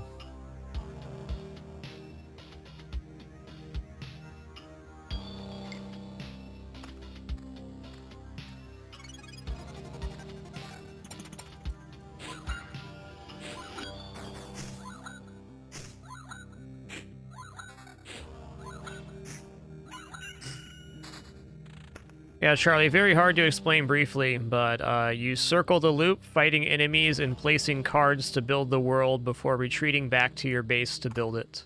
The roguelite.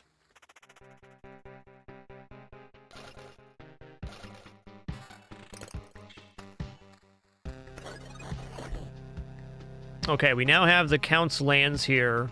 So we'll get extra HP now and better quest. This will also eventually convert to a Count's land. Good. Mountain here. Put a rock here so we can put these meadows down.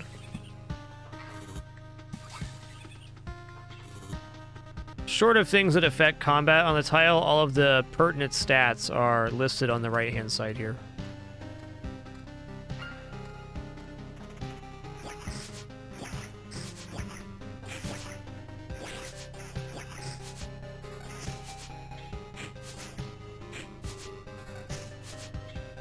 I should probably replace my shield here pretty soon. I like the regeneration, but getting 8 more defense and 9 damage to all sounds pretty awesome.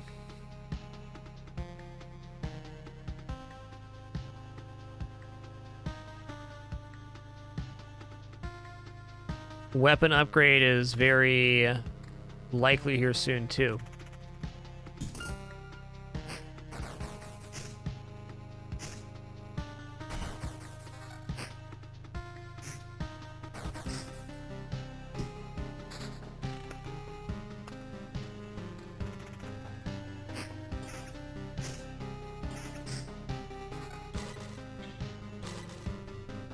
Okay, ooh. That is a ring. Attack speed, counter, and vampirism. I mean, I like the regeneration stat because we took the trait for it, but that's amazing.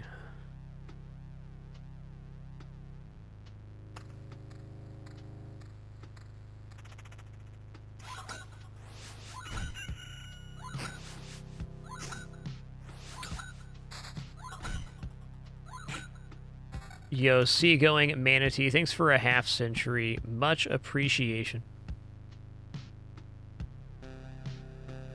I'm gonna put this here now. There's one overlapping tile that can spawn a blood clot, but just the one.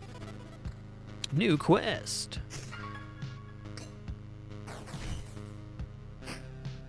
Ooh, what's this? 28% attack speed. That's pretty radical, man.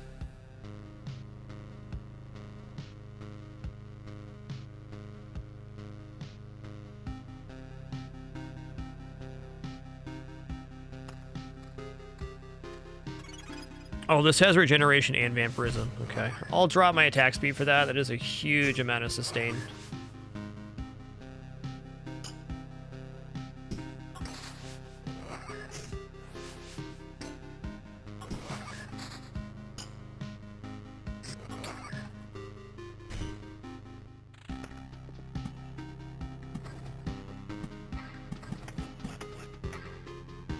Okay, we got another goblin camp. 2 goblin camps right back to back. We have just not been getting the oblivions on this one. Luckily, our gear quality has been really good, I feel.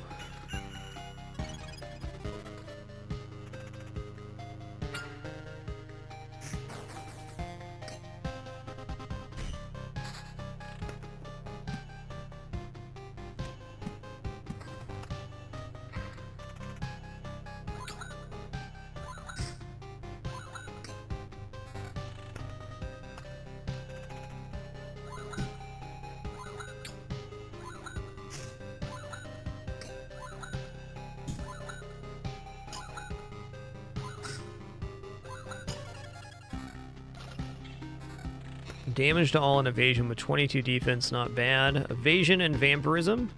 No, I'd rather have the regeneration vampirism right now.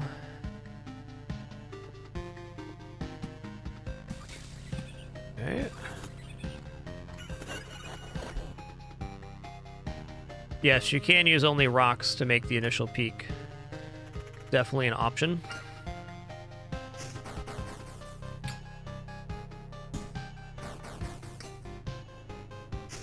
So I think with this Article of Protection, stacking evasion could be a very strong way to go. It's not the route we went here with our gear, but definitely could be. Wow. You know what? I think I'm going to pick this up because going from 20 defense to 35 defense on the shield, that is a heck of a stat there.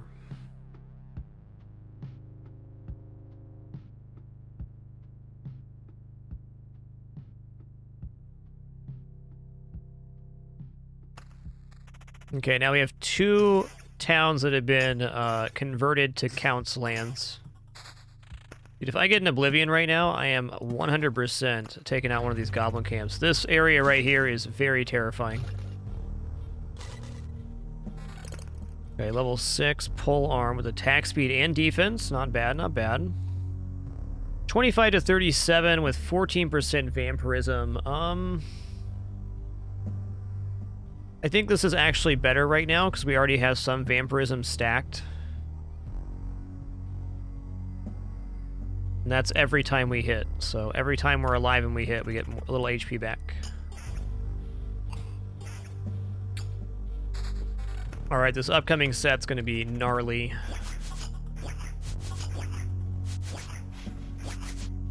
Dude, what's my counter chance right now? 10%. I've already done it 3 times this fight. Hot dog. Oh man, we're out sustaining triple goblin. This is a good feel.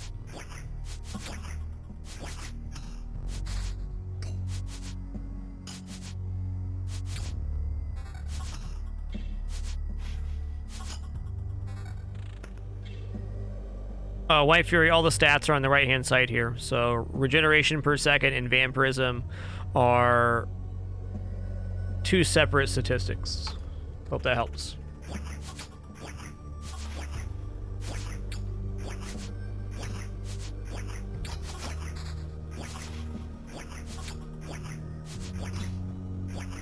Regeneration per second does not appear in the numbers, is my understanding.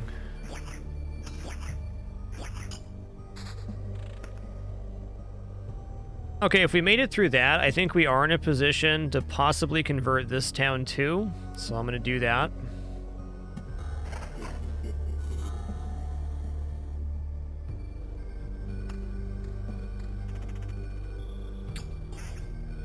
You can use a village in front of goblins to block their spawn. Thanks for that tip. Sounds cool.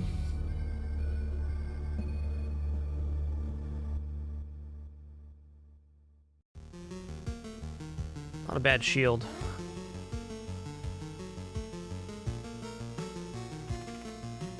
I'm gonna take the raw stat reduction right now, only because on this loop we were able to kill the goblins, so if we can kill triple goblin with our current gear, what can't we out-sustain? Not much.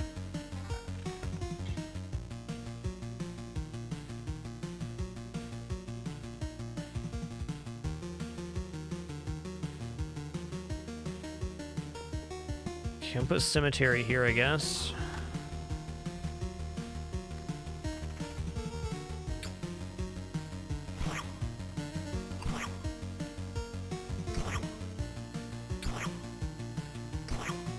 Okay. 21 defense with 8% attack speed, 15% evasion. That's a pretty nice shield. Counter and vampirism, okay.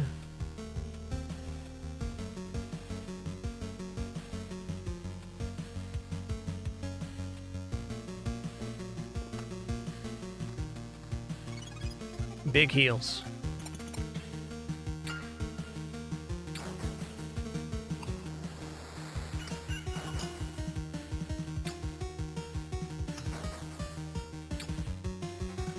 Ooh, it's a slight improvement. Less vampirism, more damage.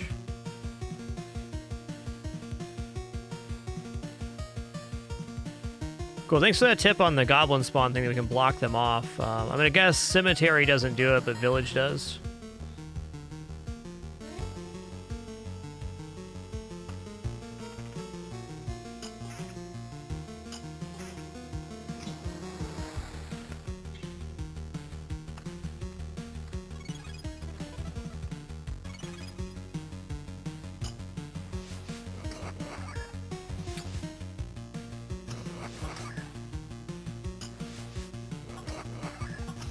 Ooh, attack speed and evasion. Interesting.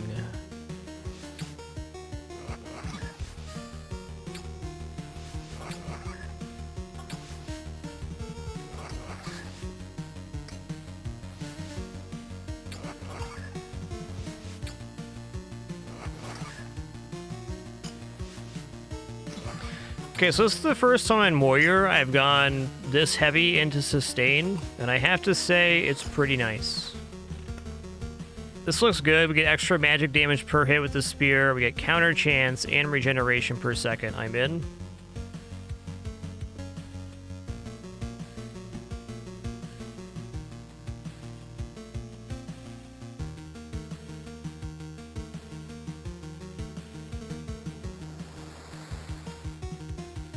Cake Donut, if you place a village directly in front of a goblin hut, this stops their spawn, apparently, is the trick.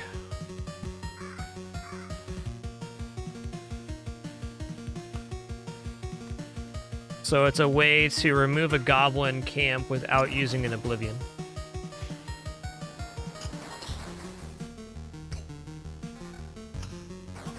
Okay, it's gonna be a nice damage doll. Oh man, 16% attack speed too. I gotta be careful here, because if I lose some of the sustain, it's just not gonna be the same. I kind of like this shield, though. 21 defense with attack speed and evasion. Yeah, this one's just raw defense right now.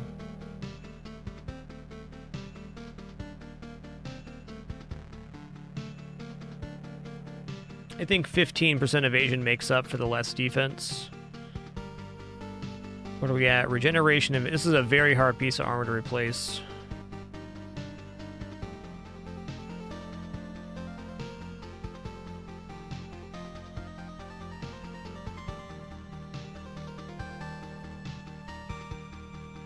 (16 attack speed and 11 damage to all. That is like some pretty significant damage for how large the clusters we have here are.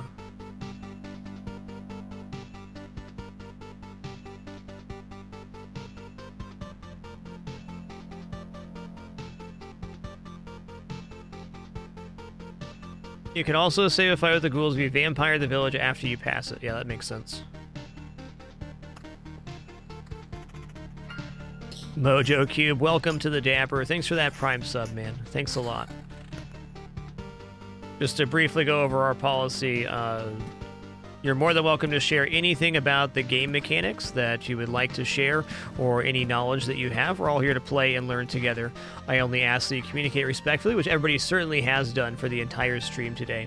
Thank you all for sharing your knowledge. The only thing I don't allow is direct orders or running commentary or acting annoyed at the way I'm playing the game. Thank you all for the amazing communication over the past 2 days on this game. It's been awesome. Really appreciate we have this place to hang out together and enjoy a game with the company of each other. It's awesome. No place quite like it. Appreciate you all very much.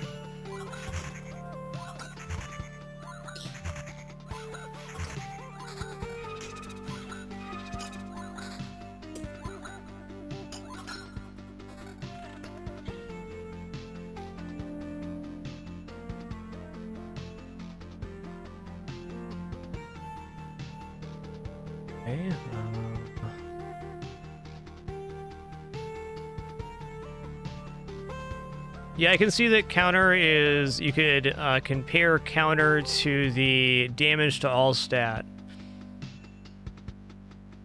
I'm a little bit iffy on damage to all in general, but I think if you have a fast attacking build, it can be good. Let me explain my thoughts on damage to all and where it can be good and where it can be bad. Anytime you have lots of big spawns like these camps right here, damage to all becomes increasingly better. Counter, I think, is better versus single target, such as a boss. Counter does expend your attack, though, regardless of where the charge bar is, and resets it back to basic. The reason I'm not the biggest fan of damage to all is if you look at the way most fights play out in this game, it's that you're killing the enemy in, let's say, 3 hits.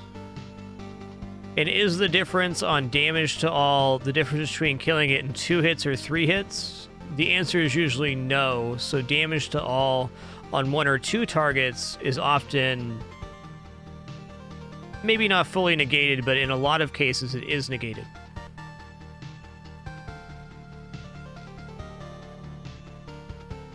Hope that makes sense. Okay, let's get rid of this goblin camp. It's a nightmare right now.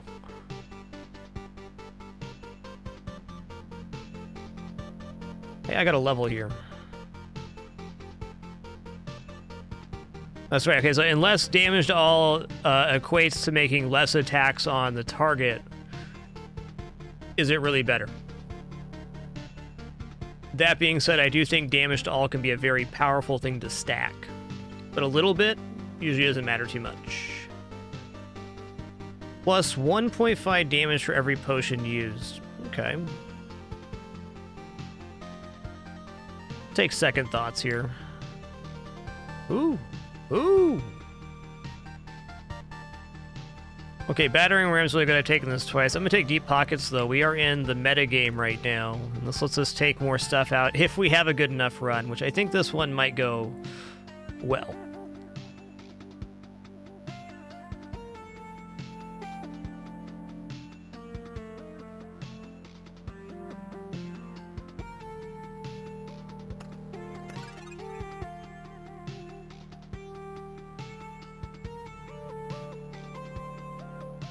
Dude, look at all these legends rolling in. Let me get all caught up. Thank you all for initiating a hype train on this afternoon and evening broadcast. I was grateful once again to share this time and place. Tony B93, thanks for 32 months. Beeps, thanks for 26. Sidewinder 58. Oakless 11, thanks for that 5 gift sub package. Appreciate that huge generosity, Oakless. And Silent Image, thanks for 89 months. Appreciate that.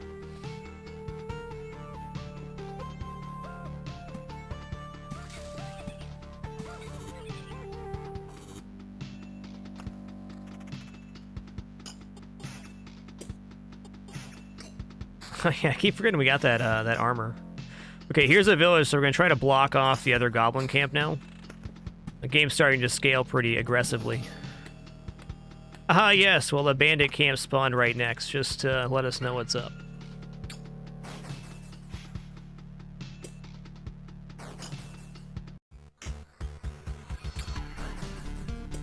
That is one advantage of counter, I agree. It can proc right after it procs before, so it's definitely good.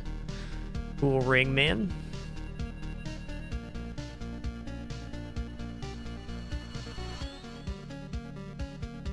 Wow, magic damage and counter is pretty sick.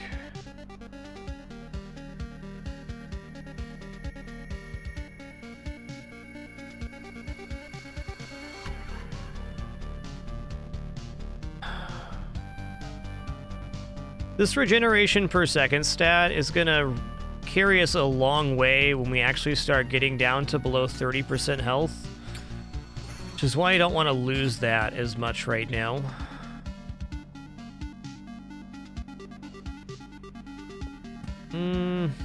So this will not convert the village, I don't think. It has to be directly adjacent. So I need an Oblivion for the bandit camp first.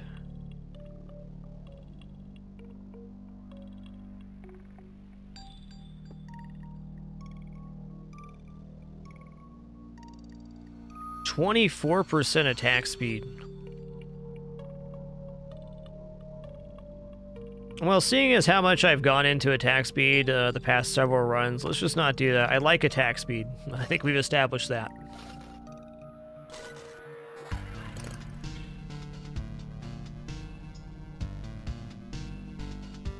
As we get further into buildings, I believe we unlock at least one more equipment slot on Warrior.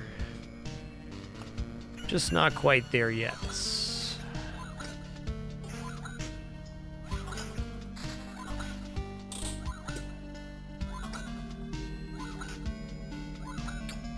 More equipment would be pretty sick increase. 32 to 48.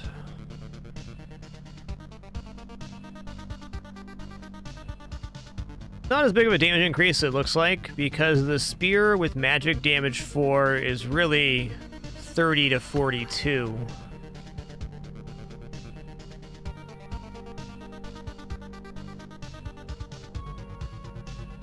It's not time.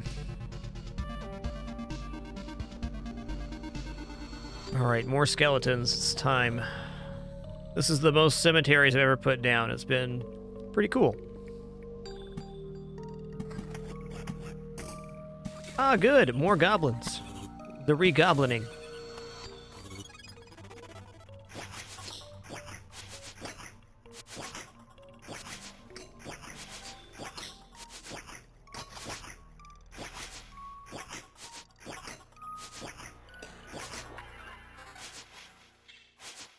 Dude, thank you all for that immense generosity during that hype train. Really appreciate it. Evo Han, thanks for 300 bits. DK Keto, thanks for 100 bits. Kala Savasti, thanks for 13 months. And Chatia, thanks for 26 months as well. Nice to see ya.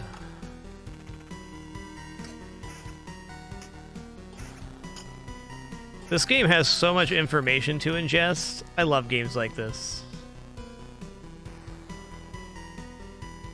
This is actually a damage increase. We lose regeneration and counter. I don't think it's quite good enough. This spear is excellent with its stats.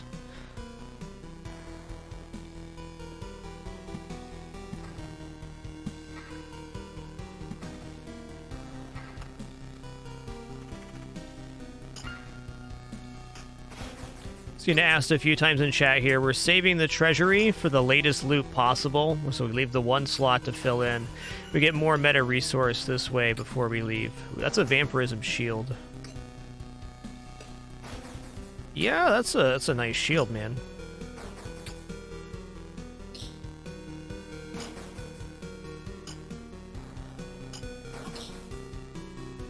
We took that regeneration stat and we found some really nice vampirism gear.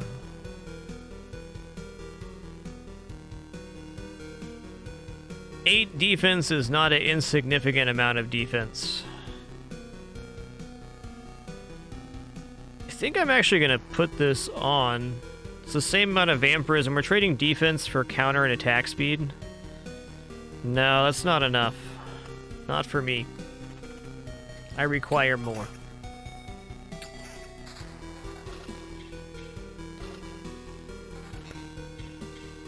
Yeah, as far as I can tell, the glitch that happened on launch where if you swap gear mid-combat, reduced your attack speed to base, no longer exists. They patched it out. So we don't have to worry about that anymore. Oh, man. Okay, I'm going to equip this ring because those stats are amazing. 12% attack speed, 11% counter, and 2.4 regeneration. Sign me up.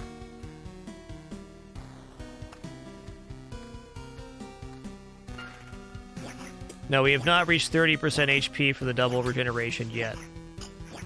But we do have it available.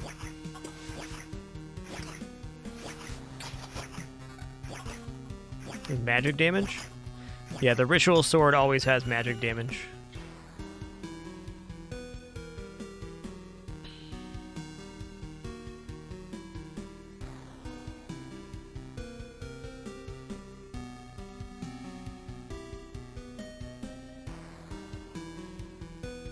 I like that it's level 10, but I don't think it's better than what we have. New quest. Elite Skeleton.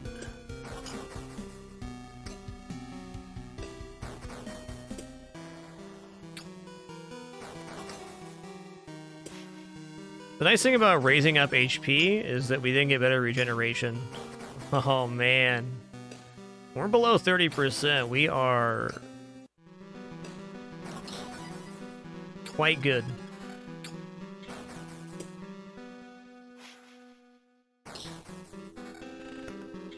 Feeling low health doesn't feel so bad.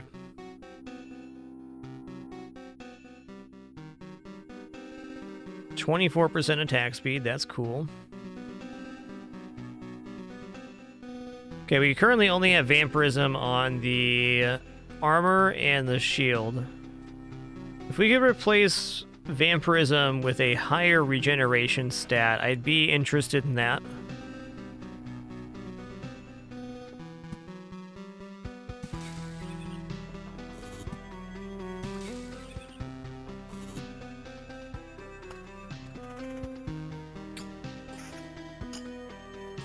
Essentially, when we get down to 400 HP here, we're regenerating 14.4 per second, which is a lot of HP.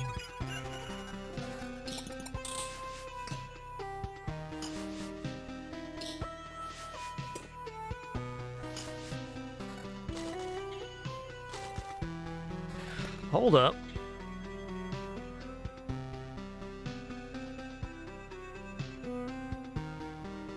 I think another 8% vampirism here is actually quite good. Those other stats are nice too, but hey. Ooh, regeneration and 16 attack speed. Okay, we do lose a little bit of regeneration for that. And counter. Okay, this isn't actually as good as I thought it was going to be. Let's go. Going to consider finishing these treasuries here shortly. I think this run still has some meat in it. Okay, here's Oblivion. Let's get this bandit camp out of here, huh? Later, Tater.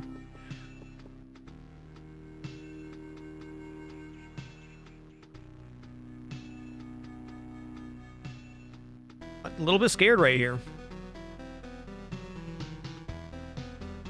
Alright, I'm gonna finish these out. Now, look at all that loot.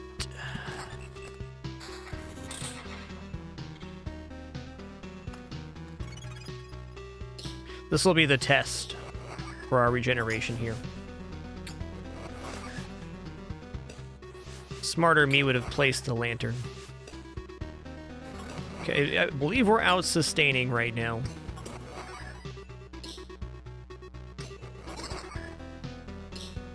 Oh yeah. Oh, look, the regeneration's showing. Cool.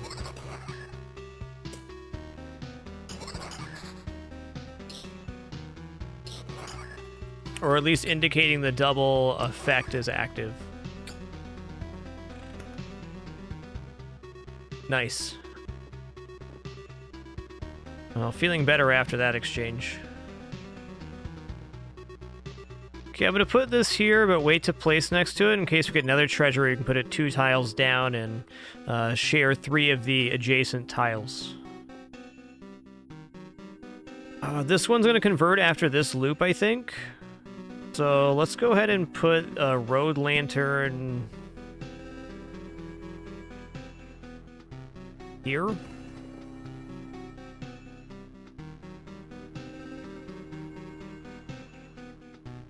Before the boss gets summoned, I'm going to place vampire mansions next to the starting area. This way the Lich cannot summon there, though there's going to be vampires in these fights now. Ooh, level 10 ring. How you doing? 21% vampirism.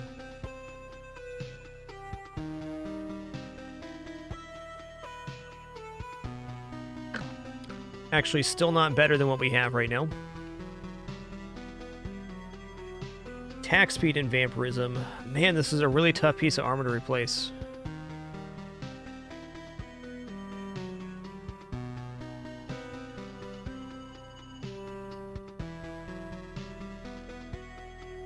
%21% is a percentage, though.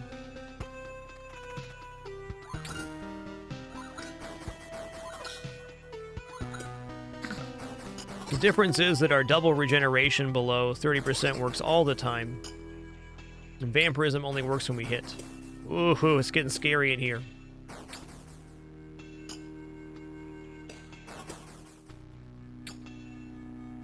I'm alive.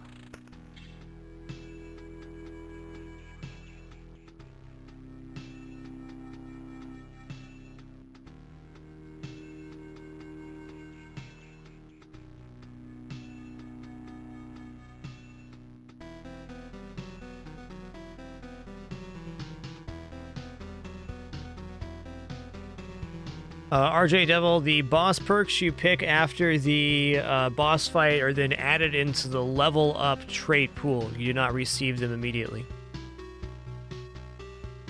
Hope that helps.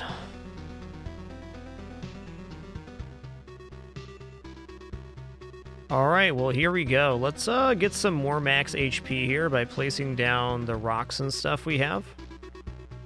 Do this. Yeah, I don't know about that. I think we die to that right now.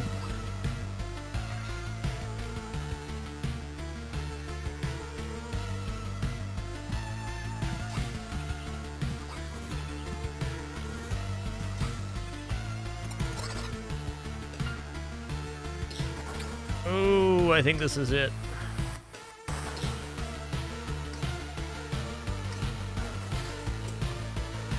Maybe not. You can do it, little feller. Whew. My man.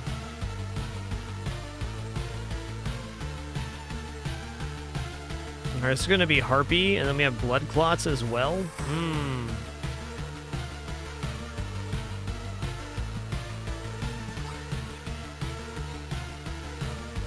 Alright, let's, I think equipping some evasion's kind of our last hope here.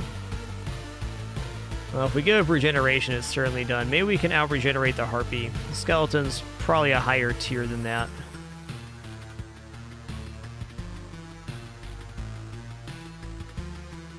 Yes, I suppose we've made our bet on this one. Okay, we're good versus the Harpy.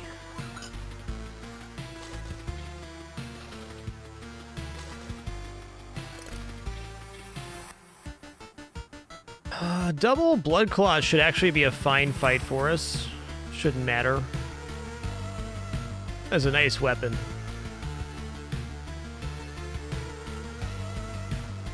Losing 3.6 regeneration a second at the doubled effect. We're 20% attack speed with 29% vampirism. That's definitely a no. Okay, vampirism and regeneration. Ooh, okay, actually I think I want this for more regeneration. It has higher defense too. Because this gets doubled, and that keeps us alive longer. Alright, we're going to scrape this one out.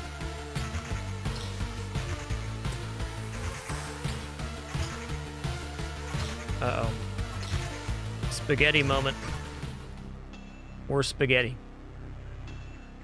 I thought we were going to make it to the Lich and be able to take it. I am definitely not going to use the skull here to take everything.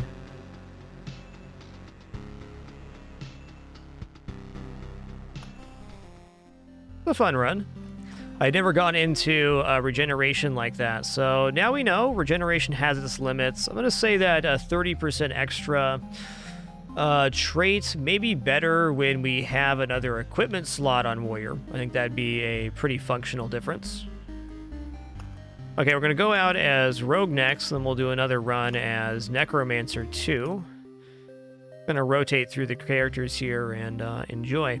Let's use a strategy that was been good for us on Rogue with the Spider Cocoon.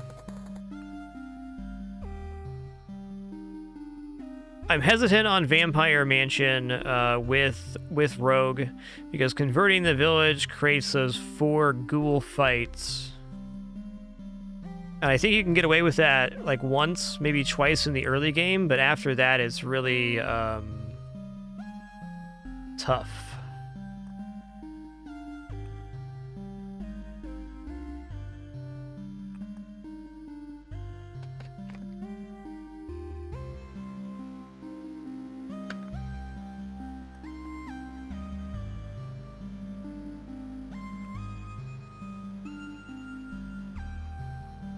Not entirely sure what the Storm Temple's for yet. We'll get there.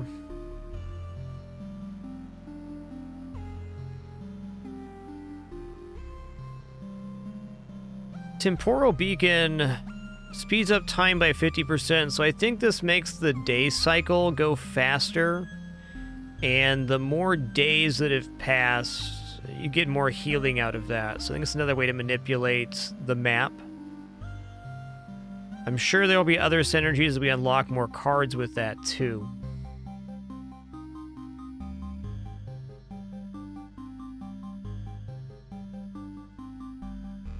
Okay, on this Rogue run, I'm going to go Grove instead of Cemetery with Spider Cocoon. So I think it's going to either go really good or really bad. I think there's going to be an in-between on this run. Okay, did we make enough to build here? We did. It's exactly 17. Okay, Supply Depot. Let's go. Oh, okay. How do I want to do this? Let's go right here.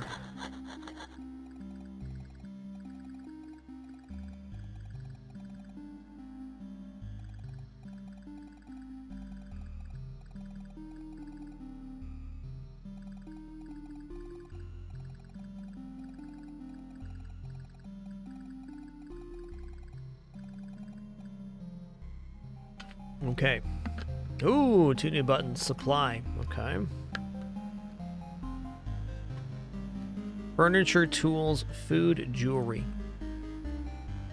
We don't have anything yet, but we have the ability to store it now.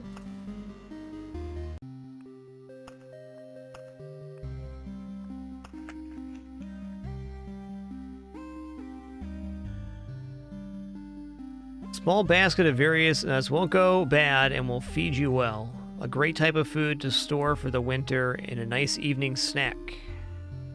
Okay, so I'm wondering if this is applied right away now that we've used that? Or is that just... Is that a permanent buff or just a buff for the next run? Is what I'm getting at.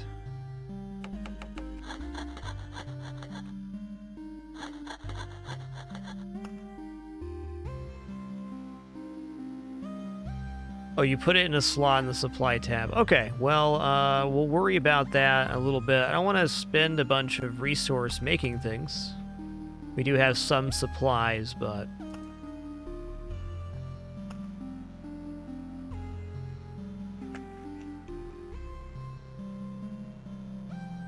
Okay, they're permanent once you put them in here. Never mind, we're going to make some things then. Neat.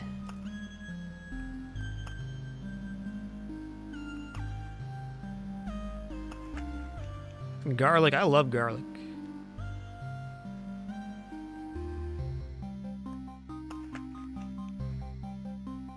Loaf of bread. Okay, one more though.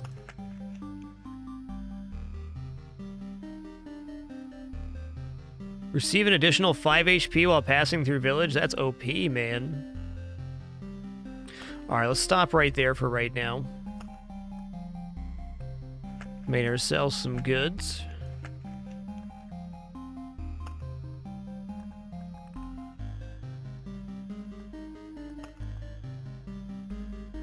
Let's make sure this is set. Ruins. This existence of civilization ended long before the Lich's curse, but it remains, can still be of use to you. Gives a random basic resource shard upon visit. Spawns a Scorch Worm every 2 days. What's a Scorch Worm? Let's try this instead of Grove.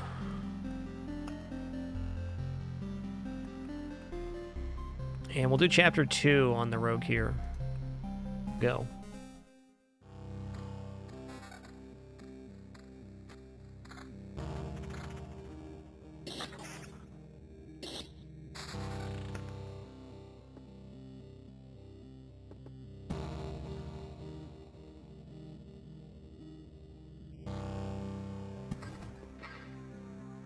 Okay, I guess we're going to put the battlefield down. I can wait, though, until we're about to pass through the threshold. Yo-ho! Spider cocoon!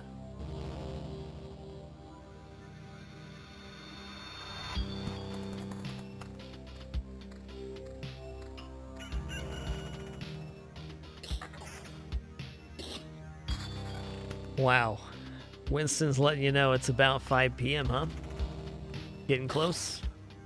Gotta feed those cats, though. So, Rogue works a lot differently than Warrior. We get trophies for killing enemies, and then we turn our trophies in at the campfire.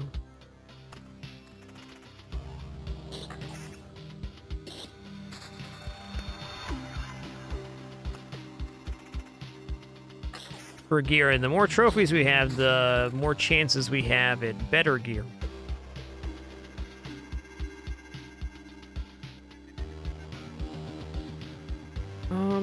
What? Every 2 days. Okay. I'm gonna put this down here for right now.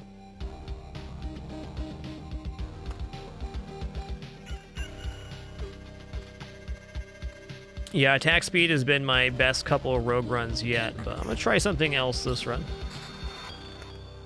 Attack speed seems pretty good.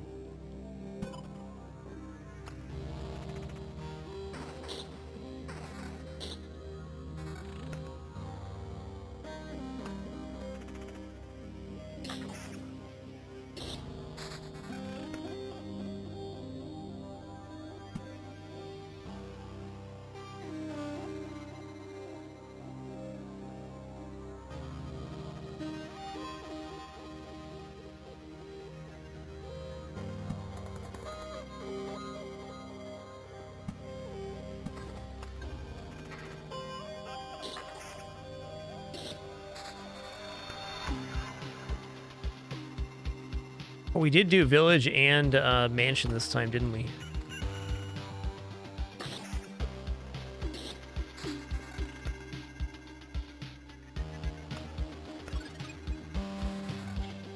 Okay, that looks good. Let's equip the empty there. 4 to 6 with counter chance. Sounds awesome. Better armor. Boots. Shouldn't go for the extra evasion on the boots right now. I think the level is a solid upgrade. Oh, I done goofed here. I should have put down my battlefields before we cross the threshold. Smoked ham? What do? Heals 5 HP at the start of each day. Cool.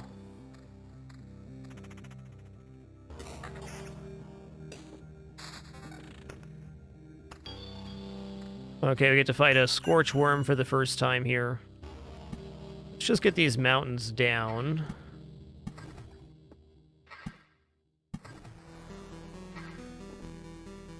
Gonna place Meadow here and Meadow here. Meadow being adjacent to a non-meadow is good. Spicy boys.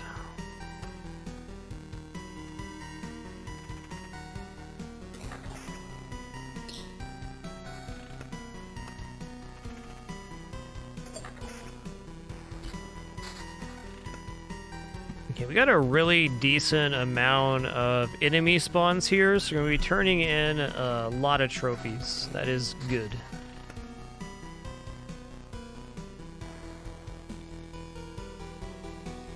Okay, I'll put a road lantern down here and see what this caps out on.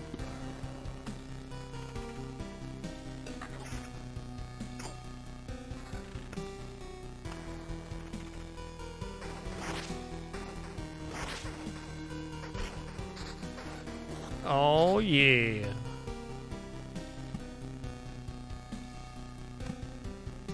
Look at all those Spodemons.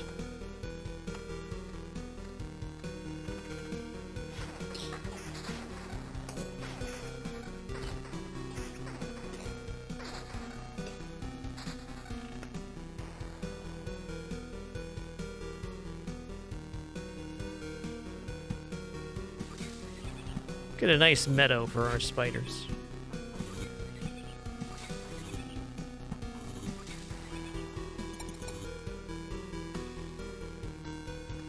Hold on, before we pass the threshold here, gonna place the battlefields.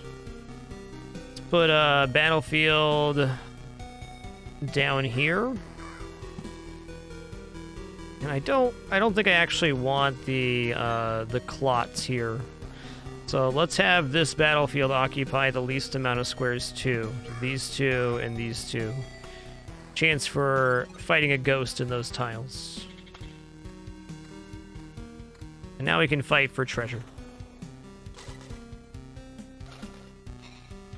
Cool.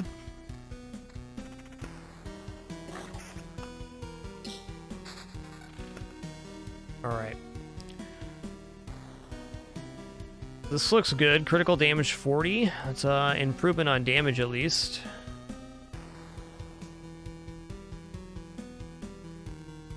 Critical damage chance 19%. Okay. Okay, I'm down.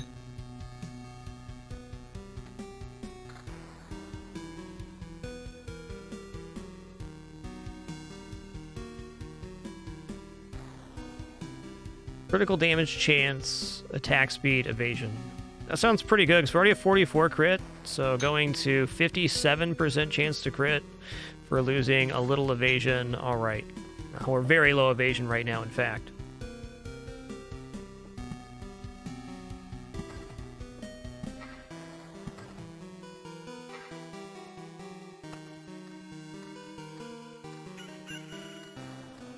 What's up, worms?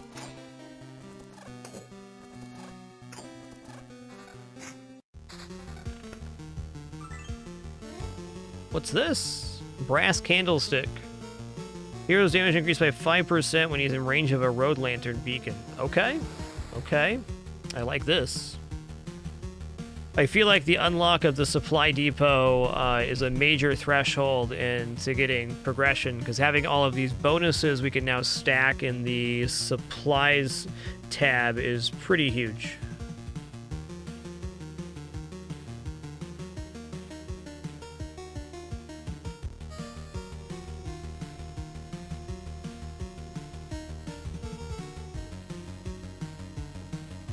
Okay, where do I want this village? Like right in here? While the run's going well, after we pass through here, I'm gonna turn into a ruins. This is gonna be a very spicy run.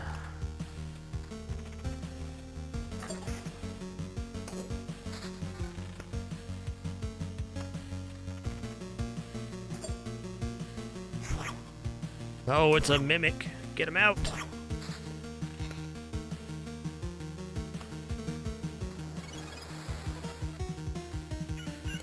Probably should have saved the village for after the goblin camp.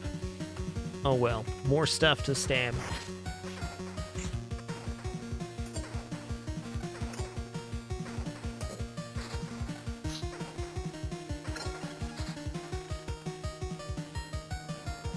Okay, there's a rock, finally.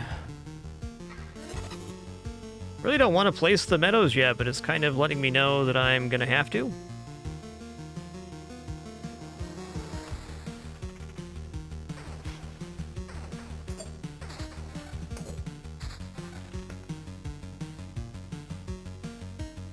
Okay, we can Oblivion the Goblin Camp. Good. In fact, let's just play this right now. And let's get that out of here. That is a really bad spot for that Goblin Camp to be. No, thank you.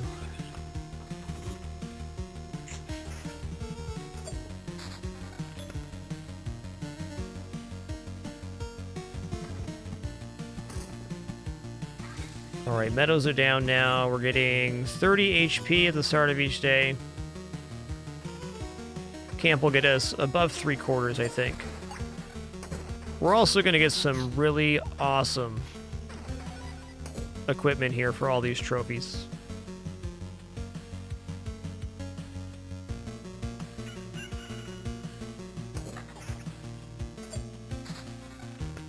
I'm going to wait to see my gear here before I place a mansion.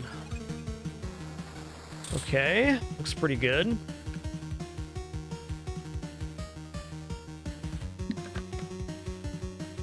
Okay, what's the level 5 armor? 17% evasion. Okay. Seems good. 20 to 30 damage. That is a significant increase. Counter and crit damage chance.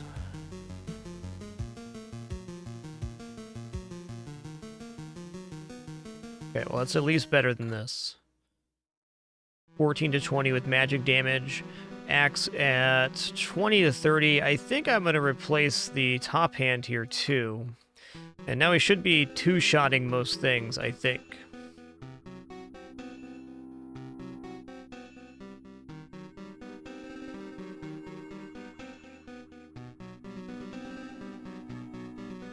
Alright, let's try placing this down. It might get us killed, but it might not.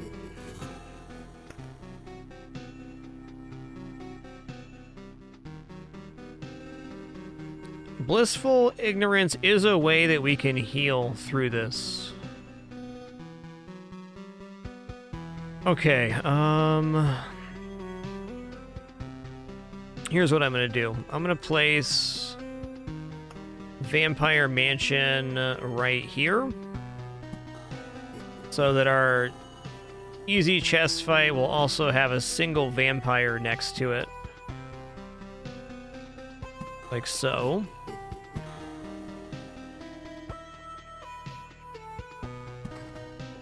I'm gonna place these down.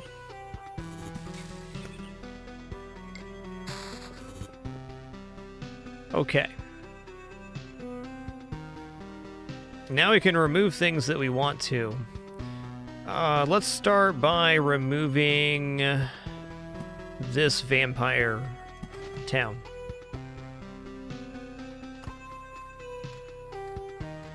The super person, thanks for keeping it dapper. Brian Duel, thanks for that 2 months as well. And Renzo, thanks for 101 months. Absolute legend. Thank you. Appreciate that very much. All right, Road Lantern's going to be real good right here. Remove one of those.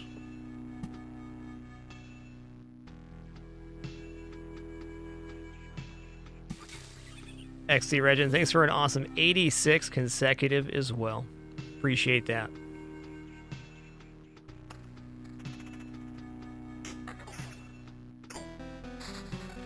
Another Oblivion, of course.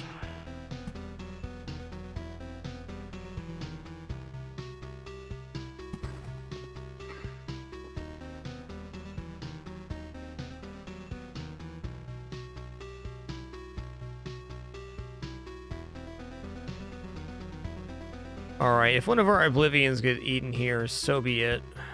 I'm trying to think what I would actually erase right now. Guess erasing one of the vampire villages isn't bad, and we still get heal value.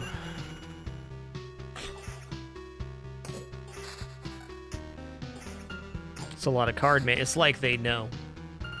Ooh, double village. Okay. That's exciting.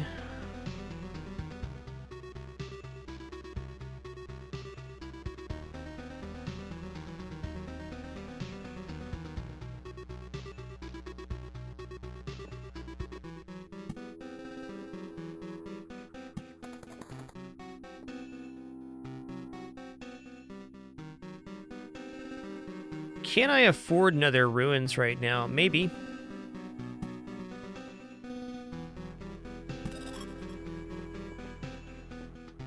Gonna put a village right here, and I'm gonna put a village right here. Also gonna put an additional road lantern right here, overlapping on this.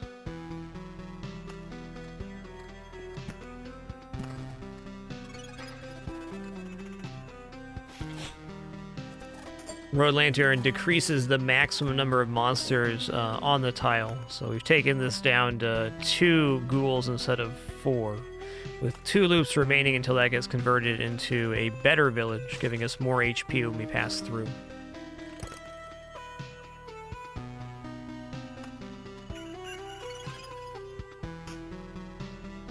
This is 6 armor here, just all stats, okay.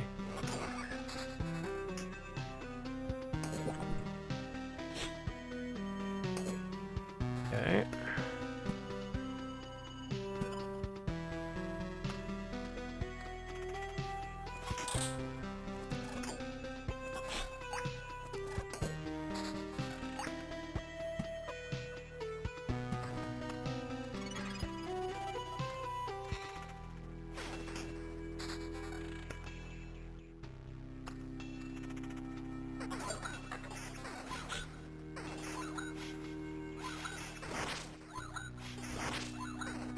The Danny K, thanks for 65 months.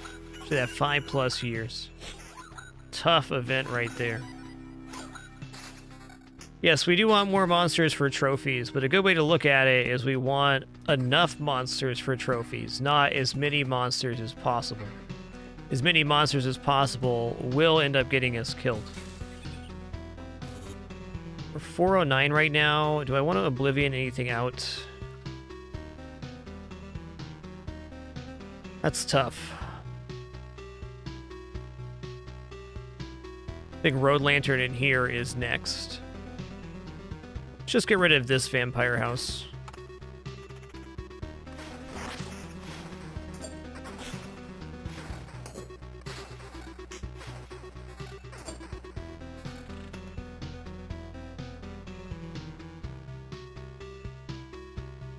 Yoinks. Kind of hoping we get a really extreme evasion equipment on this next loop, because I think that's a way this could stabilize quite easily.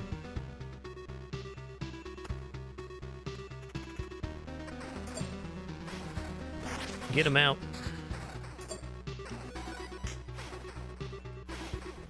When we make it to the campfire, this 25, it's going to be 27 trophies, is going to be a massive boost. What's this down here?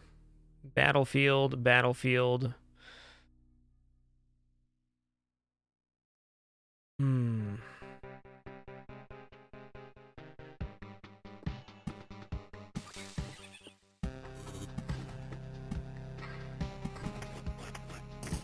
Okay, that's a good Oblivion right there.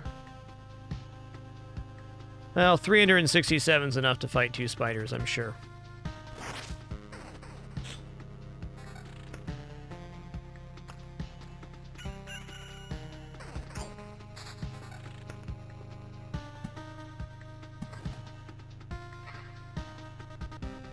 Alright, moment of truth now.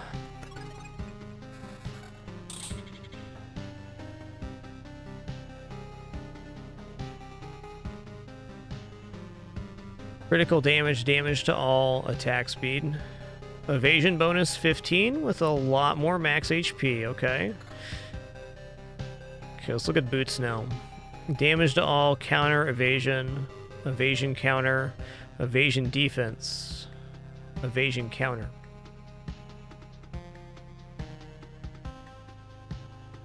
Polearm with defense and evasion bonus is going to be going here at least. Evasion bonus 14. Let's replace the axe with this too. About a wash on damage, but we now have 47% evasion. I can win some coin flips.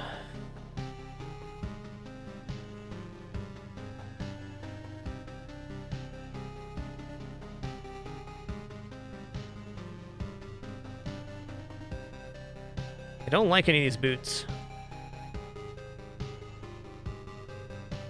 We can get more evasion with the boots, though. What's the highest one? 16%. Okay. Let's go all in on the jukes. 58% evasion.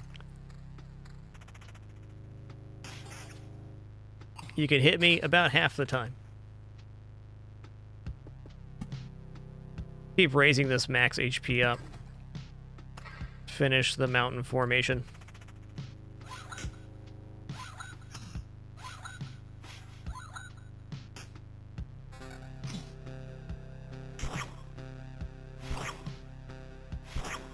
All right, we're dodging.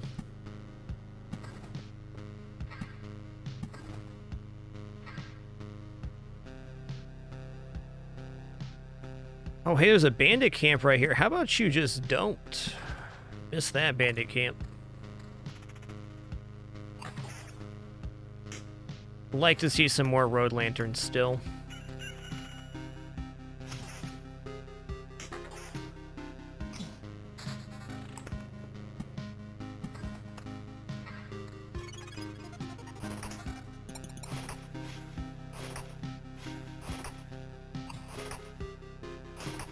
I had ourselves a regular dance-off there.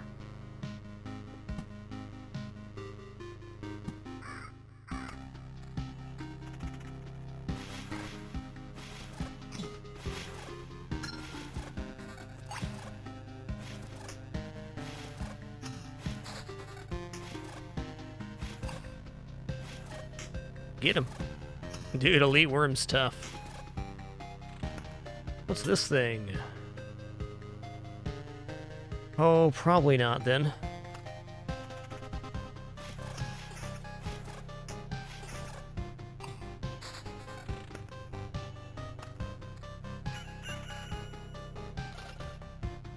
Hey, not a mimic. Great.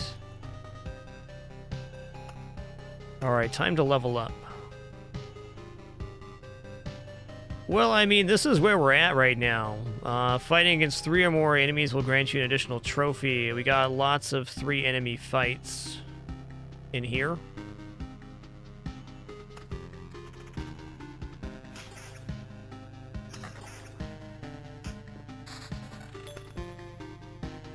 Okay, there's Road Lantern. How do I want to approach this? I want to get Road Lantern in here so that the minimum is 3. On that tile. Okay. Or maximum is 3, excuse me.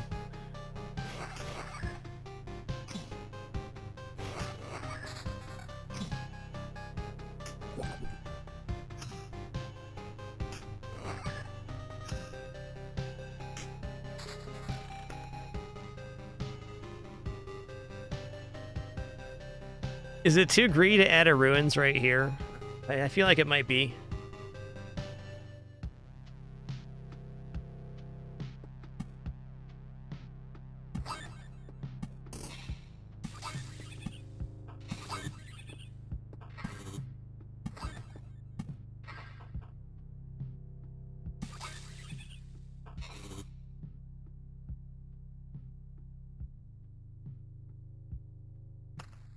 Let's hold off on that.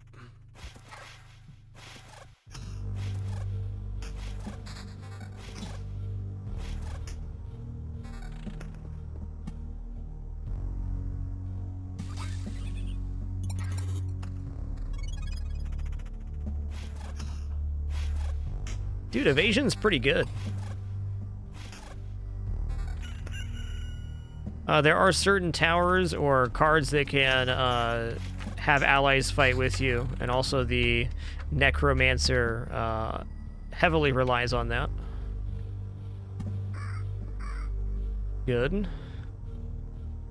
Not too keen on adding more enemies onto the map right now. But I probably should just go all in and see if this evasion can get us through another loop to even more crazy amounts of gear. How about we wait till we get through whatever this is until we decide whether we're placing more spider cocoons and things. If I'm going to add more spawning cards, I definitely need to reduce density over here, so let's do that right now. Can still get massive fights.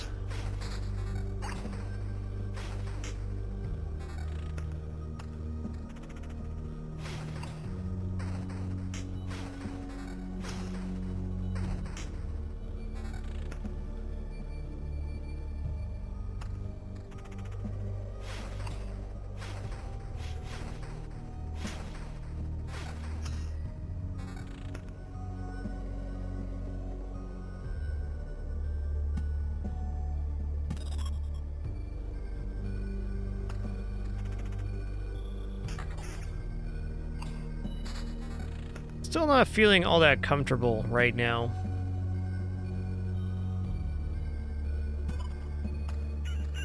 Because evasion can also fail. It's looked really good so far. But eventually, something bad will happen.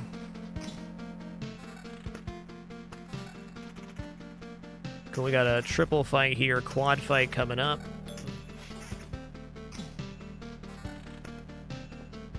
Get a mountain down up here. Get a rock here as well. Alright, this will be a test of our build.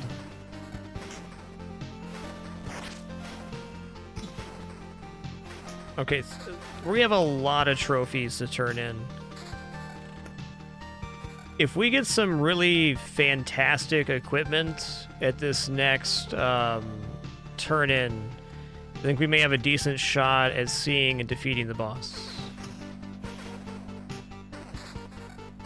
It's going to be very reliant on the equipment we get. That went pretty well. Okay, another Spoderman's right here. And I'm going to go another Spoderman's right here. Okay. Rock here. What was that? Goblin camp? I don't want to deal with a goblin camp.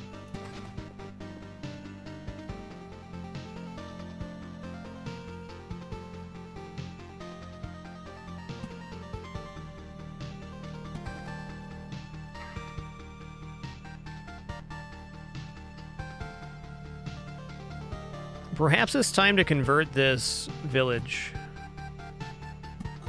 I think it is. I might end up oblivioning this. Let's see what equipment we get here.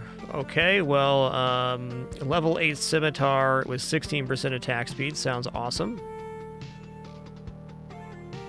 A dirk with counter evasion bonus and critical damage chance. Wow. Goodbye, polearm.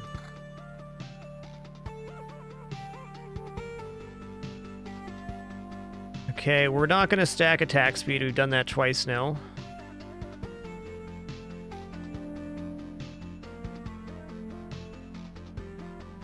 I mean, I think I have to replace the dirk with this too. It's just a really great weapon. Yes, the enemies are scaling per loop.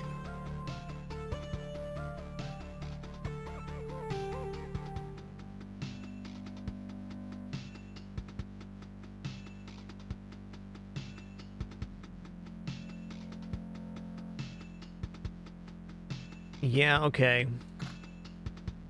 Still have 41% evasion.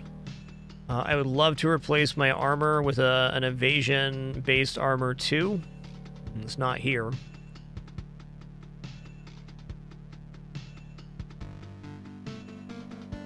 Okay, doesn't look bad.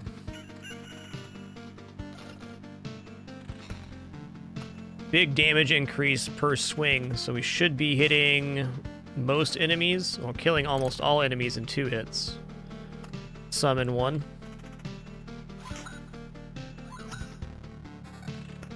Good place to be.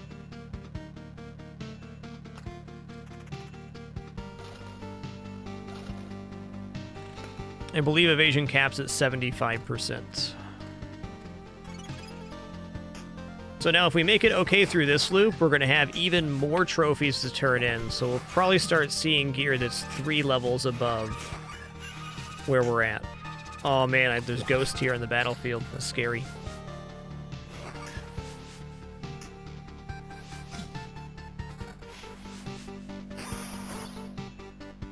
Yeah, I need to get rid of this battlefield, man.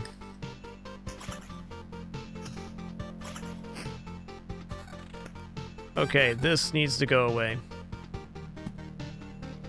This can make ghost spawn when enemies die in that fight, which is going to have at least 3 enemies on it for the next 3 loops.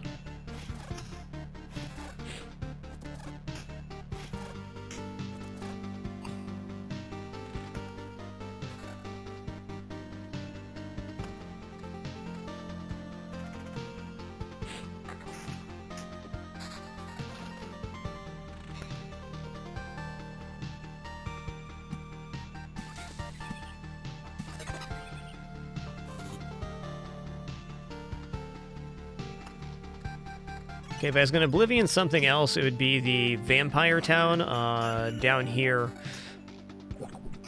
This allows us to keep the bonus after the town was converted after 3 loops without the vampire there each round, but I'm going to wait until I need the heal from Oblivion to do that.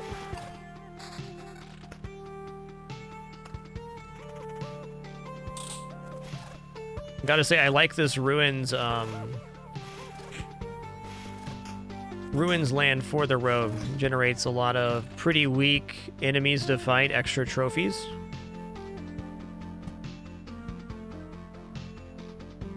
Start considering finishing these treasuries too.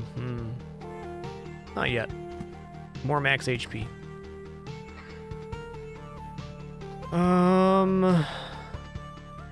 Tell you what, Road Lantern right here looks pretty good. It's going to cap these squares at 3 enemies maximum, which is what we want.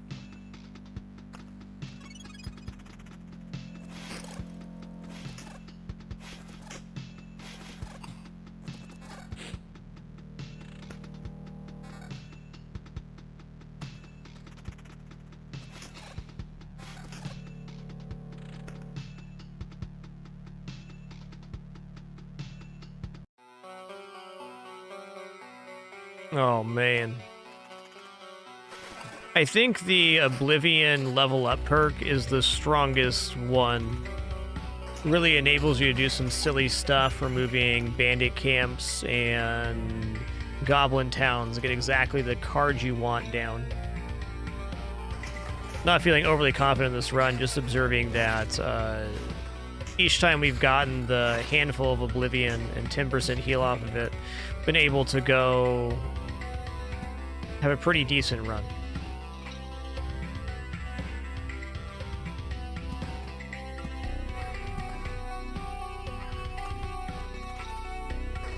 Get him.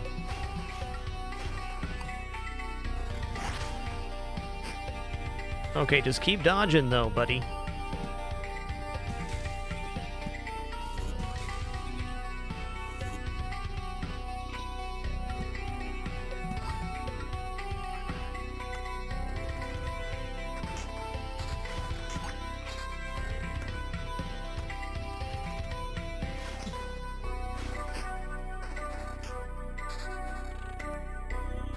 Okay, we have another village here. I guess this is a no-harm situation. This would erase some of the fights. Let's see here.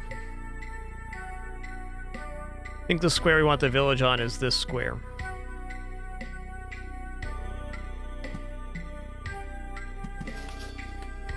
Okay, we're gonna get this bandit camp out of there.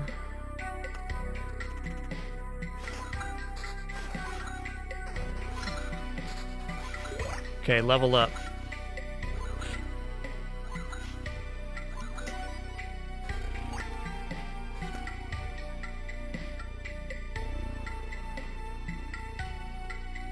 Okay, smoke screen seems really good, but also nothing is sacred. We're killing a lot of small enemies, so on a pass through the map, this could be over like 150 HP or so.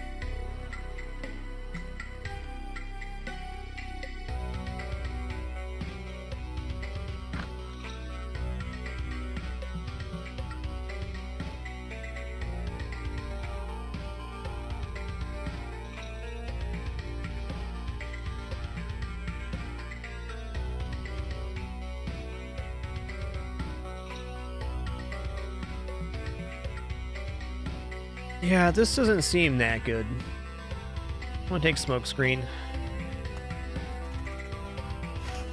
Yeah, it's 3 heal per kill, not 3 max HP. Correct. Antique wardrobe, what does this do? Plus 5 HP every time the hero equips a new item. Okay.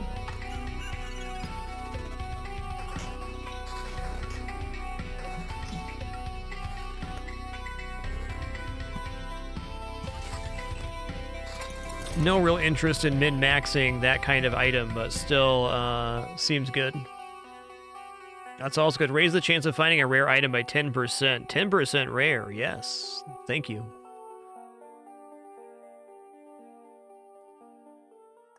Very nice item. Items.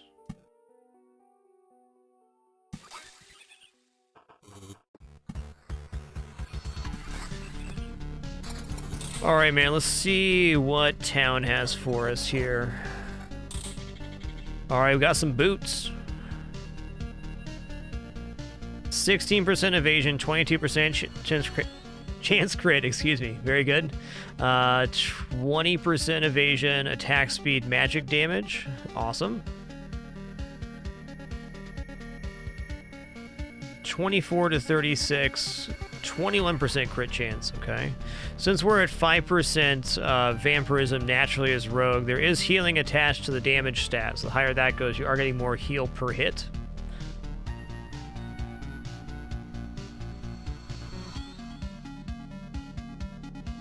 It's pretty good. Damage to all on something like this is not insignificant either, and you do get vampirism off of the damage to all as well.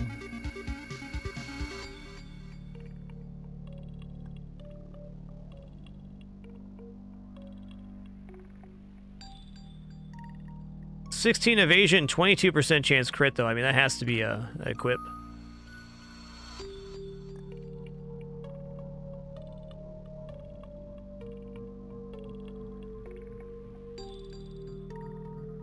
I felt the wording's been pretty consistent in this game. There's always things that can be massaged. I'm sure if you have any feedback for the developers, they would love to hear it on their Discord.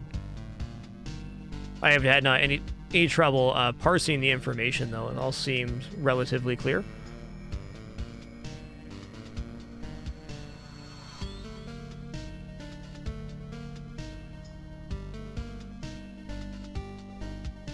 It's a lot of damage, man. Replacing the dirk with the sword does lower our evasion. It increases the damage so much.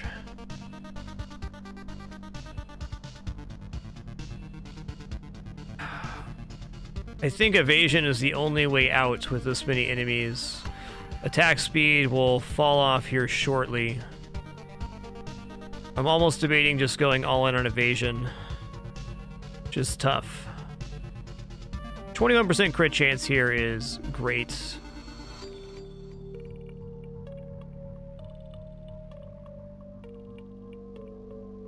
Man.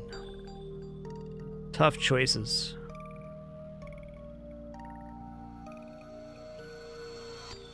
Let's replace the scimitar with the mace. And then we can replace the dirk The sword, we'd have, what, 30? Not enough dodge chance.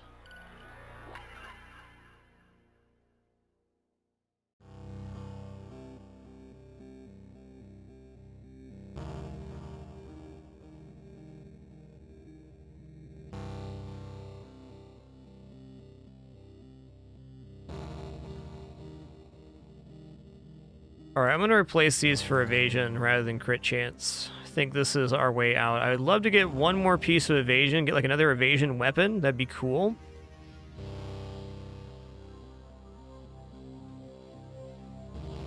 I gotta replace this. We are 2 and 3 levels ahead on weapon rarity. So we'll see here.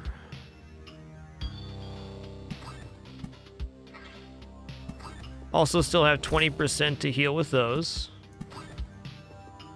We may be one-shotting quite a few enemy types now.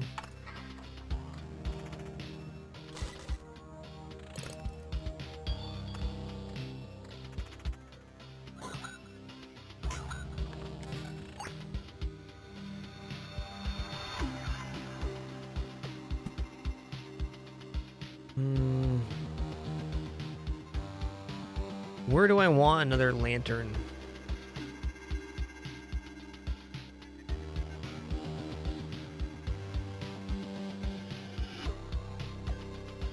I think just next to this is the answer to that. Get down to 2. Okay, we're not quite one-shotting here. Pretty close, though.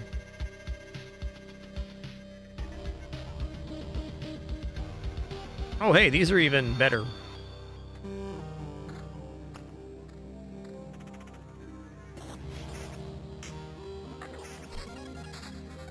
I don't know if we're making it through this loop or not. I think we're gonna die. I'm gonna retreat. Dude, 100 damage hits, though. Pretty nice.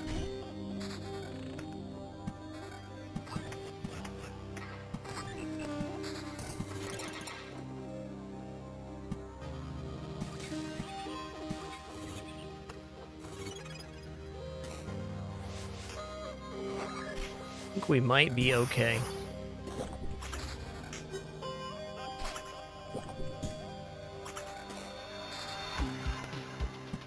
After we get through this loop, it's basically the boss that remains.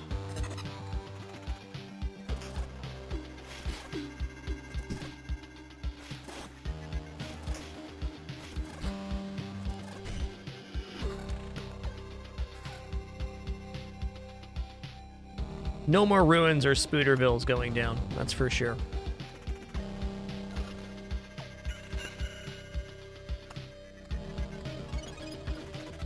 New quest. That was a nice heal from that village.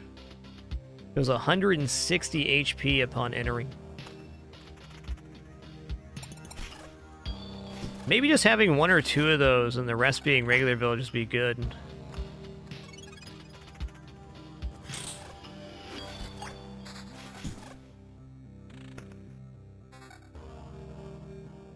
It's all 3 enemy fights coming up. I think we, just do it.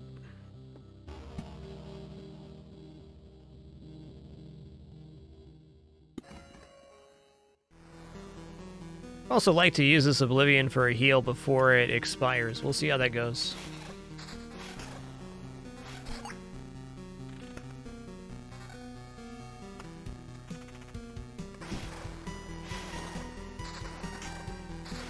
What's this guy doing?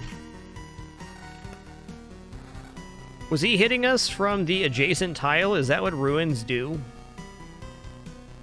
It's gotta be, huh? Has to be an effect of the tile.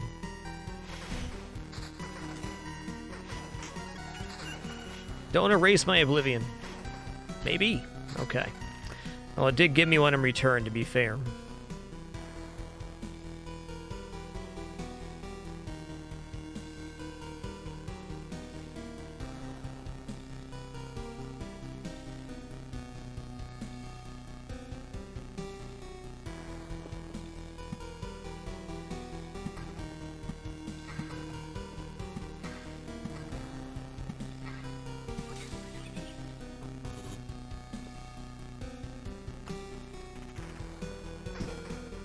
Get dunked, Spodemans.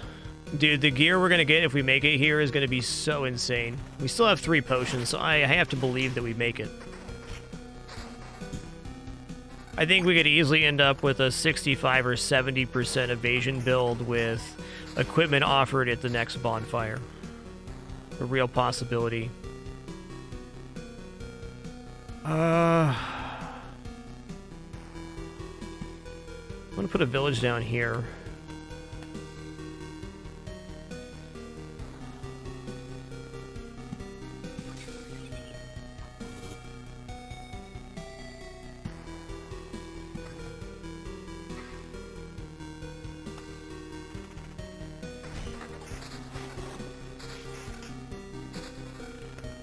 Another one, okay.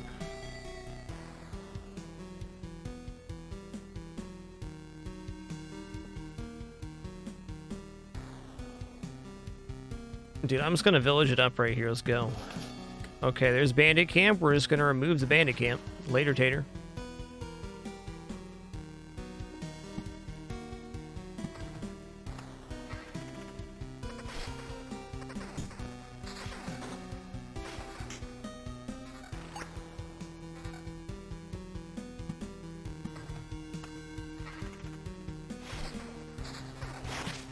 Dude, it's happening. 46 trophies going into town. All right.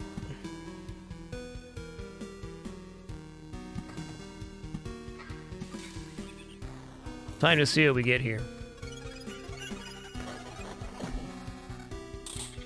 Oh.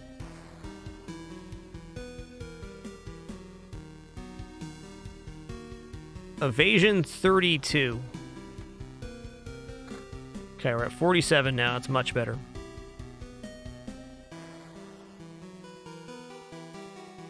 Okay, Qatar attack speed, crit chance, damage to all.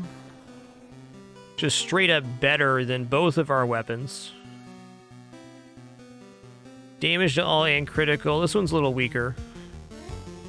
Spear with damage to all and counter.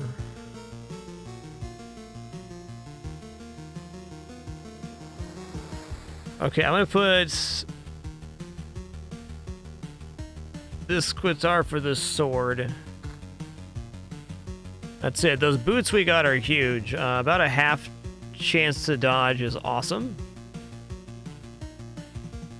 What I need is a better armor piece with evasion. Well, that's what I'd like, I should say.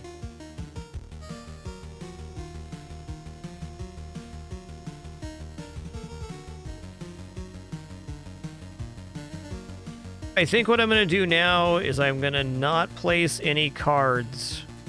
We're not going to summon the boss. We're going to make it back around here. I might be bailing on this afterwards, but I'd like to see one more set of equipment because I do feel like one more exceptional look and we could be somewhere really fantastic.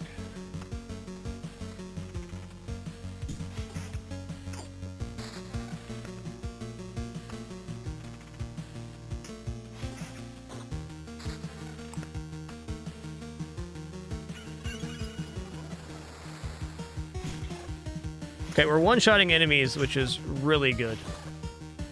Not quite on the quest enemies, but is nice. So we're just going to get memory fragments on this loop by not placing cards to collect this resource, Book of Memories, and Shards of Memories, as well as not activate the boss summon bar. We can't play anything, including an Oblivion right now, without having the boss be summoned.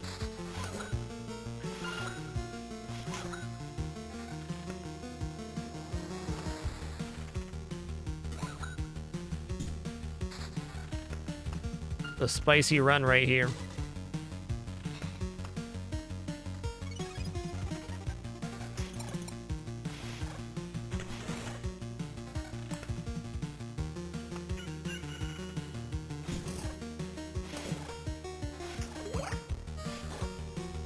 I think maybe best off summoning the boss at the end of this round.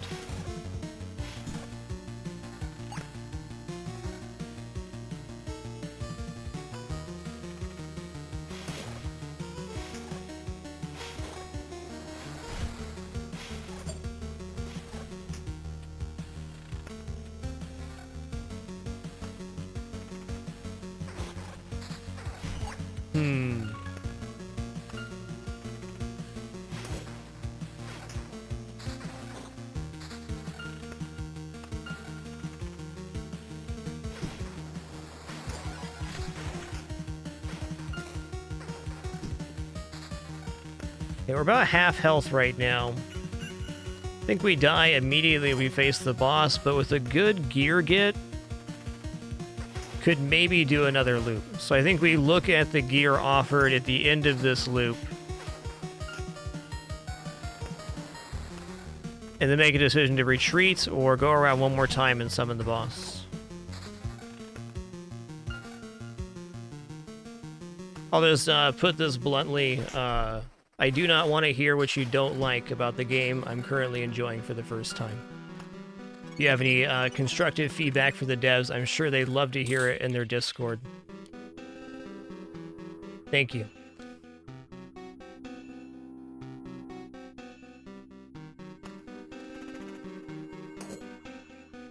Oh no, I clicked in the fight there. That's okay, we're gonna get the best evasion chest you've ever seen. Maybe not.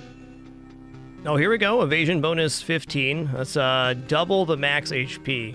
I think this lets us survive through one more loop.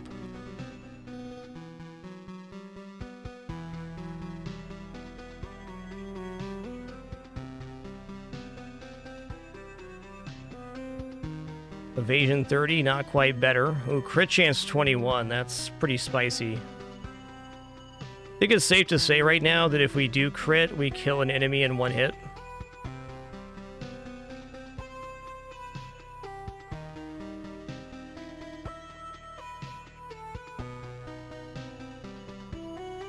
Also, I think this is going to absolutely be our last loop through.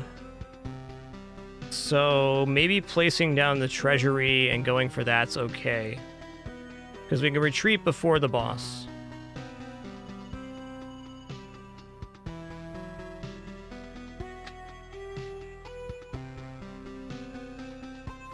Evasion caps at 75, that's correct. 11 defense isn't bad, but losing 5% dodge for it?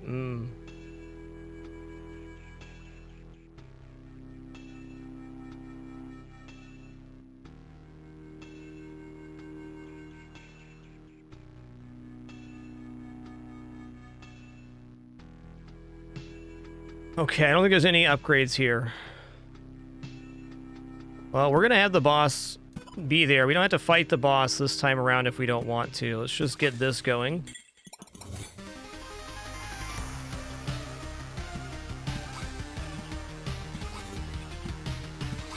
Let the James commence.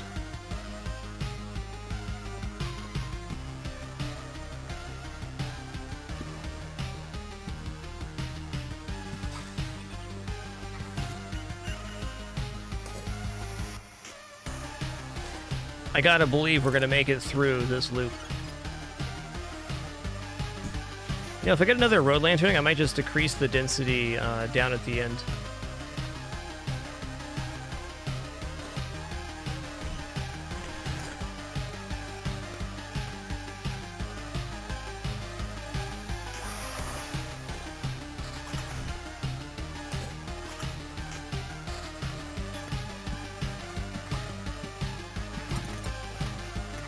What's this? Oh, that's the incursion. Okay.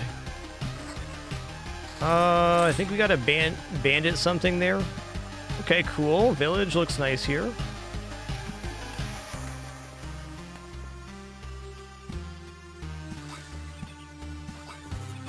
Strong possibility we can finish that other treasury here too.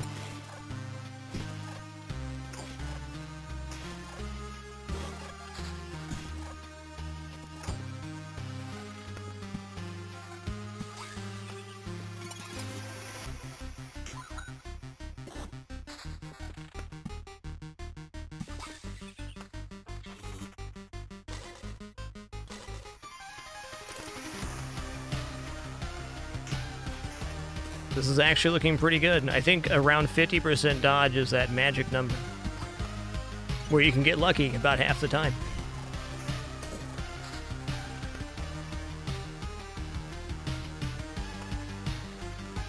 Quests are automatic turn-ins when you go to a village. So each time you go through a village, you'll get the item from the quest. And the crown on the map indicates it is a quest objective.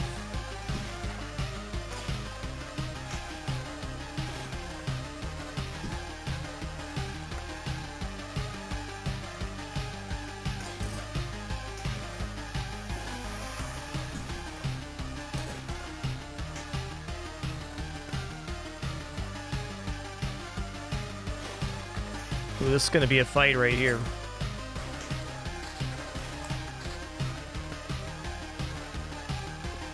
Okay, we're one card away from completing the treasury on loop 9. Awesome.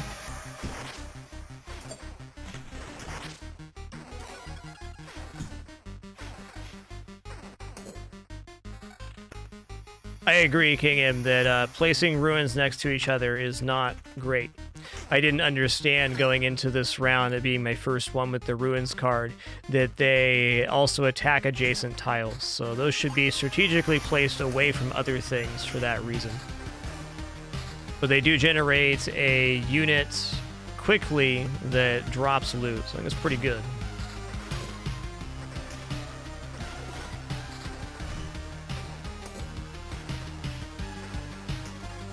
Alright, what's going on here? This doesn't matter. Let's see what else we get here. Okay, sure. I'm going to Oblivion. The Goblin Camp's not going to matter. We're going to flee before that. What don't I want on the map right now? Where are our resources at? What are we doing for metal? Okay, so I'm going to go ahead and blow up the mountain here. And then replace this. So we got more metamorphosis resource for exchanging that. Okay, road lantern, right on. I'm good. We're gonna live through these couple fights, I'm sure of it.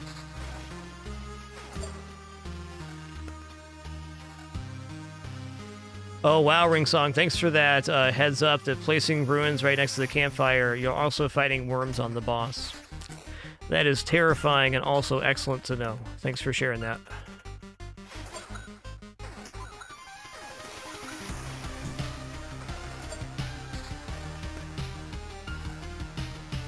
Alright. Grabbing this. And we are out of here. There is no way I'm defeating the boss right now, but that was a super successful rogue run.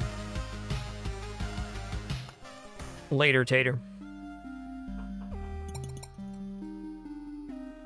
Excellent.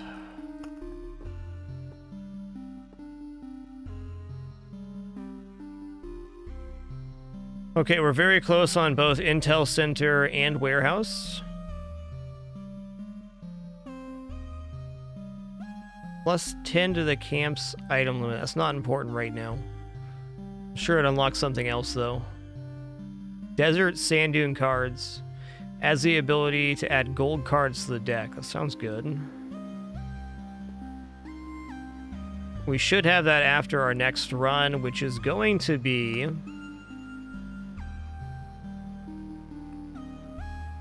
Necromancer on Chapter 1. We haven't got our win there yet. Only about 8 runs deep, maybe 9 now. Build what our deck's going to be on the Necromancer. Also need to equip items before we leave town again.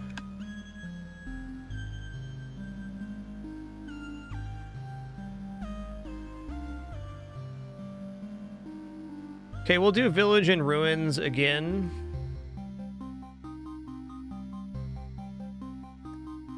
Drop Spider Cocoon.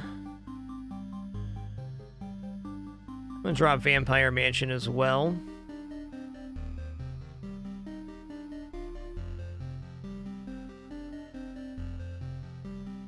So hard to drop either Oblivion or Treasury.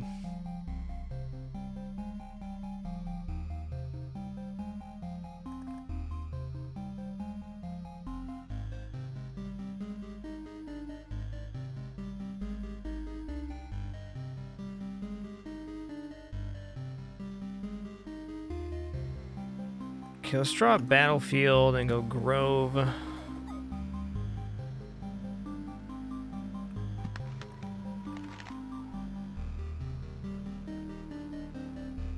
Yeah, I still want Road Lantern in there. I'm gonna put these down next to the Grove.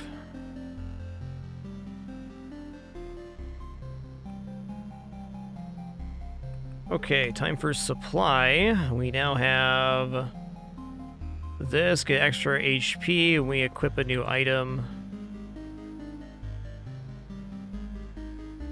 5 HP at the start of each day.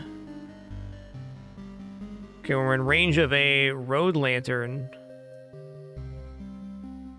Does that go here? What?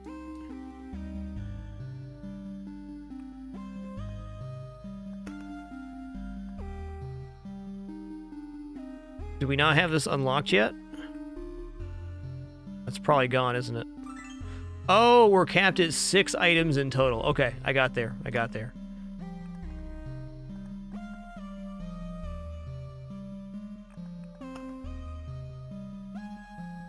Okay, so let's remove extra damage on vampires. And... is there a defense stat on Necro? Yes. Let's remove the bread for a moment. And put this here. 10% better chance for rare. And extra HP when equipping an item. Okay.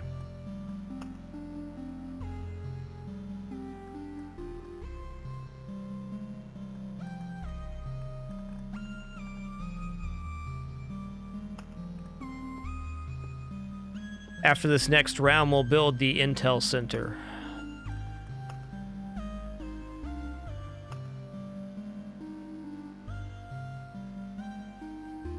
I feel like we may be a little bit heavily stacked on units on this one. I might go Ruined Spider Cocoon on this one instead of Grove Blood Grove. We'll do Grove Blood Grove another time.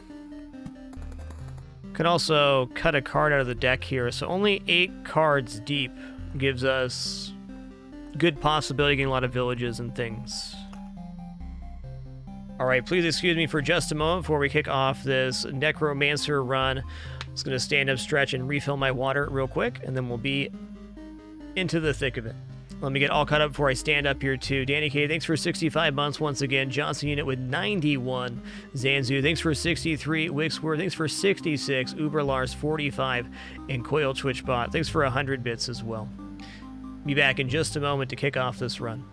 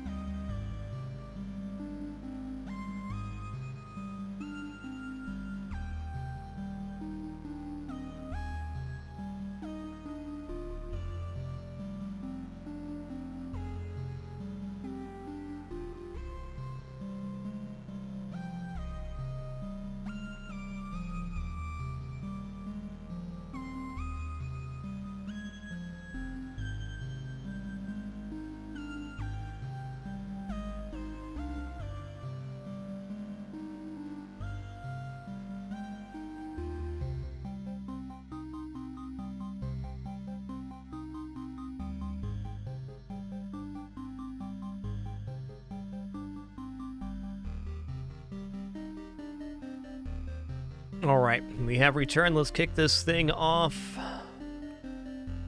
Here we go.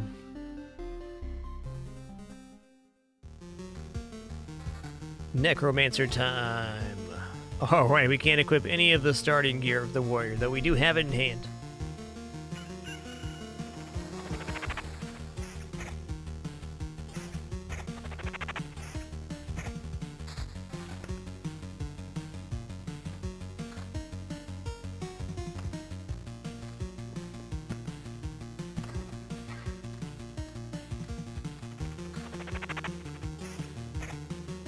I got a books.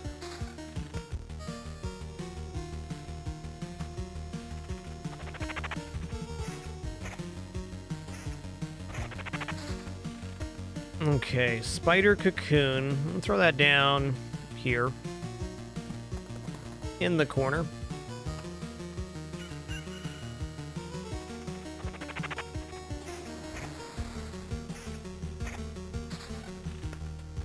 Max skeletons +1, not bad for a starter ring.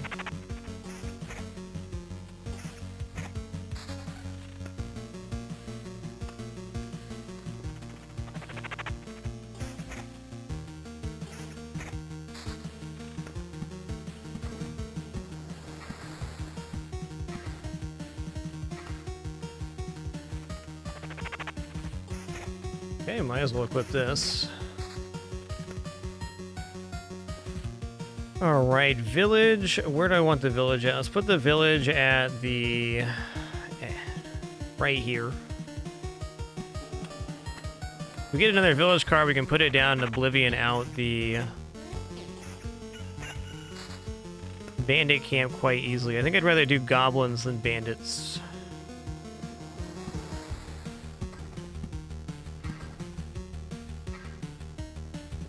And I mean, one more quality Spooderman's over here sounds cool.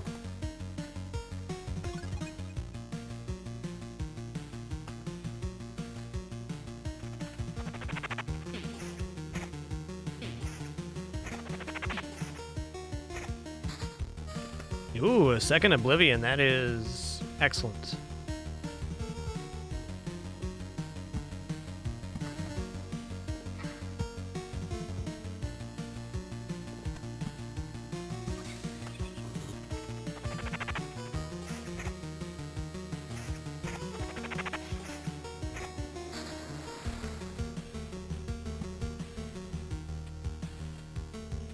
Space them out. I'm gonna Oblivion this bandit camp right away.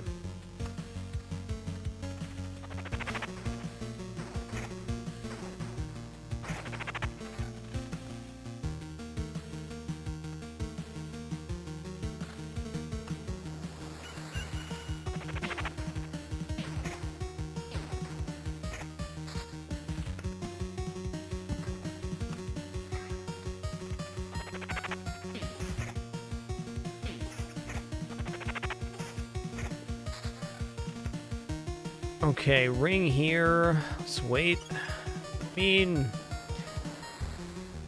I'll put down a ruins. Okay, what's gonna be the best placement for a ruins? We don't want it next to other fights. That much we're sure on.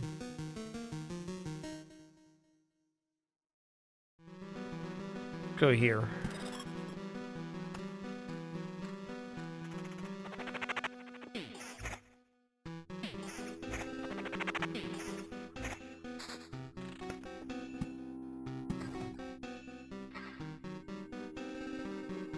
Let's go here. Make sure we don't get a 4 spider spawn right there.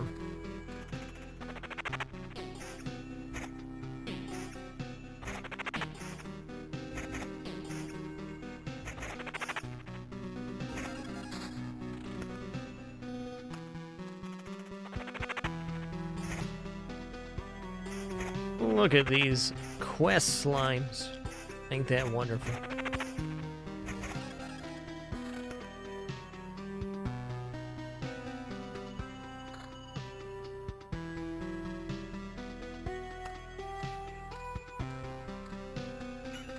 Okay, what did that give?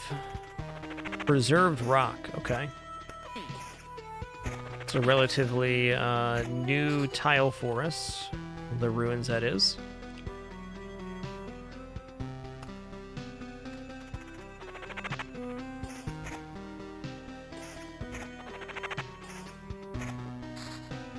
And just 3 max skeletons, pretty nice right now. Okay, we have 2 villages down, 3 will not spawn another bandit camp.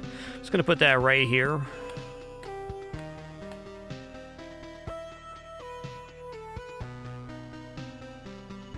I wonder if this counts as adjacent on the ruins fight. Like, if I put this here, is it going to have both of these with archers? I'm gonna guess it's only tiles that are directly next, so they have to connect, but I don't know that for sure. Let's give it a try and find out.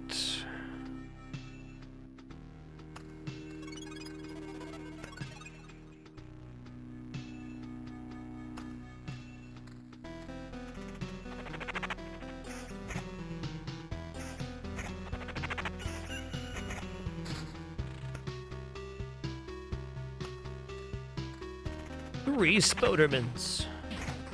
3 times the Spodermans.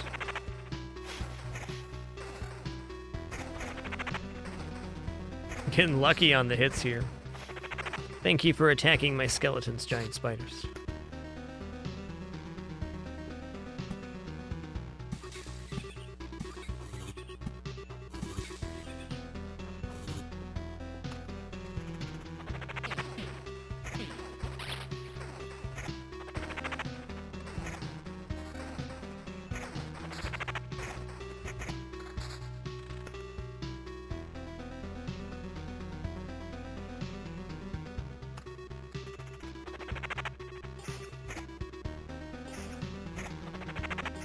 Yes, if any slimes appear in that little area here, there'll be double archer. That's okay, though. We can handle a single unit like that. Good to note, though.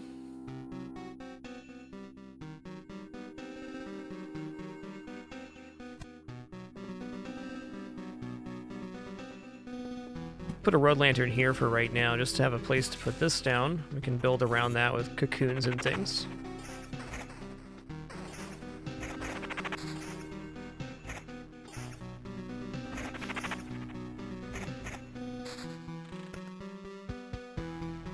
Okay, another ruins. Do this. It's gonna be Worm Alley right here.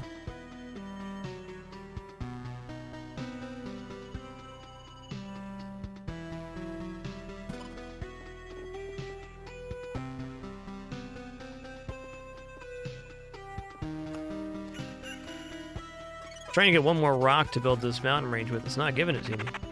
Ooh.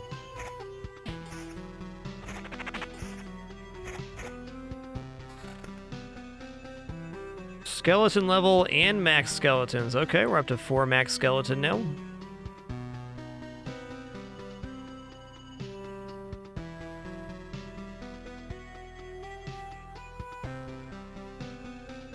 I'll equip here. Also, I'm probably going to equip here as well. 3 max skeletons is plenty for right now. We're not going to get to or maintain more than 3 in almost any fight at this point.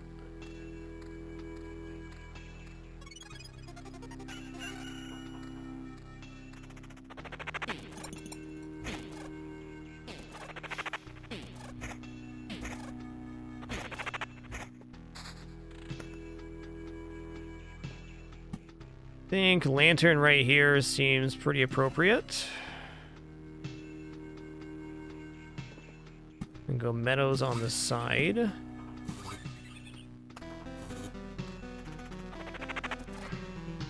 Yes, the Necromancer's attack is always a summon, the blue bar here, until you're at max skeletons, then he also does an attack.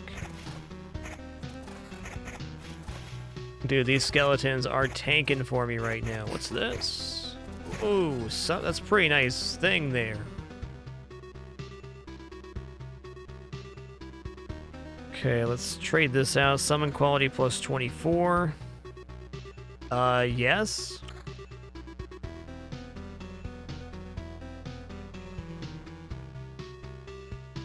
I don't want to go down to 2 skeletons right now. It's a really nice book, though. It's over 1 level, skeleton level increase. You know what? I take it back. I'm doing it.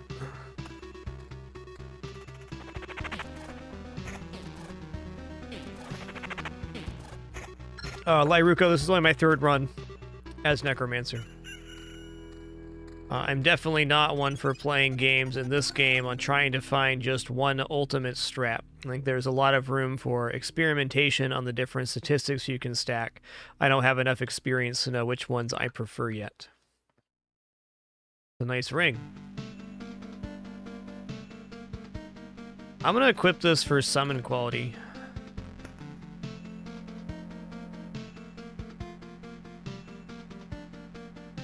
Okay, plus 0.25 to skeleton's level for a loop, starting from the loop when this trait was received. I think we're going to get permanent skeletal level from this. That's how I'm reading it. Let's go.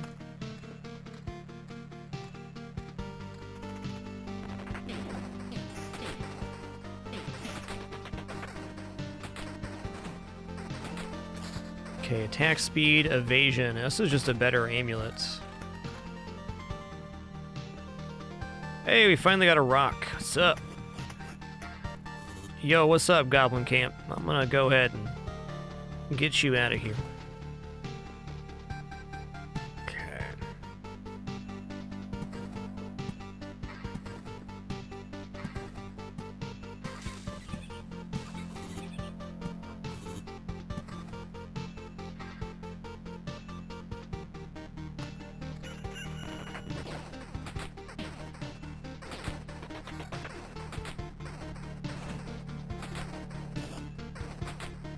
It's a nice skeleton level increase.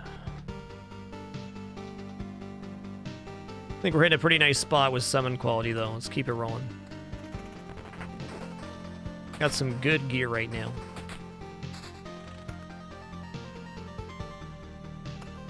Yeah, after 3 summons, your 4th summon becomes an archer.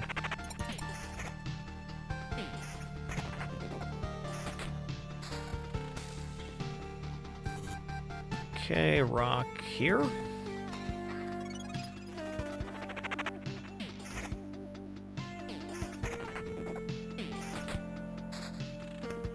Oh, cool, there's a mage too. That's awesome.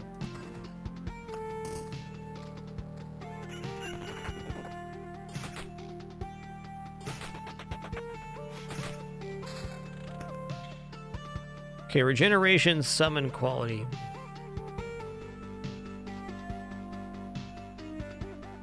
I think I prefer the attack speed right now.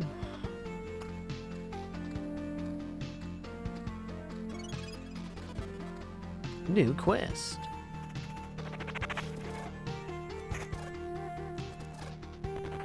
Gotta say, ruins seem to work out very well with the Necromancer. I almost feel like the worms are specifically targeting the undead.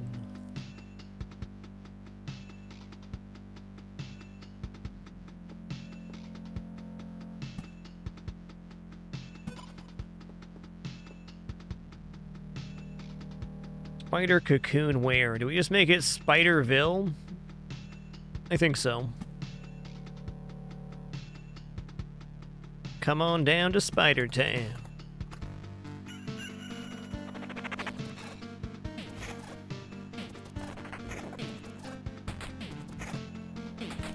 Yo, Stu Man, dude, thanks for making it official with Prime. Appreciate that. Wonderboy420, thanks for 19 months. Thank you, everybody, for being here to share this time and place, to enjoy this game together. Appreciate you all.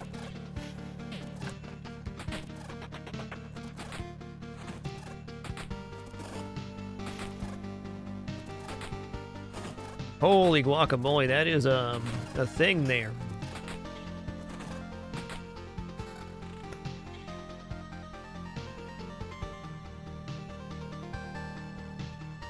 Okay, attack speed, skeleton level, regeneration. Okay, skeleton level and max skeletons on a necklace. This is going to be a very hard necklace to replace.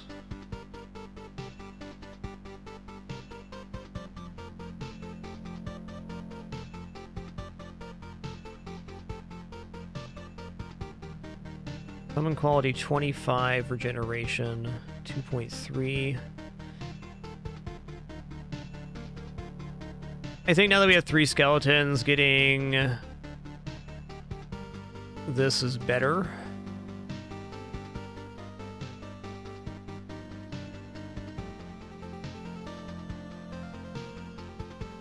Pretty happy with the quality right now. I don't think I want to equip that ring.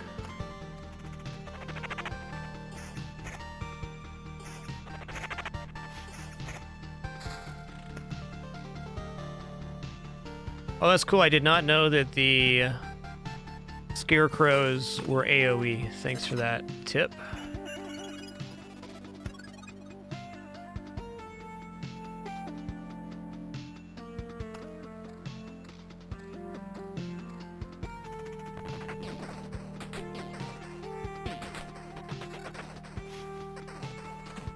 Yeah, I think having about 50% summon quality is kind of a sweet spot to get a tank often enough to make it good. Tank does force the enemies to attack it, which is a very powerful effect.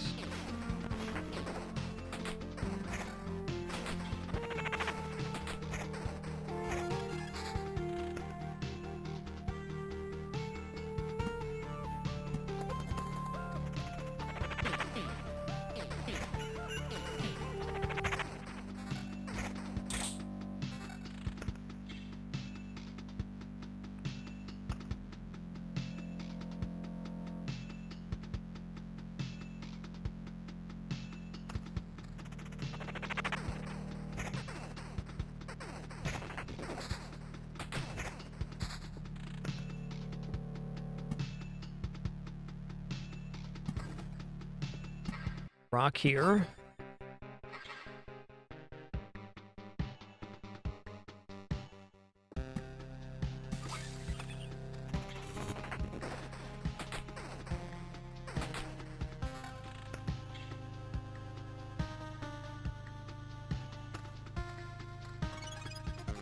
The sustain seems decent right now. Silverware, what does that do?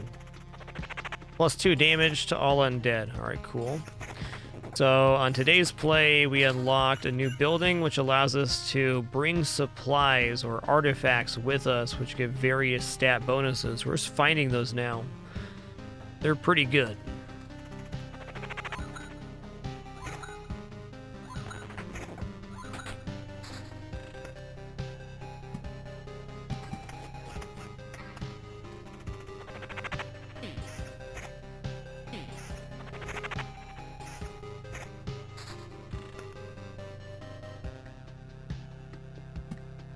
But one more spider cocoon won't be bad, will it?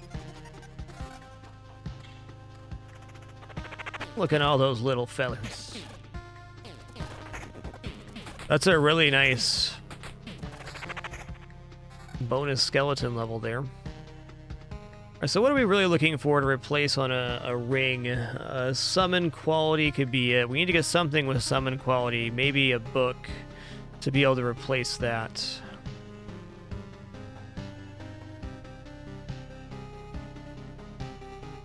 That ain't it.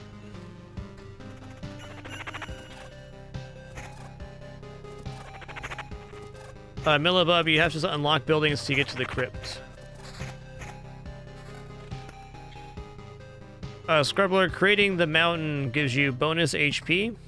If you hover over it, says 6 additional HP for every adjacent mountain rock tile. So you get a lot more base HP for building the structure. This structure and putting rocks around it. Rocks or mountains. And of course, mountains also scale next to the other mountain tiles.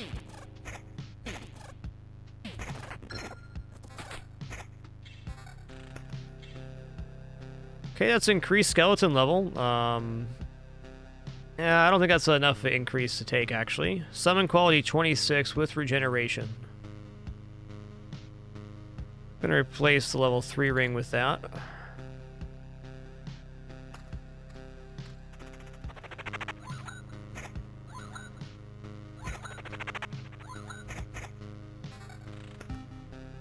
Ooh.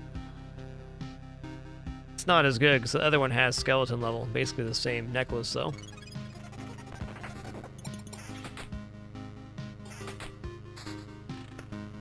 Okay, meadow here. Meadow here. Ooh. Oh, it's gotta be extra number of skeletons. That allows us to take some pretty aggressive gear. Because the difference between 2 and 3 skeletons, I feel, is pretty major.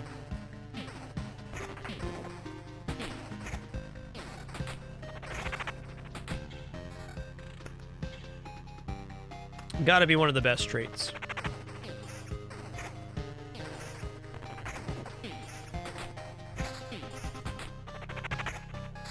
Oh, this is a great ring.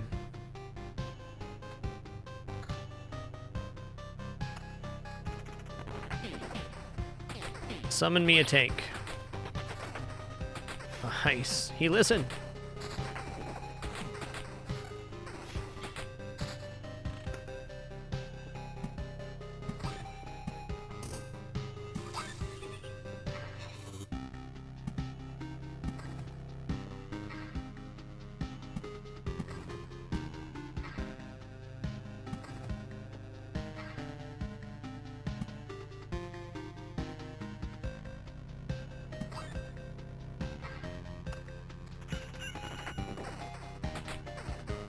Spoders are pretty tough on my skeletons there. I guess we need a slightly higher skeleton level on the next loop.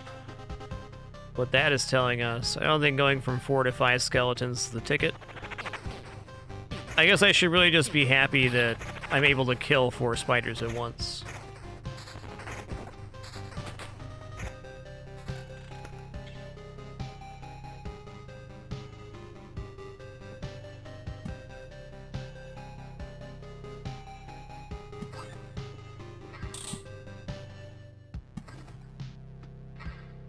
Liking our structure here on this run.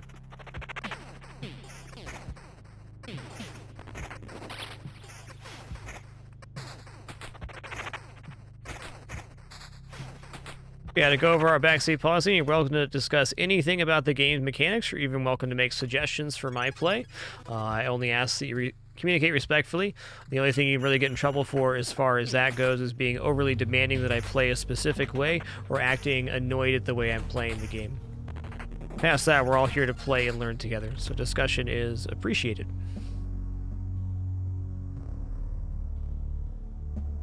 Skeleton level 1.08.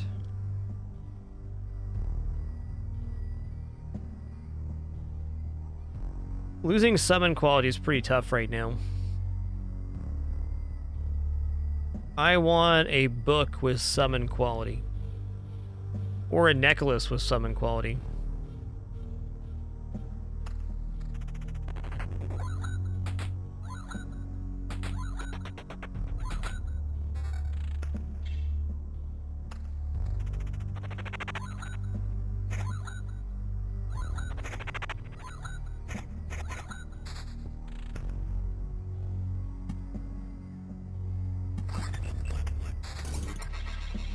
Alright, double Goblin Town. It's gonna get spicy in here. It's okay, we haven't really been tested this run.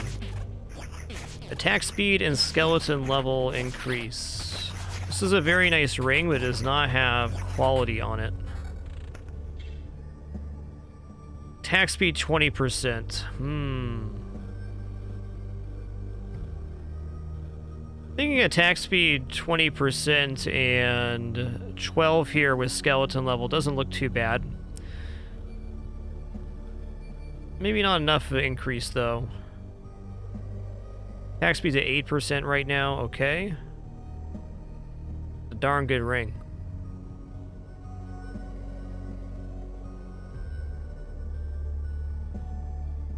It has max skeletons and skeleton level.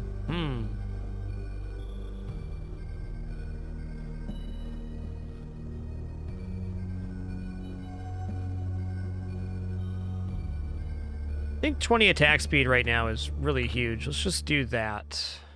I'm not sold on this ring.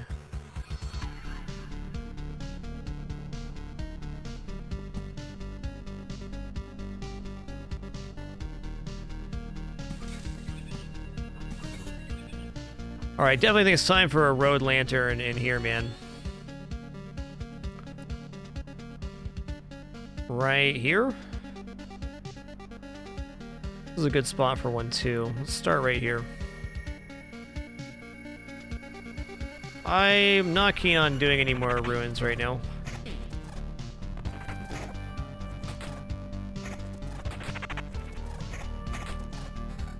Yeah, summon speed's nice.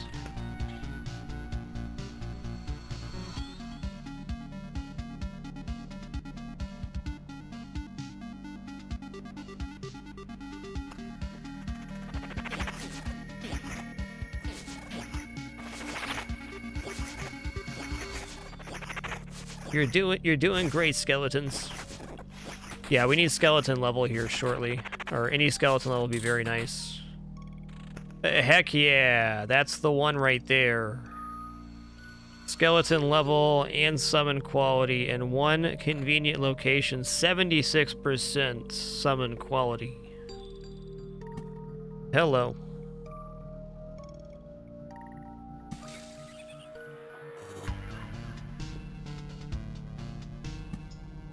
Well, I mean, maybe one more ruins.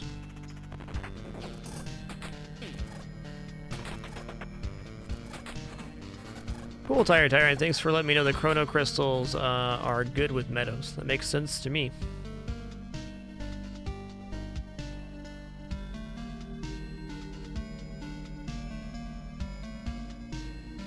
Wow, okay. This is even better? Yeah, we're trading 2 defense for 9 evasion. That's fine. Extra skeleton level, same quality, and extra level on top. This build is pretty slamming right now.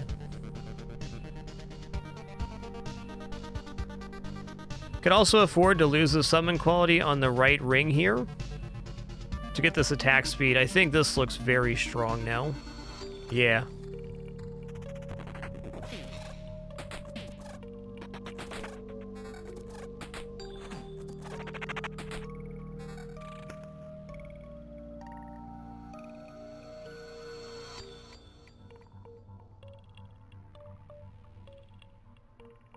What's attack speed right now? 32, so I'd lose 2/3 of my attack speed increase. I don't think I want to do that right now. This ring is the next one to be replaced by this ring right here.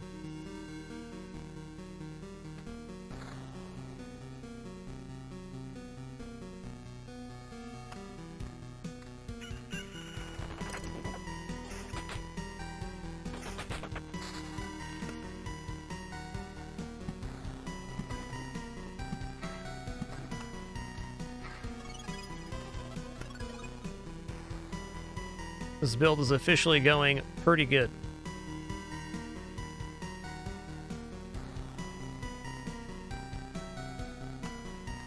Dr. Batson, on the couple of okay rogue runs I've had, putting down on things that spawn a lot of small enemies is good, so you get more trophies and get better gear.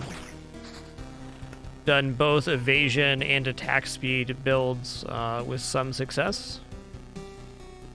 We're gonna get this out of here because fighting goblins next to spitting worms is a pretty bad time.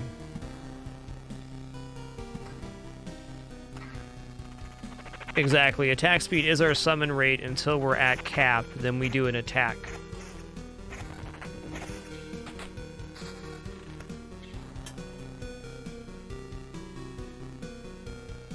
I mean, Spoderville's pretty packed here. I'm gonna leave it be.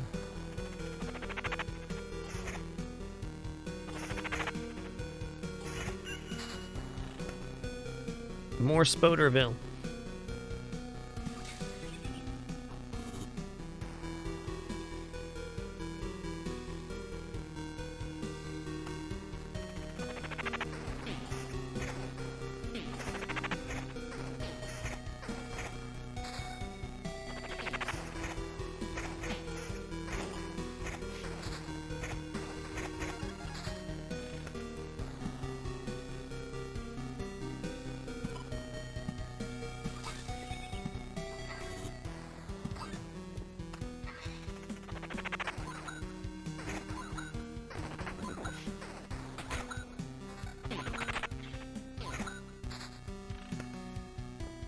Alright, rock on the bottom.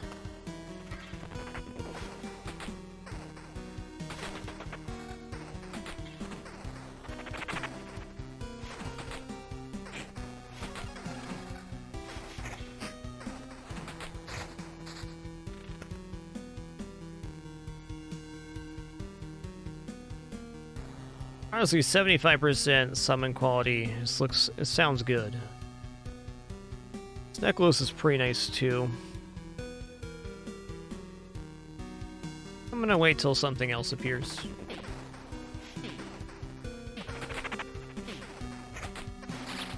Ooh, another village. I'd like an Oblivion to play that village. Hey, look at that, because I don't want to deal with a bandit camp right now.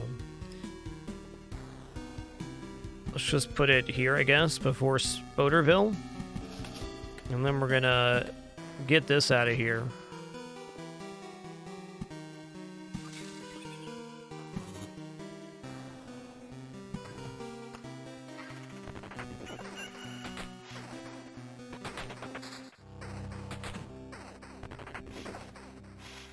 Probably 1, maybe 2 loops away from the boss being summoned. I think we have a decent chance right now with this build. It's statistically very well for the amount of loops we've done.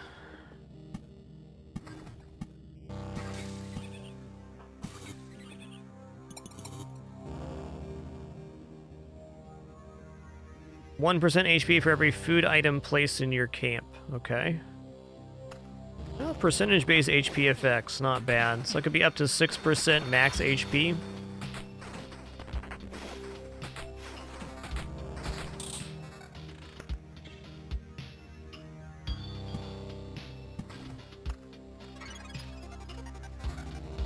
What's this? Ooh, that's a lot of skeleton level. Not really an improvement, though.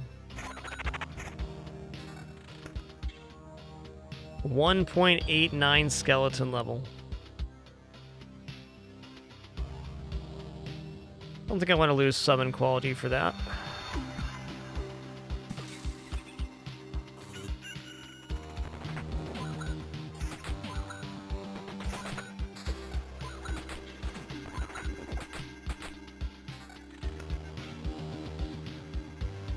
Ooh.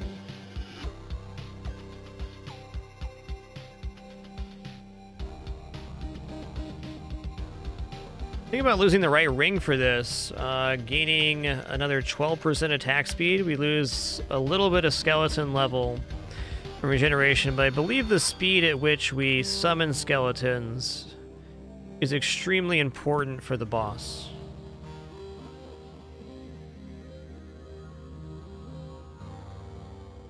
I'll pop this now, and then we'll grab this. All right.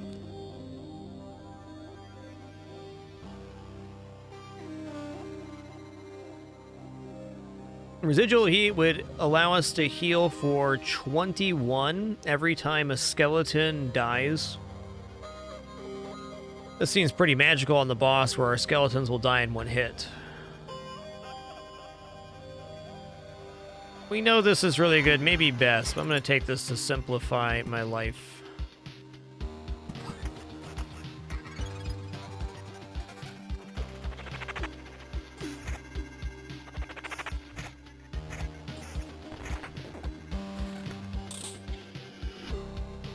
Okay, skeleton level, summon quality, evasion. Still not better than what we have.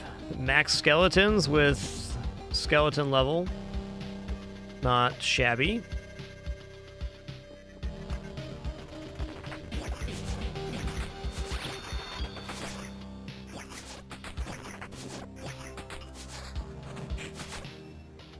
Okay, we can get to the boss on this loop, which I definitely want to. Start working on finishing this out.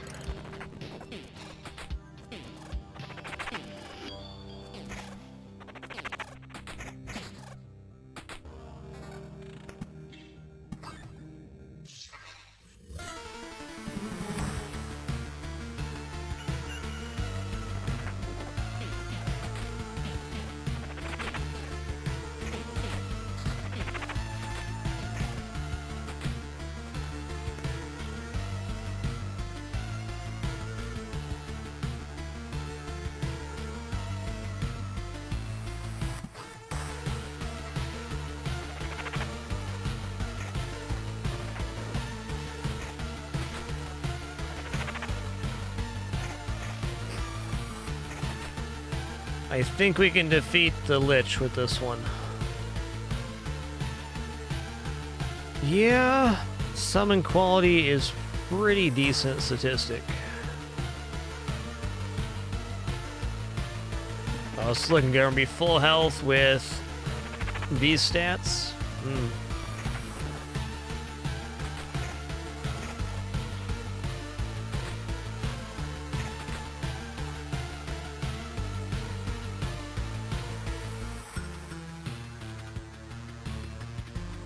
That is a nice necklace.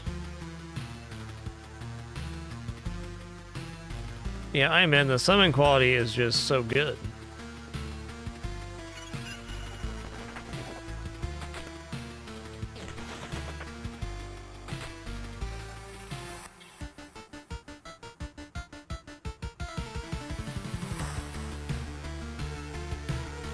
Here we go. Oh, we're staying.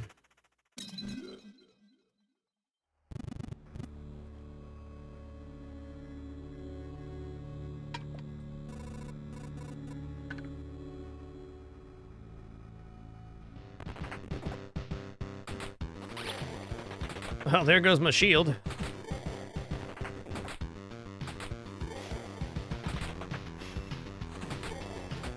Yeah, summon quality is keeping our army alive a little bit.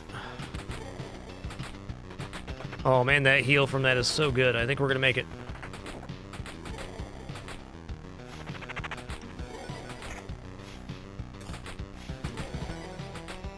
Yikes, don't hit me again, man. Don't do it. Hey, there's no need to be hitting me, though, sir.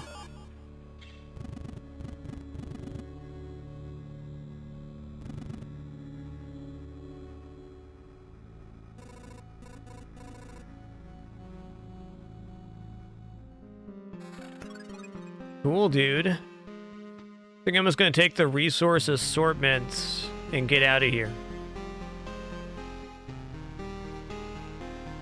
15% faster time, that's cool.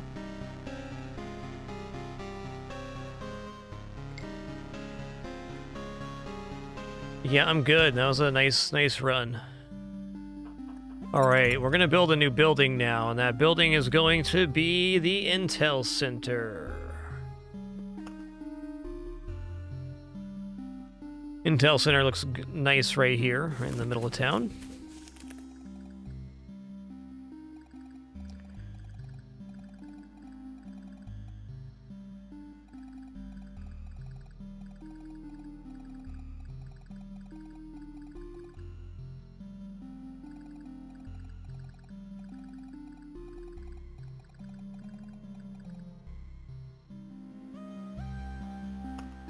Okay. So we got like bestiary. Oh, nice. Now I can figure out where different resources come from.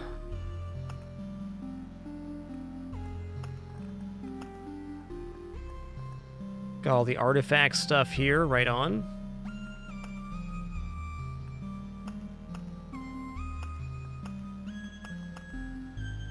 Okay, so with metal we can craft the non-food items, it looks like. Interesting. Since that resource is used for buildings, though, I don't want to do that just yet.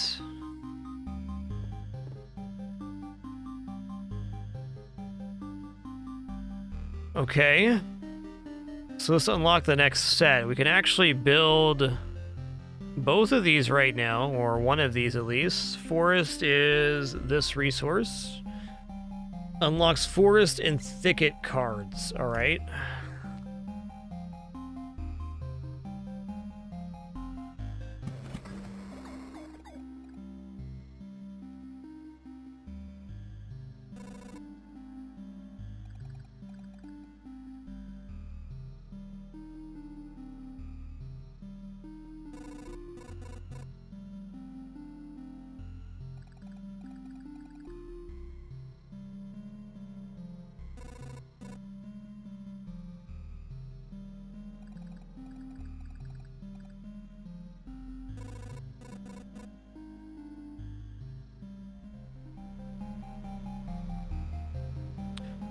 All right, so let's go see what these cards do.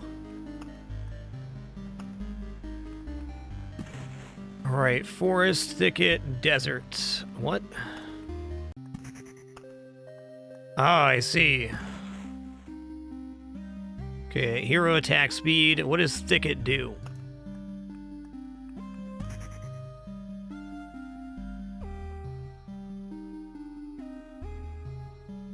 Lowers every creature's HP by 0.5%. That's interesting.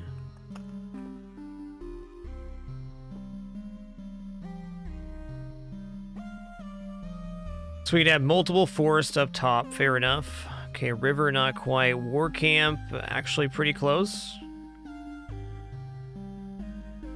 Let's go ahead and build a watchtower now.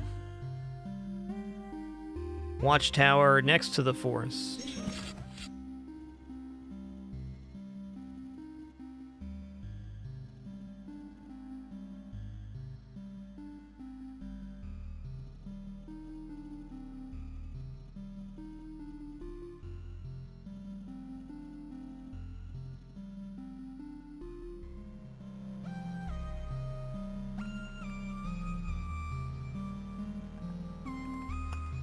Okay.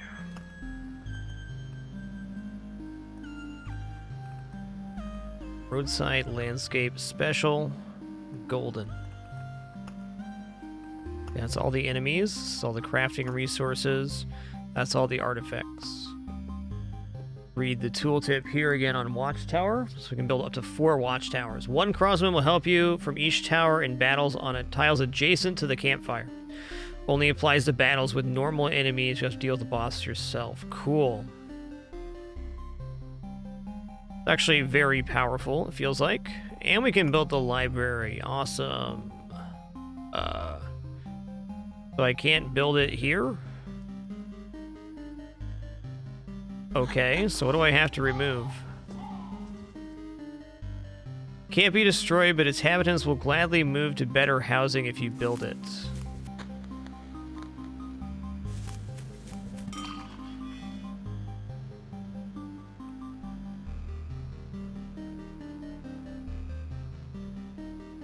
I might need to rebuild the refuge. Okay, build mud huts to move the settler tents. I guess that's our next objective. Let's see what we need for mud huts. Just need some metal. Well, that'll be our next objective.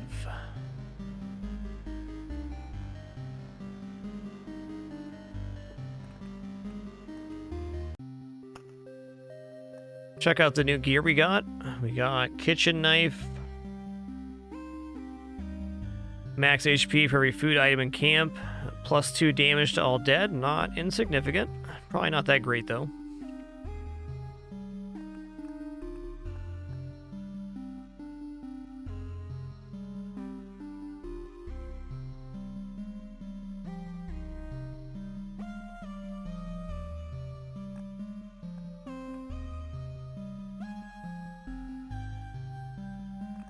All right.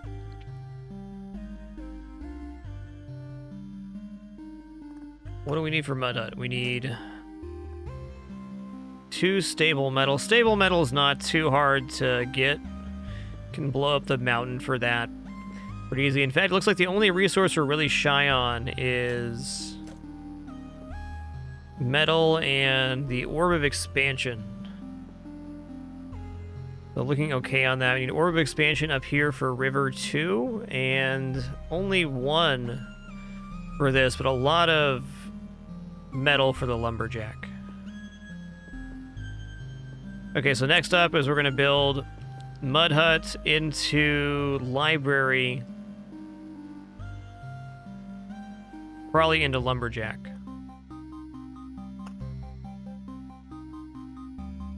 Okay, Orbs of Expansion can get from blowing up and rebuilding mountains too. Neat.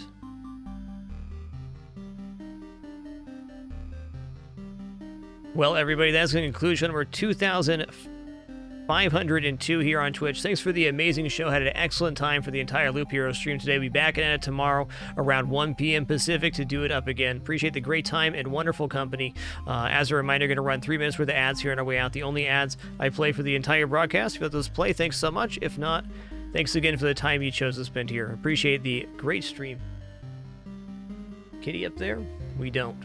Have a good one, Buffonti, Nate Doggan, Dark Scarlet Mage, Rapscallion, Grinlith, Bellosaurus, Anaheim, Wizmander, and all the rest. Appreciate you all.